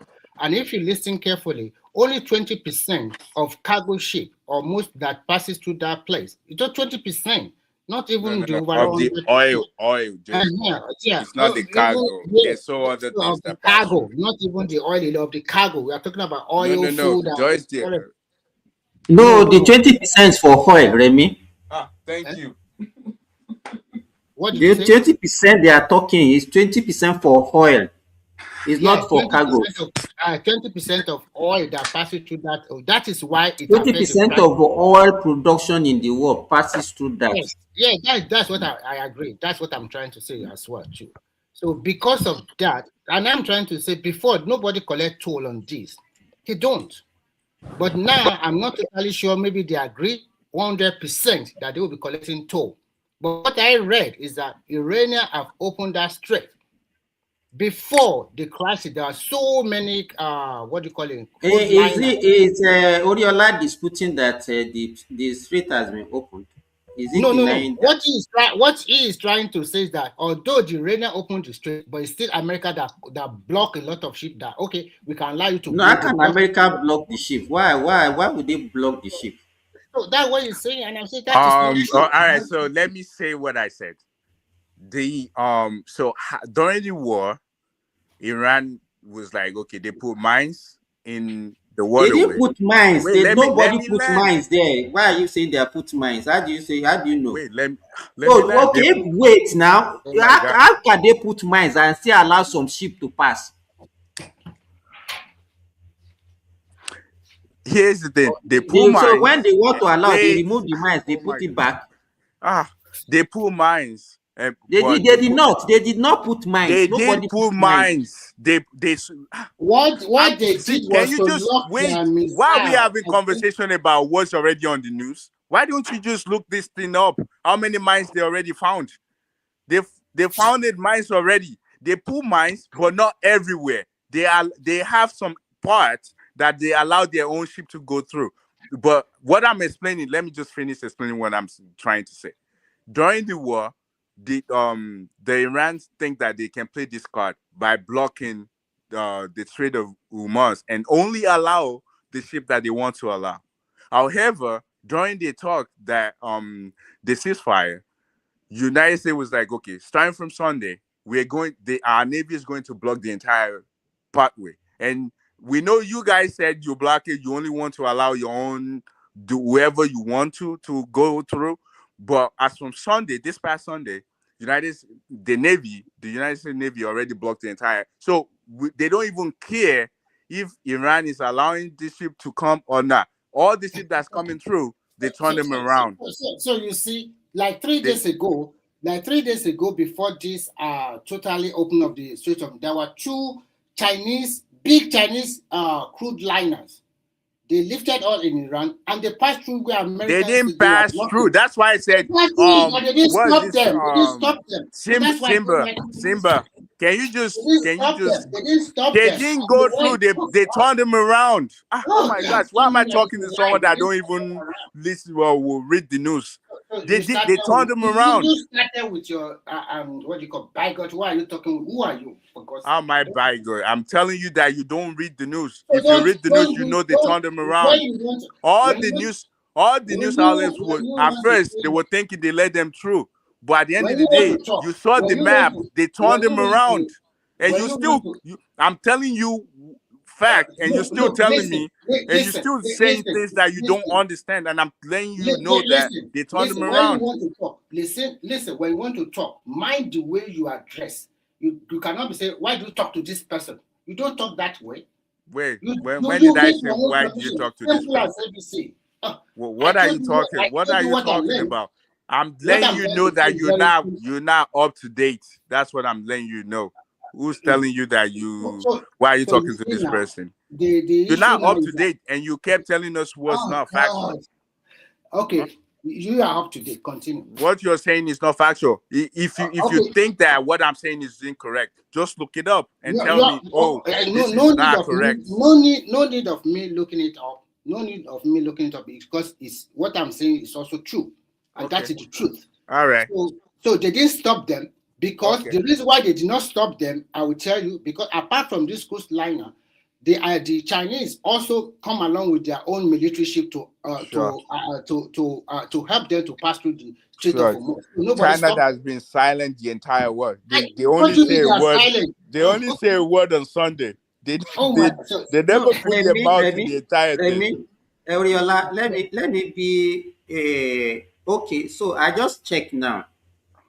They said as of April 17 to 18, the United States has implemented a naval blockade targeting Iranian-linked vessels in the Strait of Hormuz, enforcing strict restriction on ships entering or leaving Iranian ports. While the US says it allows neutral traffic, the blockade has effectively disrupted major regional trade and created a high-tension standoff, with Iran threatening to close the strait entirely if the blockade continues. They've been trained. They started the blockade since Sunday. From what you just read now, Simba, what I understand for you, Iranian linked ship. So if you are carrying any ship that belongs to Iran or any ship that American thought that it has a link with Iran, they will stop it. But those ones are carried by the Chinese and they allow them to go. Yes or no? Neutral. Hey, but if the Chinese Oriola, wait. I'm the one there so that don't put your. Hey, what if? You don't want me to scare this guy Remy, right? So he doesn't get in his feelings. No, what I can understand is that let's say that vessel that belongs to Chinese, if it's coming from Iran, it's not likely that they will allow it to pass. Thank you, sir. Thank you. I think you guys understand yourself better. Yeah, exactly what I've been saying to this man, and he doesn't want to accept it, but it's fine. So what? Mr. China, he loves China. He loves China so much. Can you be? Let me say something.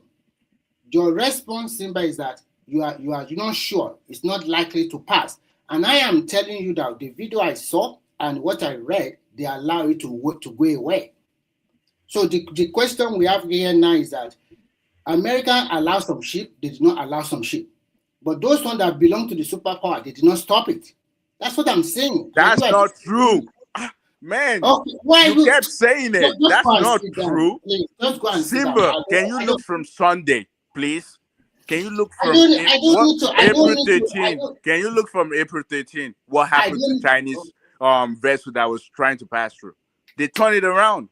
They turned the ship around to go back to where it's coming from. Well, I mean, I understand that you don't want to accept. Let me read what I checked now. Let me read.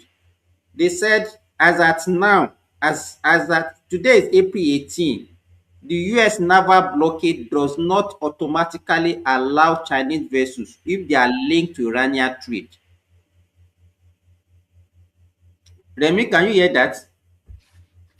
I understand you totally fully, but you should know that sometimes what we read or what we hear might not be total. They said the US has maintained that the blockade applies. That is what you read. But what I read is different from what you guys are talking about. So what I'm trying to say is that tell us the link. Tell us the link. Can you be quiet for God's sake? Tell us the link. Because wait, I don't want to call you a liar, but you know, Remy, wait. If that Chinese vessel that you are talking about is not coming from Iran, they will allow it to pass. Do you understand now? So what I read, the only vessels that they are blocking, the only vessels that they are blocking is one. Remy, listen now. Let me say this before you say your own. What I read is that those Chinese ships, accosted by their military ship also, they were allowed, they passed. I said, wait, that's why I said you should listen to me. If the Chinese vessels are not only coming from Iran, if they are coming from Iraq, coming from Saudi Arabia, coming from UAE, they will allow them to pass. But if they are coming from the port of Iran, they will not allow them to pass. That is it. Simba. Do you understand it now, Remy? Simba, can you hear me? No, wait, Akim. I just want to. Yes, I can hear you. Remy? Remy, say yes, sir. You know understand? What? Simba, I understand. We want to hear you say it. Say yes, sir. I understand. Remy, listen. Sorry, there was no blockade by the United States. The only country that had the blockade there was Iran. Look at this one again. Please. We don't want it. I've been wanting to come in. You guys, allow me 1 second, guys, and I've been listening to everybody. If you don't like me, few seconds, please. I've been writing some of the points made, so too as Remy being right. Can you hear me? Sorry. We can hear you. Yeah, so I realize been right on some points, so too as Remy being right on some points. The America's blockade is a posturing. It was posturing. They didn't have a real blockade at all. This is why I came to tell them. Iran had more control of the Strait of Hormuz than America did. Yes, they were blocking some part of it, but the reality is that from what I heard, some other analysis actually, from where Iran is situated, they can actually take a different route, okay, and avoid the blockade that America is making. Yes, America is blocking it on one side of the Hormuz, but not as much as Iran is blocking the strait. And in regards to the mines, yes, well, Iran claims that they have mines all around the Hormuz, the strait. And just like Remy said, or somebody did, of course, they allow some ships to pass through along the route that they have, they have laid out, okay? I don't think American vessels or whatever, the minesweeper actually swept any mines from the strait. I don't think they did. So there's a lot of on both sides. There's a lot of propaganda going back and forth. Propaganda, exactly. It's propaganda. On the issue of the which side of the the negotiation points, the 15 point American point and 10 point Iranian point. Trump was playing politics. He said he didn't make it known that was going to go with, he was going to consider Iranian standpoint. But in the same breath, like a few hours later, he said no, they were not going to go with Iranian point because even his press secretary said it to the whole world that no, they're not considering Iranian standpoint. If you know how Trump behaves or negotiates, this is his style, okay? Quite frankly, Iran is the one that has the world on the chokehold when it comes to the Strait of Hormuz. And 20%, you can't just say just 20% of the world oil passes through the Hormuz. No, that's the wrong way to look at it. More like 80 to 90% of those oils go to Japan, China, and in most of the Asian countries. So that's a big deal, actually, including Taiwan. So that's just 20%. A big deal of the 20% of the world. And Taiwan is big, of course, for semiconductor. Now they're shutting down their plants and whatnot. China too is affected. Japan, of course, is upset about it. So it's a big part of the world, even though it's 20%. Prince Daddy. Do you know why Wait, he's? I don't Hold agree on, with what hold you on said. now. Maybe some part of it. Oriola, 1 second. Yeah, 1 because second. he just came here trying Oriola, to like act like Oriola, he 1 has second, please. the say so to every single thing that he just said, which I don't. So you I see, don't you think are is right. extremely. Can you guys hear me? No, Remains, please. Let Akim talk. Yeah, I can hear you. Go ahead. I think the next person that want to hear his voice now is Akim. So the reason why you see this accelerated peace talk going on now is because Saudi Arabia was going to be in serious trouble if America was to even carry out any form of blockade. Saudi Arabia was getting to a situation whereby Iran and the Houthis have said if America was able to successfully block the Strait of Hormuz, that they were going to block the Red Sea through the Houthis. And Saudi Arabia said, sorry, I came. Remy was talking about geopolitics. That's what Oriela does not understand. But he keeps pushing everybody back like he knows what he's talking about. Saudi Arabia was never going to allow that. They've pushed Trump so hard. What did you say? They've pushed Trump so hard that there's no way they're allowing America to close the Strait of. This is Saudi Arabia now, which is American ally. What did you say? But Rizita, please let Akim finish his. So this is Saudi Arabia, which is American ally. So this is the reason why you see the acceleration, because America was never going to be effective in closing the Strait of Hormuz, and if they push harder, the Houthis was going to block the Red Sea, and the Red Sea is where Saudi Arabia 80 to 90% of their ship goes through. That is correct too. That is correct. So. Yeah, it's so you don't have to agree with what I say, Ariella, but just like you made your own submission also, you just make your point. There's so much hole in what you're saying anyways. Because you just have to look at how Trump is now pressuring Netanyahu to stop bombing Lebanon. Exactly. That's all you need to know. Did you read the last tweet? I mean, I guess one of his last tweets that what a truth message that he sent out. It gave a stern warning to Israel to start bombing Lebanon, and we all know that Lebanon was a focal point for Iran in blocking the Strait of Hormuz, and now Iran is That's not true. What do you mean? You mean during the negotiation? From the start, it has nothing to do with Lebanon. Maybe the ceasefire has something to do with that. What do you mean it has nothing to do with Lebanon? Hold on. Let me make a point. The ceasefire might have something to do with Lebanon. Please. Let me talk. Okay, so in regards has nothing to do with in regards to the last negotiation that didn't go through with the VP of Vance, all right, Iran put it as part of the DEM agreement that Israel has to stop bombing Lebanon. Okay. And Trump came out. It was quite clear, and they made it public. We all saw the damn tweets online. But even the press secretary said, "Why no. Why are you relying on the tweets, man? What are you talking? Why you they having? What did you say? And you're talking about. Everybody, let me talk, please. No. You already talk, and I was about to. Well, let me land my point. Let me land my point. What point are you landing? You're telling us what's not true. Okay, you want us to listen. Just like you said, let him finish, Oriola, so that you can talk after him. Just like you said, Oriela, it's public information. If you didn't come through that information, doesn't mean it's not true. So please let me talk. Okay. Iran said Lebanon was part of it. America later denied it, even though it was public. We all saw it that Lebanon was part of the reason, and that's why part of the negotiation broke down. But now Trump is insisting that Israel starts bombing Lebanon, and that's why Iran officially now are they collecting tolls? I'm not sure about that, but Iran has opened up the Strait of Hormuz for passage of all cargo shipping. Initially, they were collecting toll. They've collected up to $5 billion in tolls.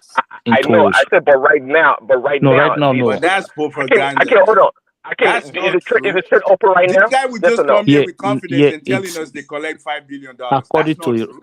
That's according Who to open is knowledge. Iran. moderating this thing? Now, Oriola, wait now. Let one person According finish. to Iran, According to Iran, and the see, strait that's is what we open. stated. That's what I stated initially. No, You Yes, cannot listen. according just to Iran, the trade you is cannot open, just right? listen to one According to side Iran, the and strait tell is us and open. come here and Simba. start telling us that's the final truth. Okay, Oriola, Okay, Oriola, what are you Oriola, saying? you tell us your own.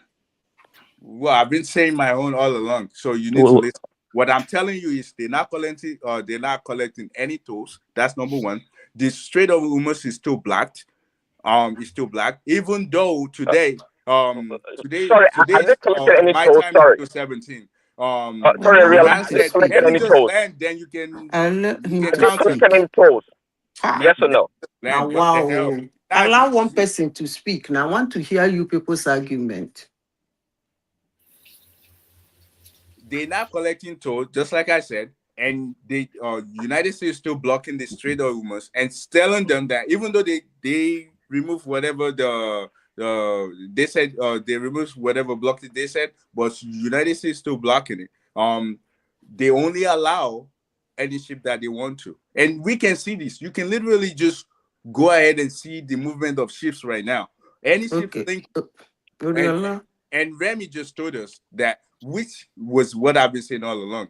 Any ships that's leaving the port of Iran, they're not Yes. letting that go through the Oriola. blockage. Oriola. I don't even Hold on, know hold on. why. Ariel, are you I done? don't know why this argument is I'm going on. But listening. let me Go say ahead. this, Oriola. I'm listening. United States did not block the Strait of Hormuz. It was Iran that blocked the Strait of That's not Hormuz. true. They did Hold spy on, on there. hold on. What they blocked is the Gulf, the ports. They didn't block the ports. Hold People on cannot now. come here Let and me start telling me what finish. they don't And know it's and what still I read. blocked. That's not Can true. I They can I blocked finish? the waterway. Oriola, listen. You don't Let me have to say finish. so though. You don't have to say so. You can say Hold your on part, but now. you Let me have to tell finish. me Let me 100% of what let you're me saying is talk my facts. gibberish. Let me talk my gibberish. I wish I'm in the next 5 hours. I wish this session will still be on. I will show you people live. I will use my camera to show you people. I don't even know why people are arguing this because most humans these days have access to Google Earth Cam. So you don't need anybody to sit down somewhere in YouTube channel and the Iran that blocked the internet in his nation since last December will be the one telling you what is happening. And the other people are telling you blah, blah, blah. Go to the Google Earth Camp. You will see everything live. You don't need anybody to tell you which owns ship because American flag, their ships has their flag. All of them are there.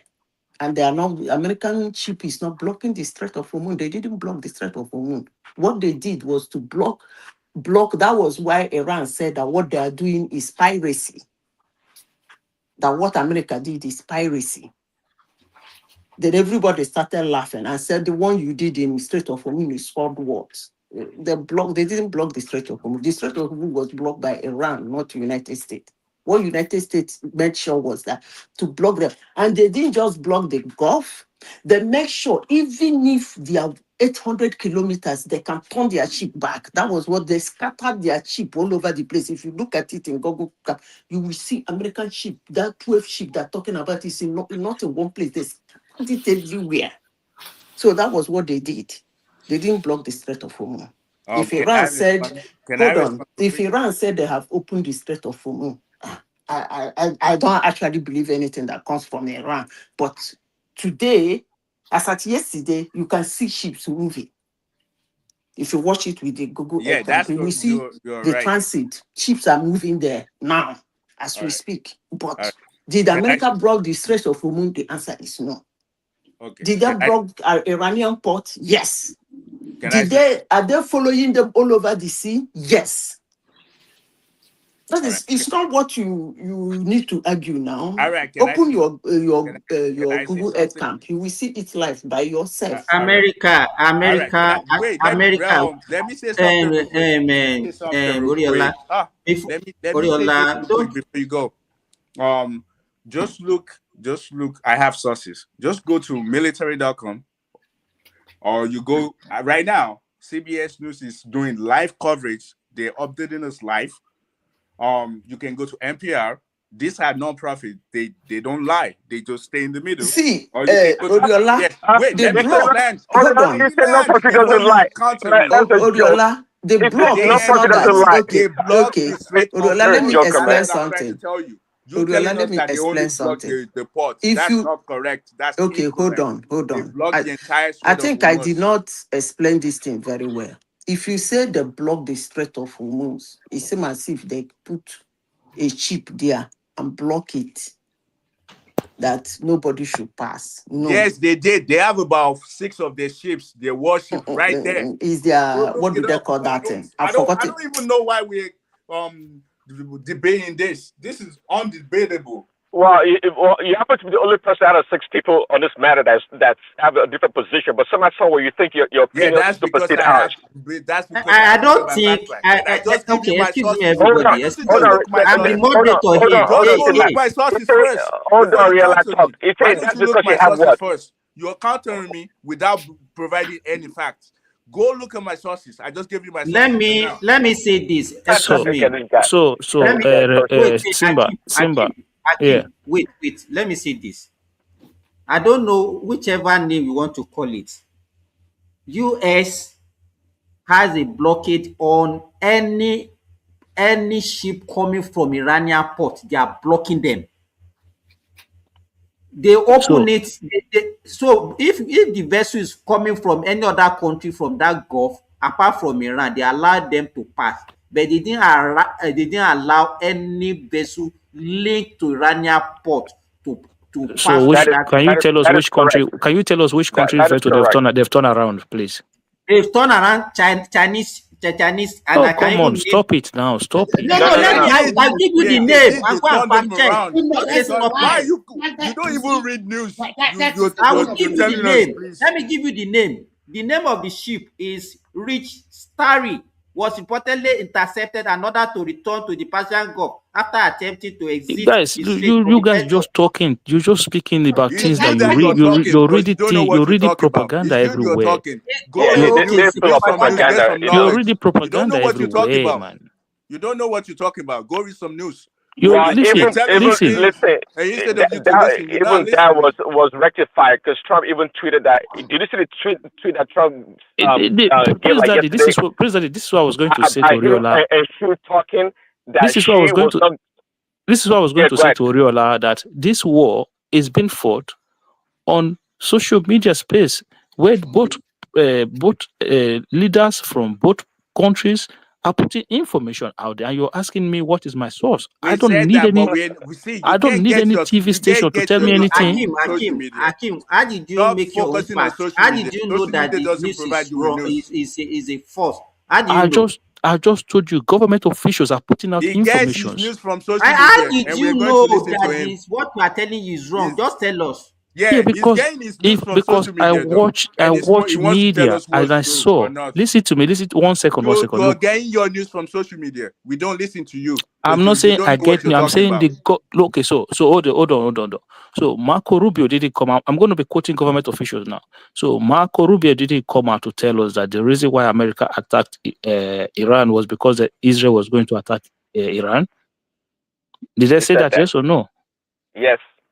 So you want them to tell you exactly their secrets? What's wrong with these people? You don't even know politics. You want them to come right outright and tell you exactly what they're doing? That's irrelevant. What are you talking about?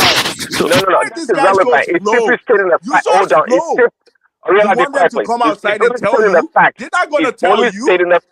That's irrelevant. It's only not irrelevant. You agree, yes or no? You need to pay attention. It's not irrelevant. They're not going to come out and tell you straight up what they're doing.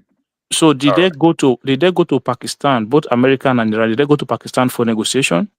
Yeah, we know. Isn't that the reason for the ceasefire? That's hold on now, 1 is all second about. now. Oh no, you asking where we got our source, our information from.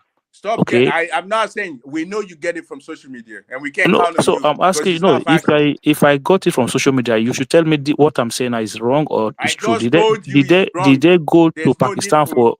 Were they in Pakistan for negotiation? What kind of question is this? What type of question? Because you said what I'm saying. Yes or no? Were they in Pakistan for negotiation? Everybody know that, but they didn't get anything out of it. Okay, so hold on. Did the Pakistani president came out to say that Lebanon was part of the negotiation, was part of the deal at the first time? Who cares? But how come Lebanon? So what the hell are you? So if you don't care, so what's the point having a conversation with you? Lebanon and Israel are currently at the Washington right now. They're currently at the Department of State. Hold on now. You said we are getting our. You say we are getting our information from social media. Pakistan is not controlling the narrative. They're not the one. They only allow them to have people sit on the table. They're not telling them what to do.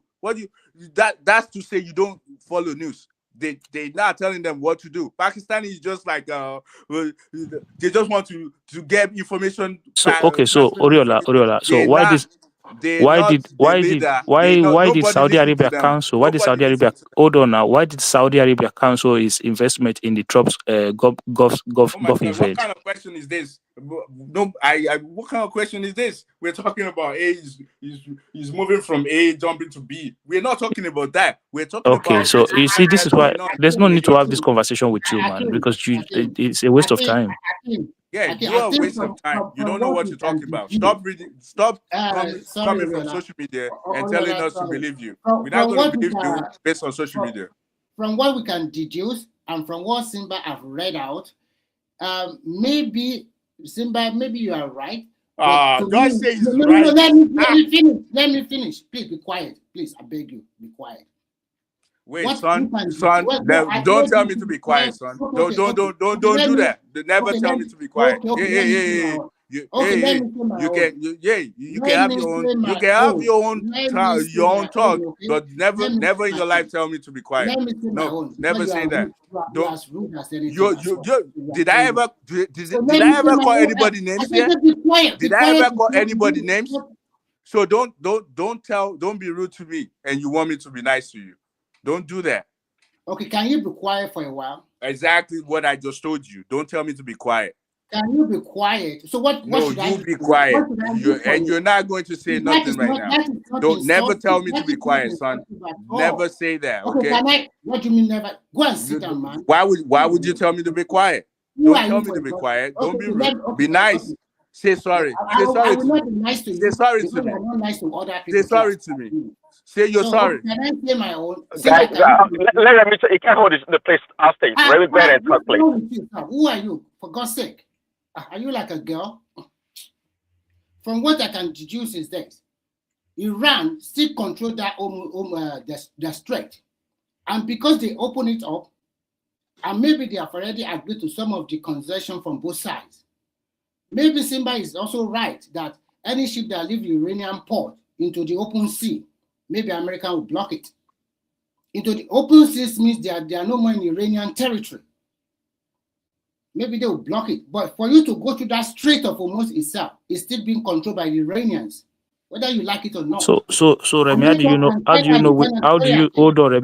you know which ship comes from the Iranian port? I will listen later. Finally, let me conclude. One thing I'm happy about is that the geopolitics that I'm talking about, the balancing is back, and I'm happy. Simple as ABC. Go ahead. Anybody want to talk? You don't know politics. I don't need to respond to you. So you that know politics, cannot close the Strait of Hormuz. Give your own submission. They can only close it because somebody is warring them. They did it in 1984. That's only their source of power. The moment you do them well, they will run to that Strait of Hormuz. They use their source of power to destroy it's okay now. They cannot close it. When the war ends, they go open now. He says international waters. Rita, Iran already said. But let me say this. I would say they that cannot close it. After the war is over, I think Iran, rightfully so, should continue to try to because they have to get reparation for the destruction of the No, country. no. Priest Daddy. Do you know why? Are we going to bet money? No, Priest Daddy. I think No. part We of don't the have to bet money. I'm negotiation. just saying that No, it's only no. fair that they get money from the damn for the destruction of the damn country. No, I think what the Nobody's gonna give them a penny. Part of the negotiation that is currently ongoing. I think the United States is kind of considering unfreezing Iran's frozen as frozen $120 assets. billion. About $20 billion. Yeah, I heard that. So you see I heard this that. thing. So maybe that would be a reason. Listen, that is their money. That is their money that they earn. But me, I'm saying that due to the destruction of the infrastructure by the war, I think if they're wise enough, they should continue to charge toll for I don't know how long till they get a substantial amount of money to rebuild the country. To me, it's like a fair deal. Let me say this. I used to tell people that there is absolutely no reason for war. And there is not enough reason for war, but somebody can find a reason to go to war because you can never fight forever. You can be fighting regularly like Israel, but that doesn't mean you fight forever. You will always end up coming to the table at the end of the day. These things everybody is saying now. When I say it, some of my friends will call me a witch. You see all these things you people are saying.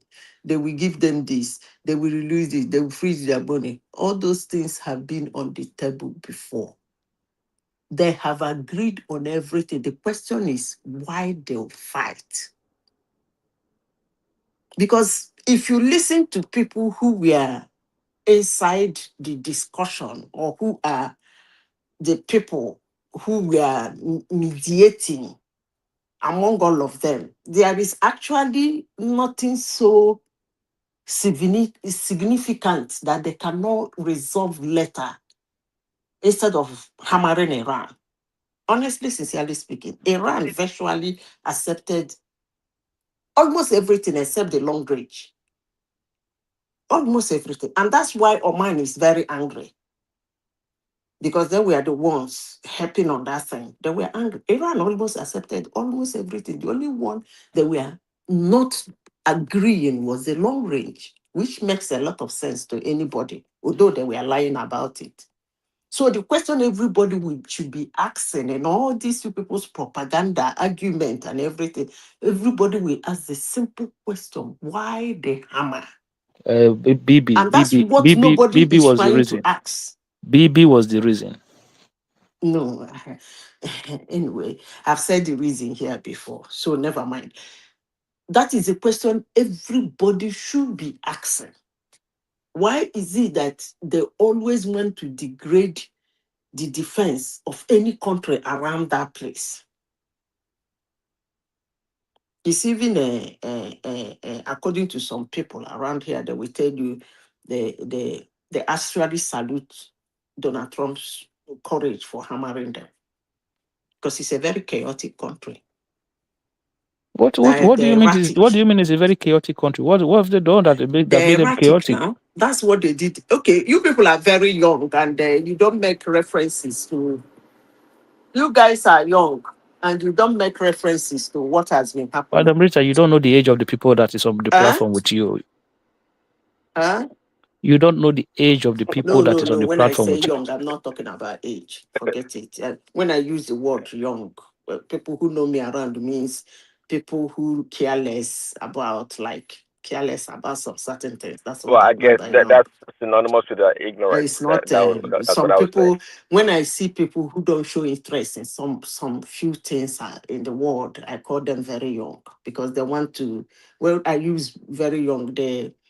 They want to enjoy like that. They want to go their merry way. When I see somebody who is not interested in something, I say, this one wants to go his merry way. There is nothing they did now that is different. The only different thing is technology. That's all. They were able to reach their neighbors. That's all. This thing they did now, they did it in 1984. They did the same thing. In 84, 85 war, they did it with, that one was even with Iraq. The war they fight with Iraq for how many years? Is it 8 years? They did the same thing now. The Strait of Hormuz will open and on. Although the traffic then was not as up to this 20% it is now, but they shut it down.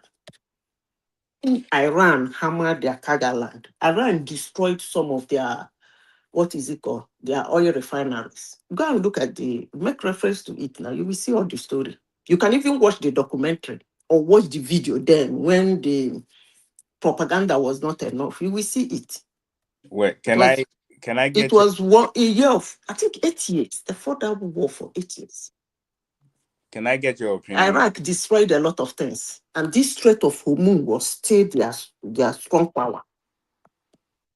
There is nothing they did not agree on. The only thing they didn't agree, they even agreed to release that thing. They want to take it to Turkey. It does.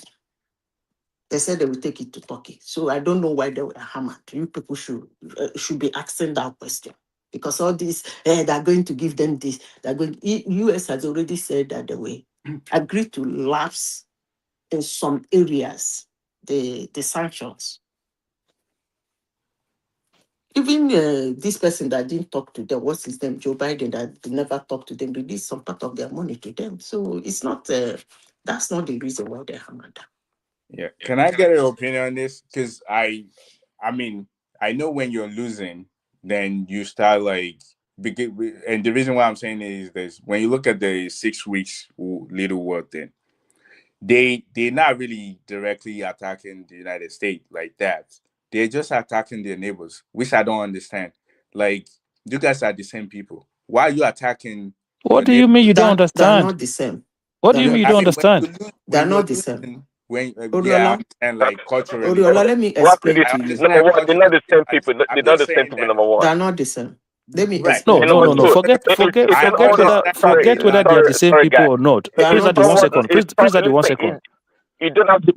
Hold on. Please add the sorry 1 second. Most of the attack that they attack Iran, they are attacking them from the US bases around those regions. What is so difficult to understand? That's just one on one about the war. That's kind of obvious. You don't have to be deep in politics to know that. That thing you just said now is the propaganda of the war. They didn't attack them from facility. They're attacking more than just the United States. They didn't attack them from the base. That's just the reason they didn't attack them from. Where are they attacking them from? So okay, let's even assume that they're not attacking them from the base. Wait, hold on. What I'm saying is, hold on. I don't know where you people were watching the war from. That them from the US is attacking them from their carriers because all those nations refused, including Britain. American has bases. America has its own bases in those regions. We're not talking about Britain and France, but the reason why those bases in Bahrain, in Oman, and Qatar were destroyed because those are military bases belonging to America. These are American military bases. Hold on, let me lie. If America was going to attack, hold on now, Haba. They said they were. Hold on. They said they attacked them from there, not because it's American base. They said that America was attacking them from there, which is a lie and propaganda. They didn't attack them from there. Well, I can agree on that. It's a place, is American bases where they can launch attack against Iran. Did America actually attack from there? The answer is no. So I agree with you on that. But it is kind of naive to think why Iran will bomb American bases all around the GCC area. Apart from American bases, there are civilian infrastructure. So I don't even know why you are saying that. Yeah, because listen. What I'm saying is, I'm not talking about them not attacking the base. I don't have problem with that. I'm saying that they are attacking their neighbors.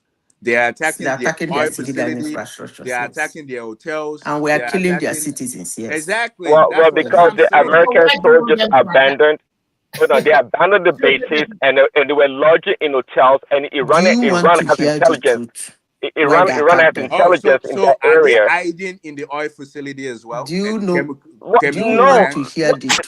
Why they attacked them? American in Israel were bombing their facilities also. They have to retaliate. Obviously, they can't reach Yeah, but America. how come they can't attack Israel back? Why are they attacking They attack Israel. their They attack neighbors? Israel. Of course they did.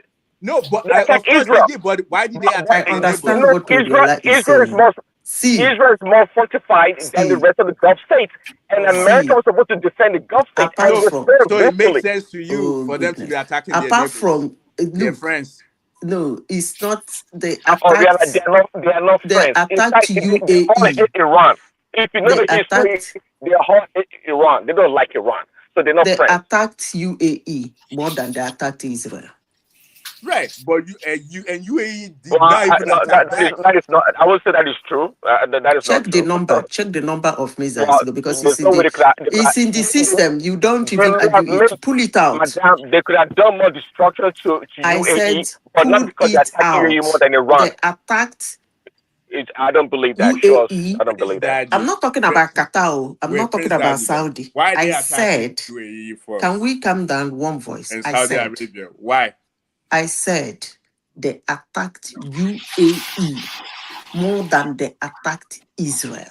That is what I said. I didn't say they attacked the whole Gulf Madam, more than they I heard attacked. you correctly, and I don't think that is They true. attacked There's no way they could have UAE. sent more That is missiles to the UAE than Israel. It just doesn't make. yes. It The doesn't. It's number not of true. missiles, the number of drones they sent to You UAE say was more than the one they sent to Israel. That is The reason okay. is the Let me do my range. search. Okay, let me do my search. You could be right. Let me do my search. Okay, but why are they attacking their think, neighbors? can I say You something? guys Sorry. didn't answer the question. I'm asking, why are they attacking them? Because they should not. That's what I want to say. Let me tell you why Okay, they can we attacked them. no, all the two of you, let other people speak now. Oh my gosh, this guy, just listen, man. What do you mean by let other Fred, people you are speak? so rude. You're the one who's rude. Two people are talking. You tell us to keep quiet. You The have been hell? talking. Who are you? What do you mean by they've been talking? Man. I don't understand you saying, but what do you mean by they've been talking? What do you We mean are by talking that? here. I We did are not talking be generally. What do you mean by they've been talking? I said let me have a word. If you want to have a word now, you say you want to have a word. I did not say anything now. I've been listening to both of you. Oh yeah, say it. If you want to say something, you say something. Not coming to say they've been talking. Haven't you said something here since you came in? Come on now. I had. Of course, I had. I've been saying a lot of things, but I kept quiet for more than half an hour already. And I just let me say something. And you two guys are talking all over yourself. To you and Oriola. What's this, sir? Just not talk. Are we gaining anything from you? Remy, you said it here now. They kept quiet. What I want to say is very simple. Those bases in the Middle East, they are American eyes. Even if they are not attacking from those places, they have to communicate with those bases as well, too. Those bases will also give them, I don't know, maybe some kind of intelligence or information or counter, whatever they are doing. So Iran cannot attack America. America is far away. The only place they attack a lot, that they send a missile to, is Israel, more than any country in that area. They put in a lot of things, but because of those propaganda, people will be, they after that, I don't know which country they put, maybe, I don't know whether it's what do you call it, UAE or Saudi Arabia. But what we are trying to say here is that the only thing Iran can fight back is to attack those bases, and they are right to attack the bases. It's simple as ABC. It's like Nigeria is fighting a war with a country, and Chad and the rest of them, they are giving them information or they are giving them communication to attack Nigeria. What do you expect Nigeria to do? Attack those one beside you now. And it's fair. Like we always say, everything is fair in war. So you know what, like this is what I'm trying to explain to people here. Like you can see actions, all right?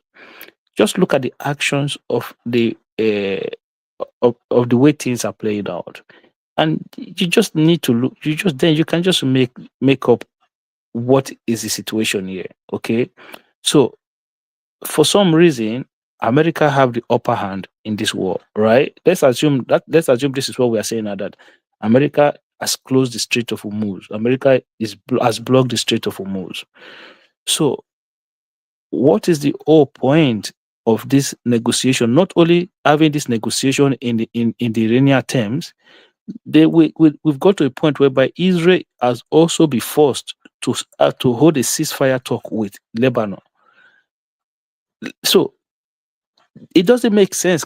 If you want to make sense of it, make sense of it. Because if you have the upper hand, right, you don't call for ceasefire. You don't pressure your ally to ceasefire. But Trump have now pressured Bibi to hold ceasefire in Lebanon, and which Israel have done, and now they're going to be holding talks in Washington for peace. So if America is truly in control, or somehow in control of some part of the strait, or somehow in control of Iranian port, this will not happen. Iran will have to submit. Iran will have to say, okay, you know what, we lost the fight. But what Iran is saying today is that, look, the Strait of Hormuz was open during the ceasefire period, and negotiation is still ongoing. What is it that we are not saying, oh, the Strait of Hormuz is blocked? No, the problem we have right now is that cargoes are still very skeptical going through it most of the time. That, oh, America is going to turn back countries' ship. Like, come on, now stop it, man. Like, it's not even realistic. It's not even realistic. Before the ceasefire, what is there for Iran to lose? Because they already destroyed most of their stuff. So I mean, it's more like you're fighting someone that is bigger than you, and you already know it's gonna beat me anyways. But at least I'm still going to stand my ground and tell him, yeah, I know you're gonna beat me, but I'm still here. Do your worst. Don't you think that's what Iran is doing? It's like, we know you're gonna destroy us, but at least we're gonna stand our ground. You do your worst.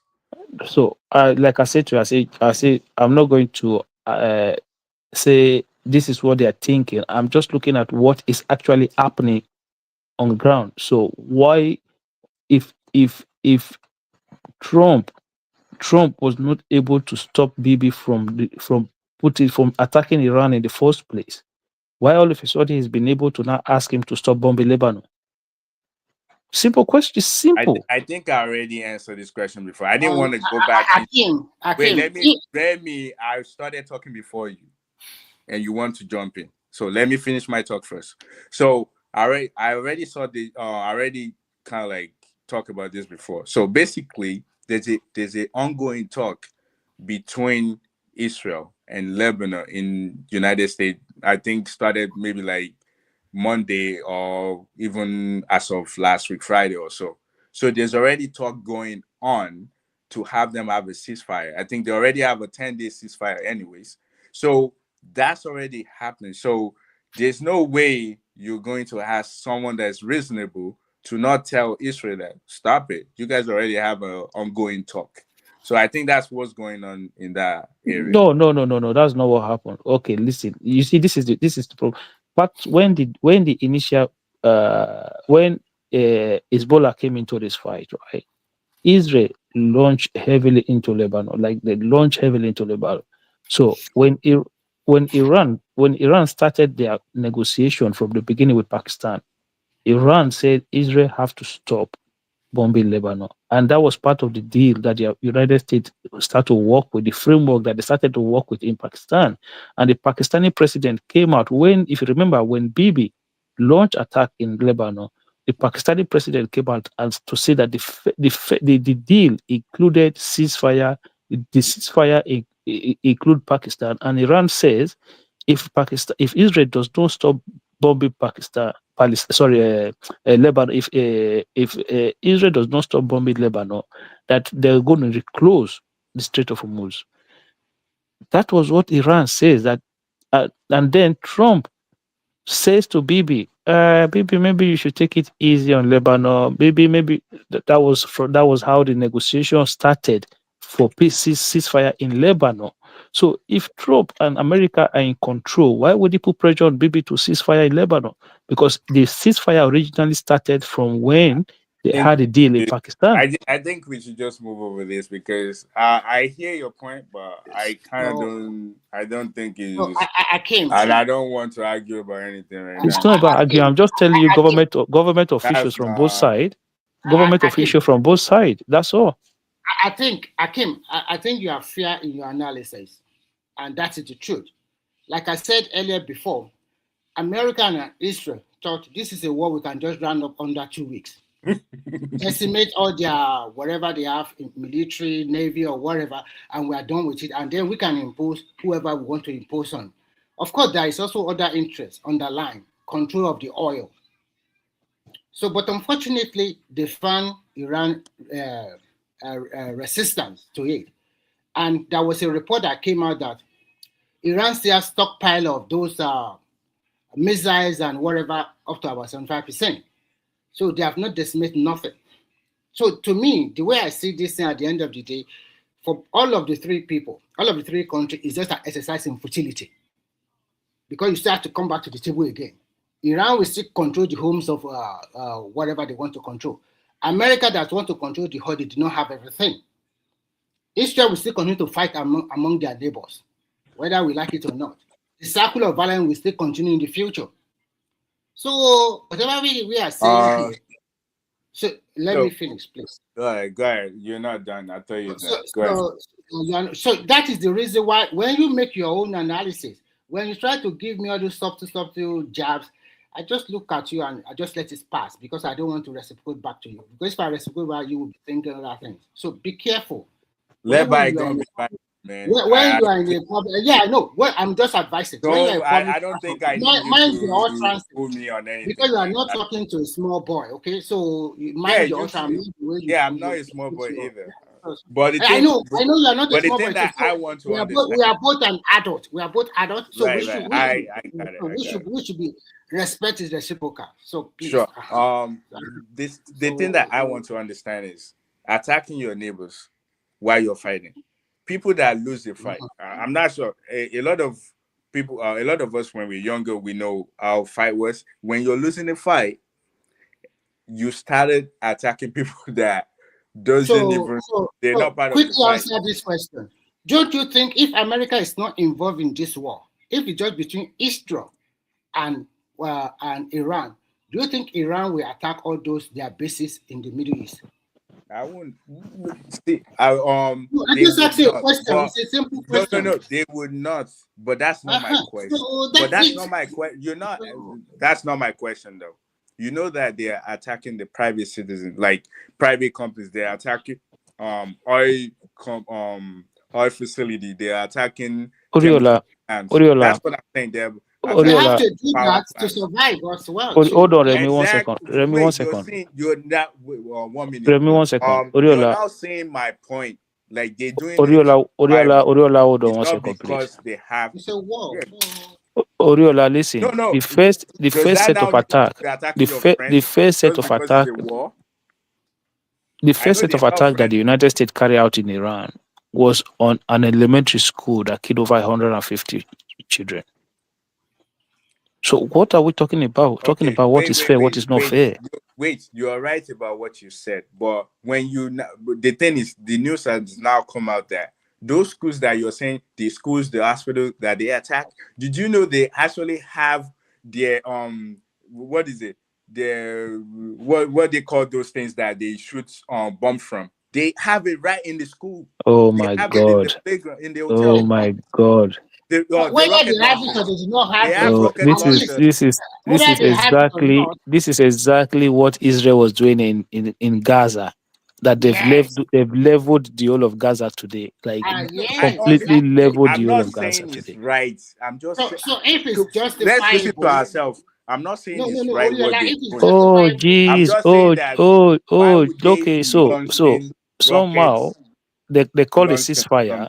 They call the ceasefire. Within 10 minutes, Israel raised down a whole community in Lebanon. We're talking about one thing now. It's a pattern. I'm drawing a pattern for you. Let's talk about this. That you told me. You said, oh, they're attacking schools, they're attacking hospitals, and I'm telling you that we understood that. But we are seeing rocket launchers being placed in those schools and in those hospitals. Is that right? Bro, the war hadn't even started properly when that happened. It was the first set of missiles that was launched. First set of missiles that was launched into Iran that killed those children. Guess who was camping in So those I think hospitals? he want to justify one action and I'm condemn not the other justifying it. action. There That's was what you not are doing. That's exactly what you nobody. are doing now. That's what I'm you are not doing. justifying It's all anything. nobody. I'm This just you see what you saying. just said. Now nobody, even America, has never even come out to make that claim that they were using that place as a missile base or something. Yeah, they do know. There's news out about that. There's Which news? photos. Which you are the one accusing us of propaganda earlier on. Oh Which yeah, news? I'm not the moderator. If the moderator can just look up rocket launchers placed in Iranian schools, you should Oh see my God! photo of them. You see news carry them. I think what is happening here is that I'm the telling you first that set the of U.S. attack. government I did just not even told you to the look it U.S. up. government have not even come out to make that claim that you are claiming now. what I was saying is not Cannot, true, and I because just asked you it's now a to look war it up. crime now. It's a war crime. Remy, the United States government have not even come out to make that claim that They Oriola dare is not. making. No. They To will, make what claim that there's rocket launcher at school? Yeah. No, the claim is already out. I just asked you to look up something now. You didn't look which it up, U.S. and government source? Which U.S. no, so government source? oh the my question god! we should ask All right, Oriola give is me a minute. who bombed the school? Is it America or No, the no. Israelis? Of course, it's America that bombed the school. That one they did not even argue it. So I think they got it wrong, and it's just like that. And to be frank, Iran, they are quite justified to do that action as well, because it's the eyes of America all over the Middle East. They want to close it, and that's why they are doing that. You can't blame them. And the war is one country against two powerful countries. You have to even give kudos to them to stand up to two bullies like that, two big bullies. Look, Remy, look for me from the beginning. From the beginning, this should not have happened. Okay, At all. Trump should have had the courage from the beginning to tell Bibi. You just asked me for sources. So BBC can have an article on it. Al Jazeera has an article on it. PBS has an article on it. Actually, these are satellite images that showing that they're striking from schools and hospitals. NPR has an article on it. So I'm stating facts to you now, so you can go look them up. Which fact from that very school, from that elementary school? Oh my gosh! You just asked me where did I find it. Just go confirm. I'm telling you that your information, even the United States government did not even claim that what you are claiming. Why would they come out and say that? Yeah, but that would have been a justification for them because no, it's not. Wait, no, they will never justify that of killing children. Never. No country will justify. So have they denied it? Well, they didn't. They said they're going to investigate it. I Okay, understand exactly. your point, So but I'm just saying that even if there's a rocket launcher at those schools, which it is, they will never come out and try to say that's the. But this is what I'm saying. They've not even denied it. They've not denied it. Yeah, why would they? Who is not telling? So where those people that are telling you that they are rocket launchers in the school? So from where did they get those information from? When the government themselves? There's a satellite images. I saw videos of rocket launchers at schools. Yeah, I just gave you news sources. So you don't believe the news sources and you don't believe the satellite images. So, Akim, can I ask you a question? When you want to launch something. Sorry, Oriola. Akim, when you want to launch an attack on another country, and you know this is an elementary school, daylight, even from your satellite or whatever, you can see this is a school. And even if you see they have a missile or something like that, you will know that no matter what you do, is going to affect those kids there. And you went ahead and bombed the hell out of them, and 186 children lost their life that day. Remy, can I explain something to you? No, let me finish. I just want to ask Akim the question. Akim, you are a general or you are a president of a country, and you want to launch an attack on a country, and you know the terms of war. Even with this missile or whatever, you also see there, but you also see this is school, and it's a daytime. It's not at night. It's when the children are in school. Would you go ahead and launch that attack? So no, for me, first of all, I will not. I'm not going to launch anything. But secondly, let me even explain to Oriola that is not claiming this. Do you know that missile that destroyed that school was not even an intentional attack on the school. If you see these people that are not claiming that because they were no, that was not it. It was one of those missiles that was launched using artificial intelligence. They completely got it wrong and they hit that school. So this idea that they were intentionally targeting the school in the first place was even wrong, because there was a missile launch in that school. That's even wrong. This is one of the reasons why the United States have not come out to say, they did that position was used for to launch anything, missile or anything. They've not even made those claims in the first place because they know they completely got it wrong. The US, you think the US military will intentionally blow up a school, regardless whether there are missiles there or not, knowing that there were children there? All right, so I was never claiming that they are accepting or they justify what they did. I'm just saying there's a news on it that happened, and that's number one. Number two, yeah, but I'm telling you, the United States military will still not blow up the school, even if you're launching missile from that school. All right, two issues on. Like I hear you. I never justify shooting down any schools or hospitals, but I want to mention another thing. You have to understand that this war was actually in entirety being controlled by AI, meaning that they use entropy software to do some of what they're doing. And those software that's why entropy was having issue with them using it, because those software, they already coded them. They already have, they only see what look like human being or look like rocket launchers. They already set those software like that to do that. So irrespective, those software probably will care less of where they're shutting down, because during the 6 weeks war, we also saw that they shoot down something, an image that was drawn like a warplane that they think was actually a plane. So they were using AI to do some of their bombing, which might be some of the reason why that happened. I don't know. This is just but if you don't know, then don't just go and read from certain sites and then tell us that they were using it as a missile, as a base for missile launching. What do you mean? I just gave you sources that I'm telling you those sources were wrong. Well, you said what I don't know. Man, can you listen to me? I don't know if we're speaking in the same language, because if you we're speaking the same language. But everything, most 90% of the things I quote here, I didn't claim anything. Oriola, most 90% of the things that I quote here, I quote government sources. In fact, I just told you the report and the satellite image that's coming that's showing that there was rocket launcher. Now, I didn't justify that. Why did they shoot down the schools or the hospital? Well, don't tell me that what I don't know. I just gave you sources. You that you're talking, you don't give us any sources. I've mentioned government. I've mentioned government officials. I've mentioned Pakistani president. Hold on. I've mentioned Pakistani president. I've mentioned Marco Rubio, who is I've mentioned Marco Rubio, who is the Secretary of State.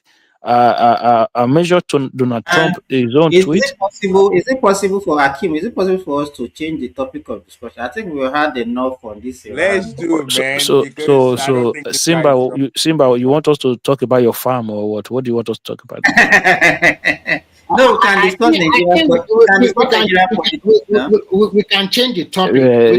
Simba, you can tell us how much you sell chicken now. Let's No. We are not interested in that. Simba, maybe we can talk about the factionalization of AGC now. It seems that all of them want to be president at one time. Factionalization that's why earlier on when we were having discussion, I thought I said maybe they are playing script.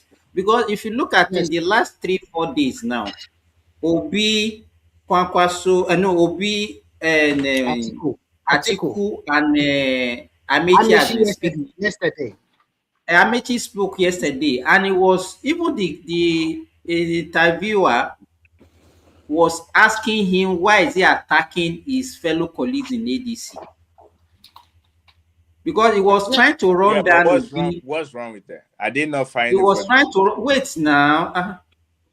He was trying to run down Obi and Atiku. He was calling them like a tribal kind of candidate, regional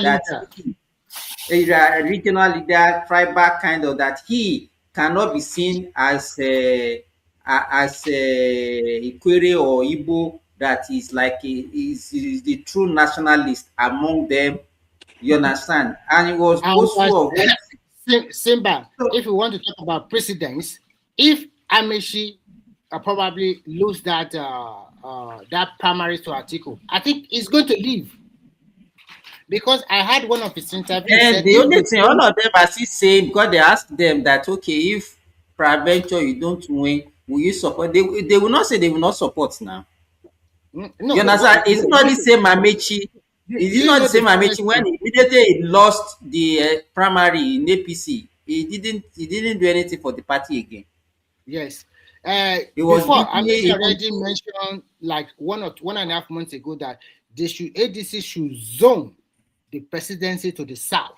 Is the turn of so the even south. they zone it to the south now, it will be between him and Obi.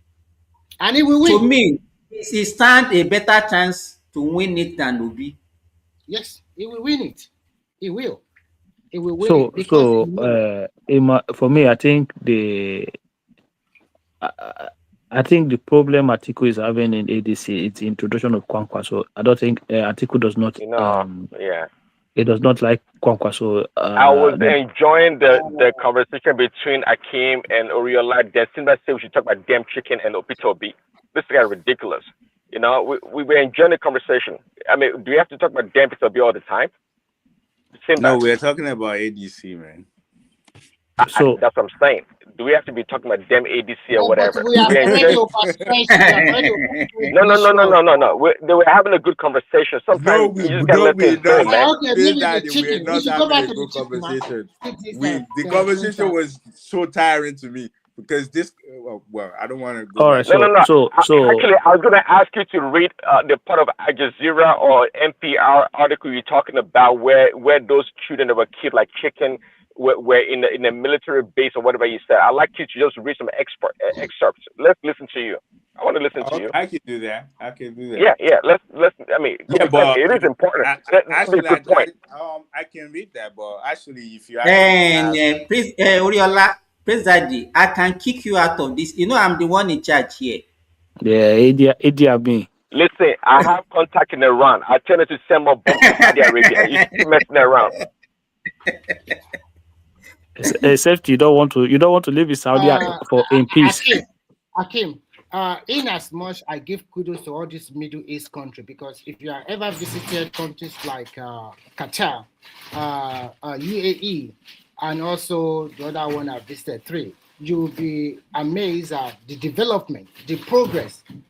But at the same time, they are also sponsor of terrorism one way or the other.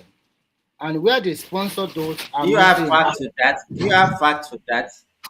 So, of course, you should know that it's no factual. Just listen. Let me explain something to you. As long as BB is still there will be no peace in that region. Let's just call it like that. That's exactly. But I don't blame them, because for their survival too, and because of geopolitics among the big powers of the world. And I said that the cycle of violence will still continue, whether we like it or not, because Israel want to dominate those other countries over there. They won't accept. So how do we go about it? Okay. I feel sorry for Prince Daddy, because it's your tax money that the BB is using, wasting in those countries. Okay, let me chime in and say the reason why it appears that I'm against this war. I can say I really like to correct if I'm wrong. When the Iraqi war was going on in the early 20s, right? In the 2000s rather.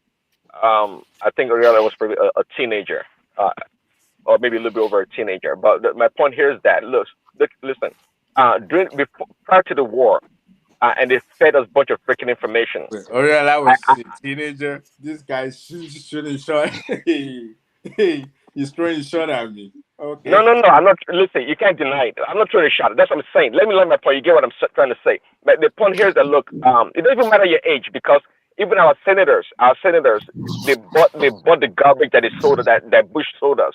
They told us about the weapons of mass destruction. They even showed us pictures of mobile WMD. That's what they showed us, and a bunch That of was other stuff. BB. That was BB. Not that was BB. It was BB that was drawing pictures. My point is that we all bought and drank the Kool-Aid. I was for the war. I supported the war. After 20 years, on both sides, and it's almost incontrovertible, or nobody can dispute it, that the war that we fought in Iraq was based on lies, just a bunch of lies. They forget about that.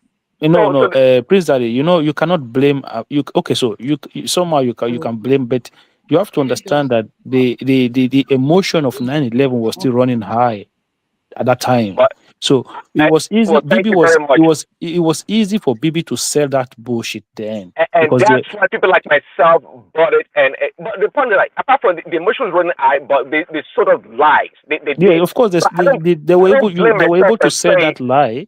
Because of the emotion that was still going on at the time, people were like, no. Nobody can have any weapons of this. Nobody can have any weapons of this, So they manipulated the public. They sort of lie. I watched Colin Powell made a presentation at the UN, showed us pictures of satellite and this and that. So I bought it. I wanted the war. Let's go kill Saddam and destroy those people. I was all for it. After 20 years again, we have documentation and record. They've done all kind of report on it, that it was all based on lies, and nobody's coming out to dispute that. So and there was no WMD. They didn't find no damn WMD. But now today we have a war in Iraq, in Iran, right? So I'm not here to be believing an American government or the military, especially not Iran neither, to be feeding us a bunch of damn information, and I'm supposed to eat it. The fact that they show some damn picture of a satellite of this and that doesn't mean I can believe it. What the heck is that? With this AI, do you know what can be done with AI and manipulation? And by the way, Oriana, to tell you, that location, one thing I can say though, I don't think it was disputed much. That school location, okay, at one point in time may have been or was a military what you call it, facility. You can say that. But that place has changed in the sense that now it has become a public school or whatever, a school and institution whereby girls go. It's a girls' school. That's what it has become. So now, the first day of the war, they used the Tomahawk missile and kill a bunch of little girls. Okay, I guess I'm supposed to be happy about that. It's collateral damage, as Chema would say, which is ridiculous, of course. So this is the point. So I'm not for war and killing people. I'm not for that. So I'm a Trump supporter. I'm not buying some damn excuses and some silly. And by the way, I hope you guys heard it. When Trump was on Air Force One, they asked him about the bombing of the little girls' school, and Trump said, in his own word, I heard him, I watched him. He said, "Who knows? Not only America has Tomahawk missile, it could have been from the Iranians." He said that. He never acknowledged that America made a mistake and killed little girls. It did not. So it's sort of. So I don't. When I talk, I don't make things up. I just say what I think is factual and what I've heard. In the line that you're going, I think at one point during the conference, I think the Secretary of War actually mentioned that they're going to look into it. That they're going to investigate exactly what happened. Yeah, I'm not trying to justify what they did. But they look into it, but again, they never disputed that. Trump lied about it. He said it could have been the Iranians that Iran used America's weapon to bomb their own school. It was just ridiculous. See, to me, life is life, man. It doesn't matter if it's American or Iranian. I don't want people to die for damn reasons because of some politicians or some people trying to make money into the military. I'm not for that. President, don't you think the problem with them eating the school and the hospital might be the fact that they're using software to actually control the entire world? Maybe those software is just misreading. You know, like people that drive Tesla, if they go pass through buried ground, it will show like people are walking. So don't you think those software might be misreading? Yeah, if you watch videos online. If you're driving Tesla and it's going through the buried ground area, it will show the cops that they're walking. Actually, they will be seeing people. Really? Yeah. So Tesla catches ghosts, is what you're saying? Yeah, that's what I'm saying. Look it up. Okay. So don't you think those software might be misreading? Because like military complex. What is it? Iran, they have some military base next to schools. Don't you think that might be some of the reason why? Yeah, but this is what I said to you, Right. Yola, that it could be You're an right. error. You're right when you said they use Anthropic software or the AI for this warfare. I think nobody's disputing that.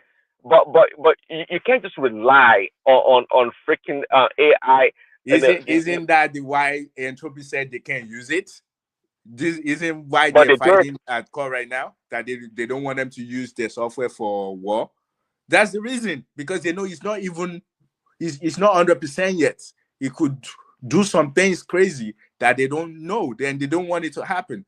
I'm just saying, maybe that's what's going on right now with those schoolgirls. Well, but see, but this is the thing. When they interviewed Israelis former IDF spokesperson, what's his name, Jonathan Conrickers, and they asked him a question on Piers Morgan, and it said, do Israelis military build facilities near a residential area and this and that? And he said yes.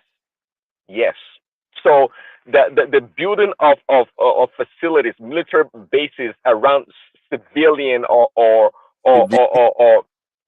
civilian areas or community is nothing new. And the reason why that's crazy. They shouldn't be doing that. Well, this, because if you do that, I mean, supposedly during war or whatever conflict, the people that are going to try and bomb you will be careful not to do that, because that'd be what do you call it? Right, war crime, that's right? Yeah, that's a war Yeah, but that didn't stop Bibi from blowing up everything in Gaza. That's a different case, man. Bibi is a different animal. Yeah, like it hasn't stopped him from doing any of those things. But did you know that the international justice, they're looking for him, Netanyahu? Yeah, I pray they catch that man. Like They're not gonna do it. Listen, personally, they're not going. They're not gonna see. This court is for African leaders, not for powerful people. Don't worry. Just wait until once the day we will get a very liberal American president. It will hand him over. They were looking for Putin too. I can remember that it started under Joe Biden. It was Joe Biden who did most of that destruction. It was a liberal president. No, Joe Biden liberal. How you call Joe Biden liberal? Come on, you guys on the right. The way you class this, how you call Joe Biden? How you call Joe Biden a liberal president? What was it? Joe Biden is conservative, man. What are you talking about? What are we doing here? Joe Biden. So you're gonna put Joe Biden and Bernie Sanders on the same pedestrian. Don't put your mouth in American politics. That's not true. What you just said is not true. Joe Biden is conservative. So the man, why are you gonna call Joe Biden a liberal? Like based on what? Oh my gosh! Do you know American politics is liberal? Why? I mean, he's on the Democratic Party. He supported a lot of liberal policies. Joe Manchin. Joe Manchin was in the Democratic Party as well. He's talking about Biden. Yeah, I'm telling you, Joe Manchin was a Democrat as well. Yeah, but somehow Joe Manchin is a liberal. Yeah. Okay, hold on, Kim. Tell me one or two policies that Joe Biden, supported that was conservative. Please tell me. So what happened to the Trump task force? Did they reverse it? It's for the rich people now. You think Joe Biden doesn't know? But what are we talking about? What are we talking about now? Listen, just like the war in Iraq, hold on, just like the war. The Democrats supported this damn war too. You know that, right? As much as the Republicans, the war in Iran is supported, in a large number by Democrats. So what do you say? So the war, which war? The war right now in Iran. Which Democrat? Oh, come on! Who's speaking against it? Tell me who's. I mean, you want to? But this is what Prince that you see the problem. The problem with you guys on the right. The problem with you guys on the right is that you look at the problem with you guys on the right. Why one did they second. put sanction on China? They all agree together. So the The thing is, problem with you guys just on the because right is they're that left and right does not mean this they're always these Democrats that are more conservative, and you think they are Bernie Sanders. No, they are not Bernie Sanders. Democrats. You're right. They are. But Joe They are not Biden. Bernie Sanders. Yeah, When you have a no, left wing, Sanders is in socialist. America, you will notice, you will know Listen, that you have a left wing in America. Bernie Sanders. Let me tell you about Bernie Sanders. That's the Bernie number is one fraud. socialist. That's That's the socialist number one point of view. fraud in American politics is Bernie Sanders. Number one fraudulent human being. He's That's not Bernie Sanders. fraudulent. Don't get fooled. It's not fraudulent. Why not? He just has a socialist point of view. He believes that It's a fraud. President, what kind of weed you smoke? Bernie Sanders loves money as Tell her much. which kind of weed is smoke. Listen. What you say was that? Adewale, so you cannot tell Adewale's voice. He just woke up. Yeah. Yeah. What did Adewale say? I've been listening to your propaganda and all this one. He's a socialist. My propaganda. He has a socialist ideas, and there's nothing wrong with that. I think we should. It's a lie. The guy is a fraud. It's a lie. It's not a fraud, man. The guy, look. You tell me. Sure, President, tell me what liberal policies that Biden implement in his 4 years. Medicare for all? No, or even did he even introduce public caution into the Affordable Care Act? No. Child care.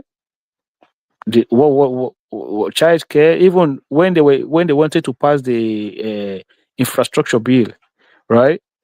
And they were pushing hard. The left side were pushing hard for them to have a long-term child care. Biden was listening to the likes of Joe Manchin in that bill. Joe Manchin is a Republican in disguise. Well, Adewale, is it true that Biden is a conservative? Is Republican? No.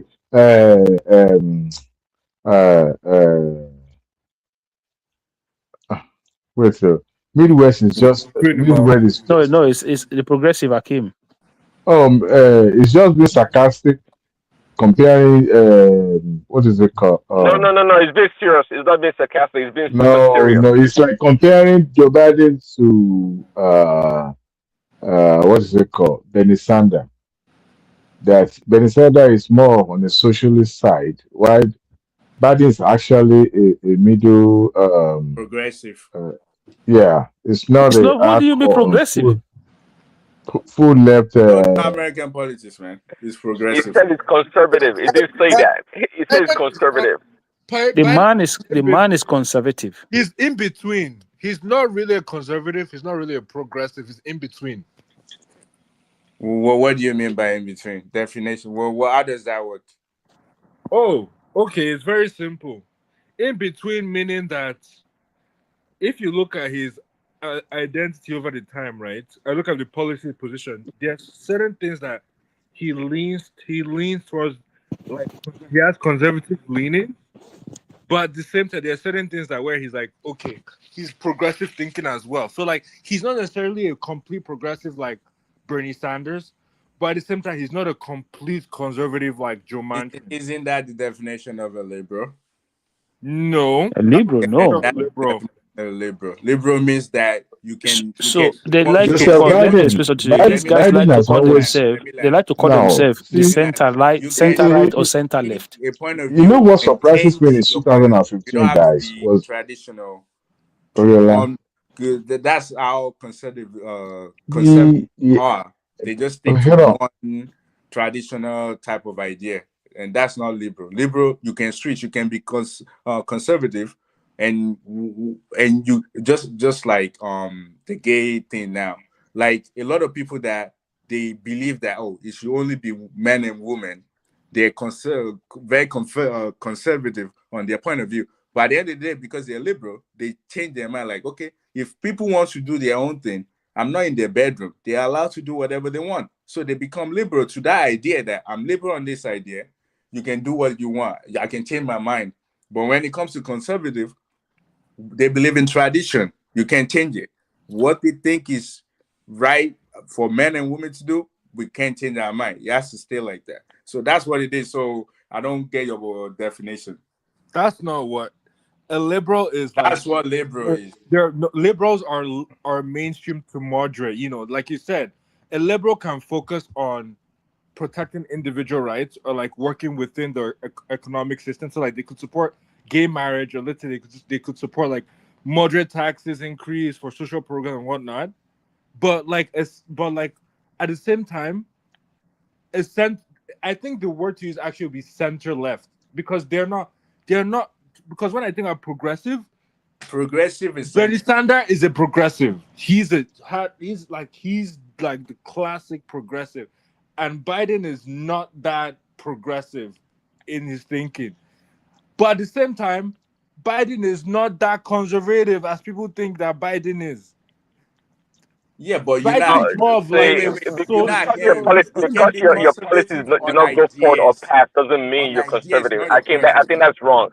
No, Biden's it's just not a poor wrong. I'm politician. telling it's not. No, the man is He's a poor politician. Because he didn't win on his policy doesn't mean that he didn't need to do them. Listen, Prince Daddy, let me explain to you. Let me explain what conservative is to you. Okay, conservative are if you are in that sphere whereby your ideas can be bought one way or the other, you're conservative. So whether you're on the Republican side or you're on the Democratic side, as long as you are subject to any form of financial lobby, it means that you have no personal idea. You're just being told what to do by the lobbyists. That's kind of interesting. That's a really fraudulent way to go about it. So, no, it's true. It's true because you know what?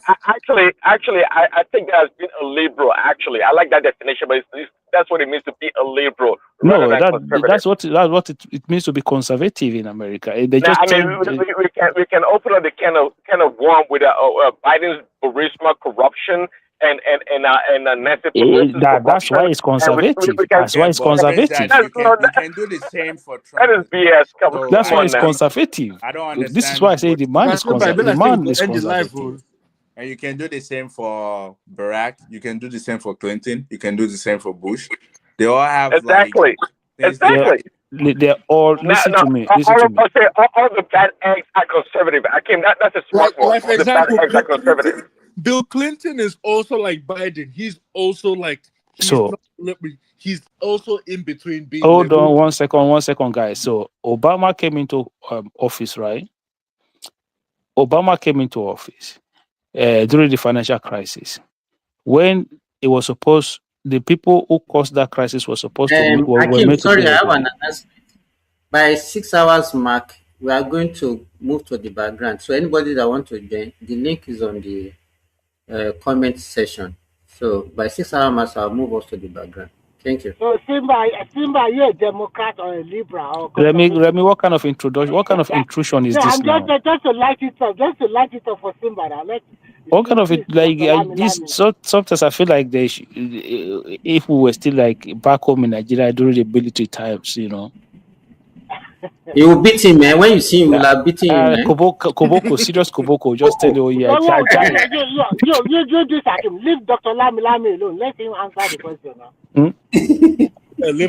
That kind of intrusion, you know, Koboko let it solve him. Use Koboko it's so lighting it up because you have two firepower in Adewale and Prince Daddy. Before we know, they'll take over totally.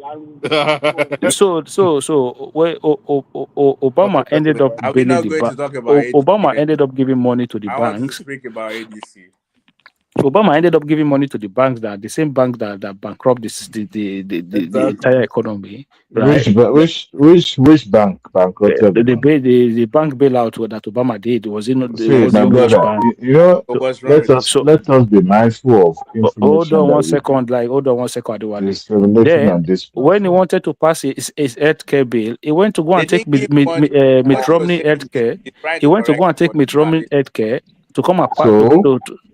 He went to take Mitt Romney. What do you mean? So was that what he promised during the election? What is he talking about? What did he promise during the election? He promised a universal a universal healthcare system. So it's not. So what we have is not universal.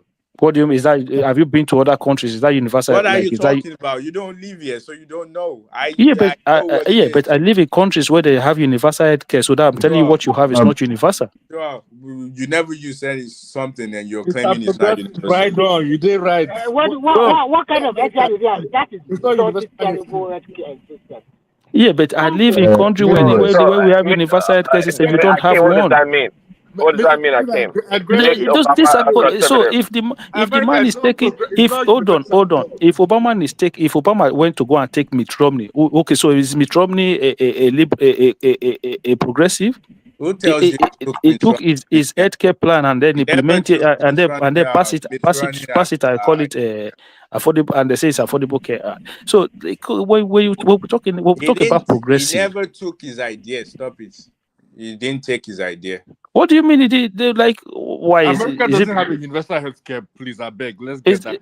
What is it because is it because it's Obama now? You don't want to admit that we do.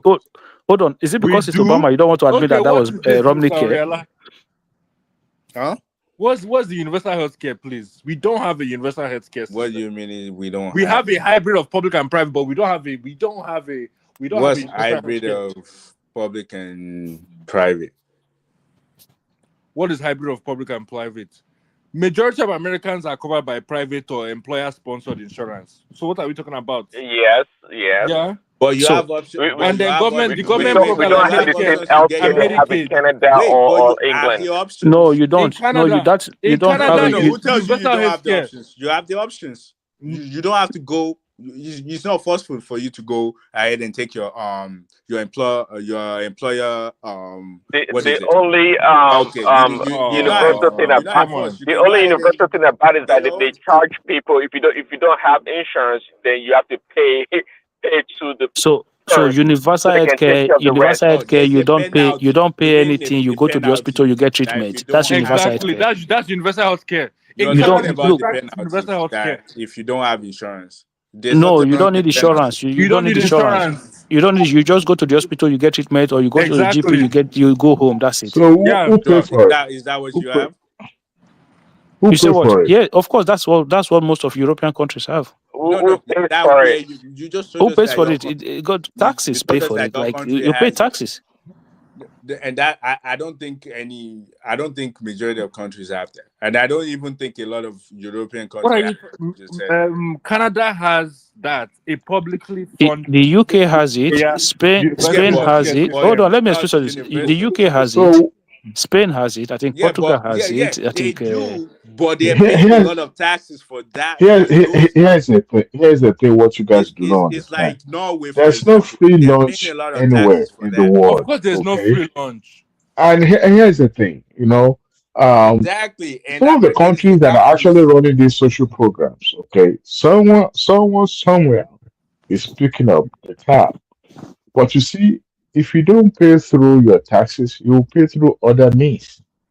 And if you compare the population of those countries to United States, it's just this the number is just not lining up.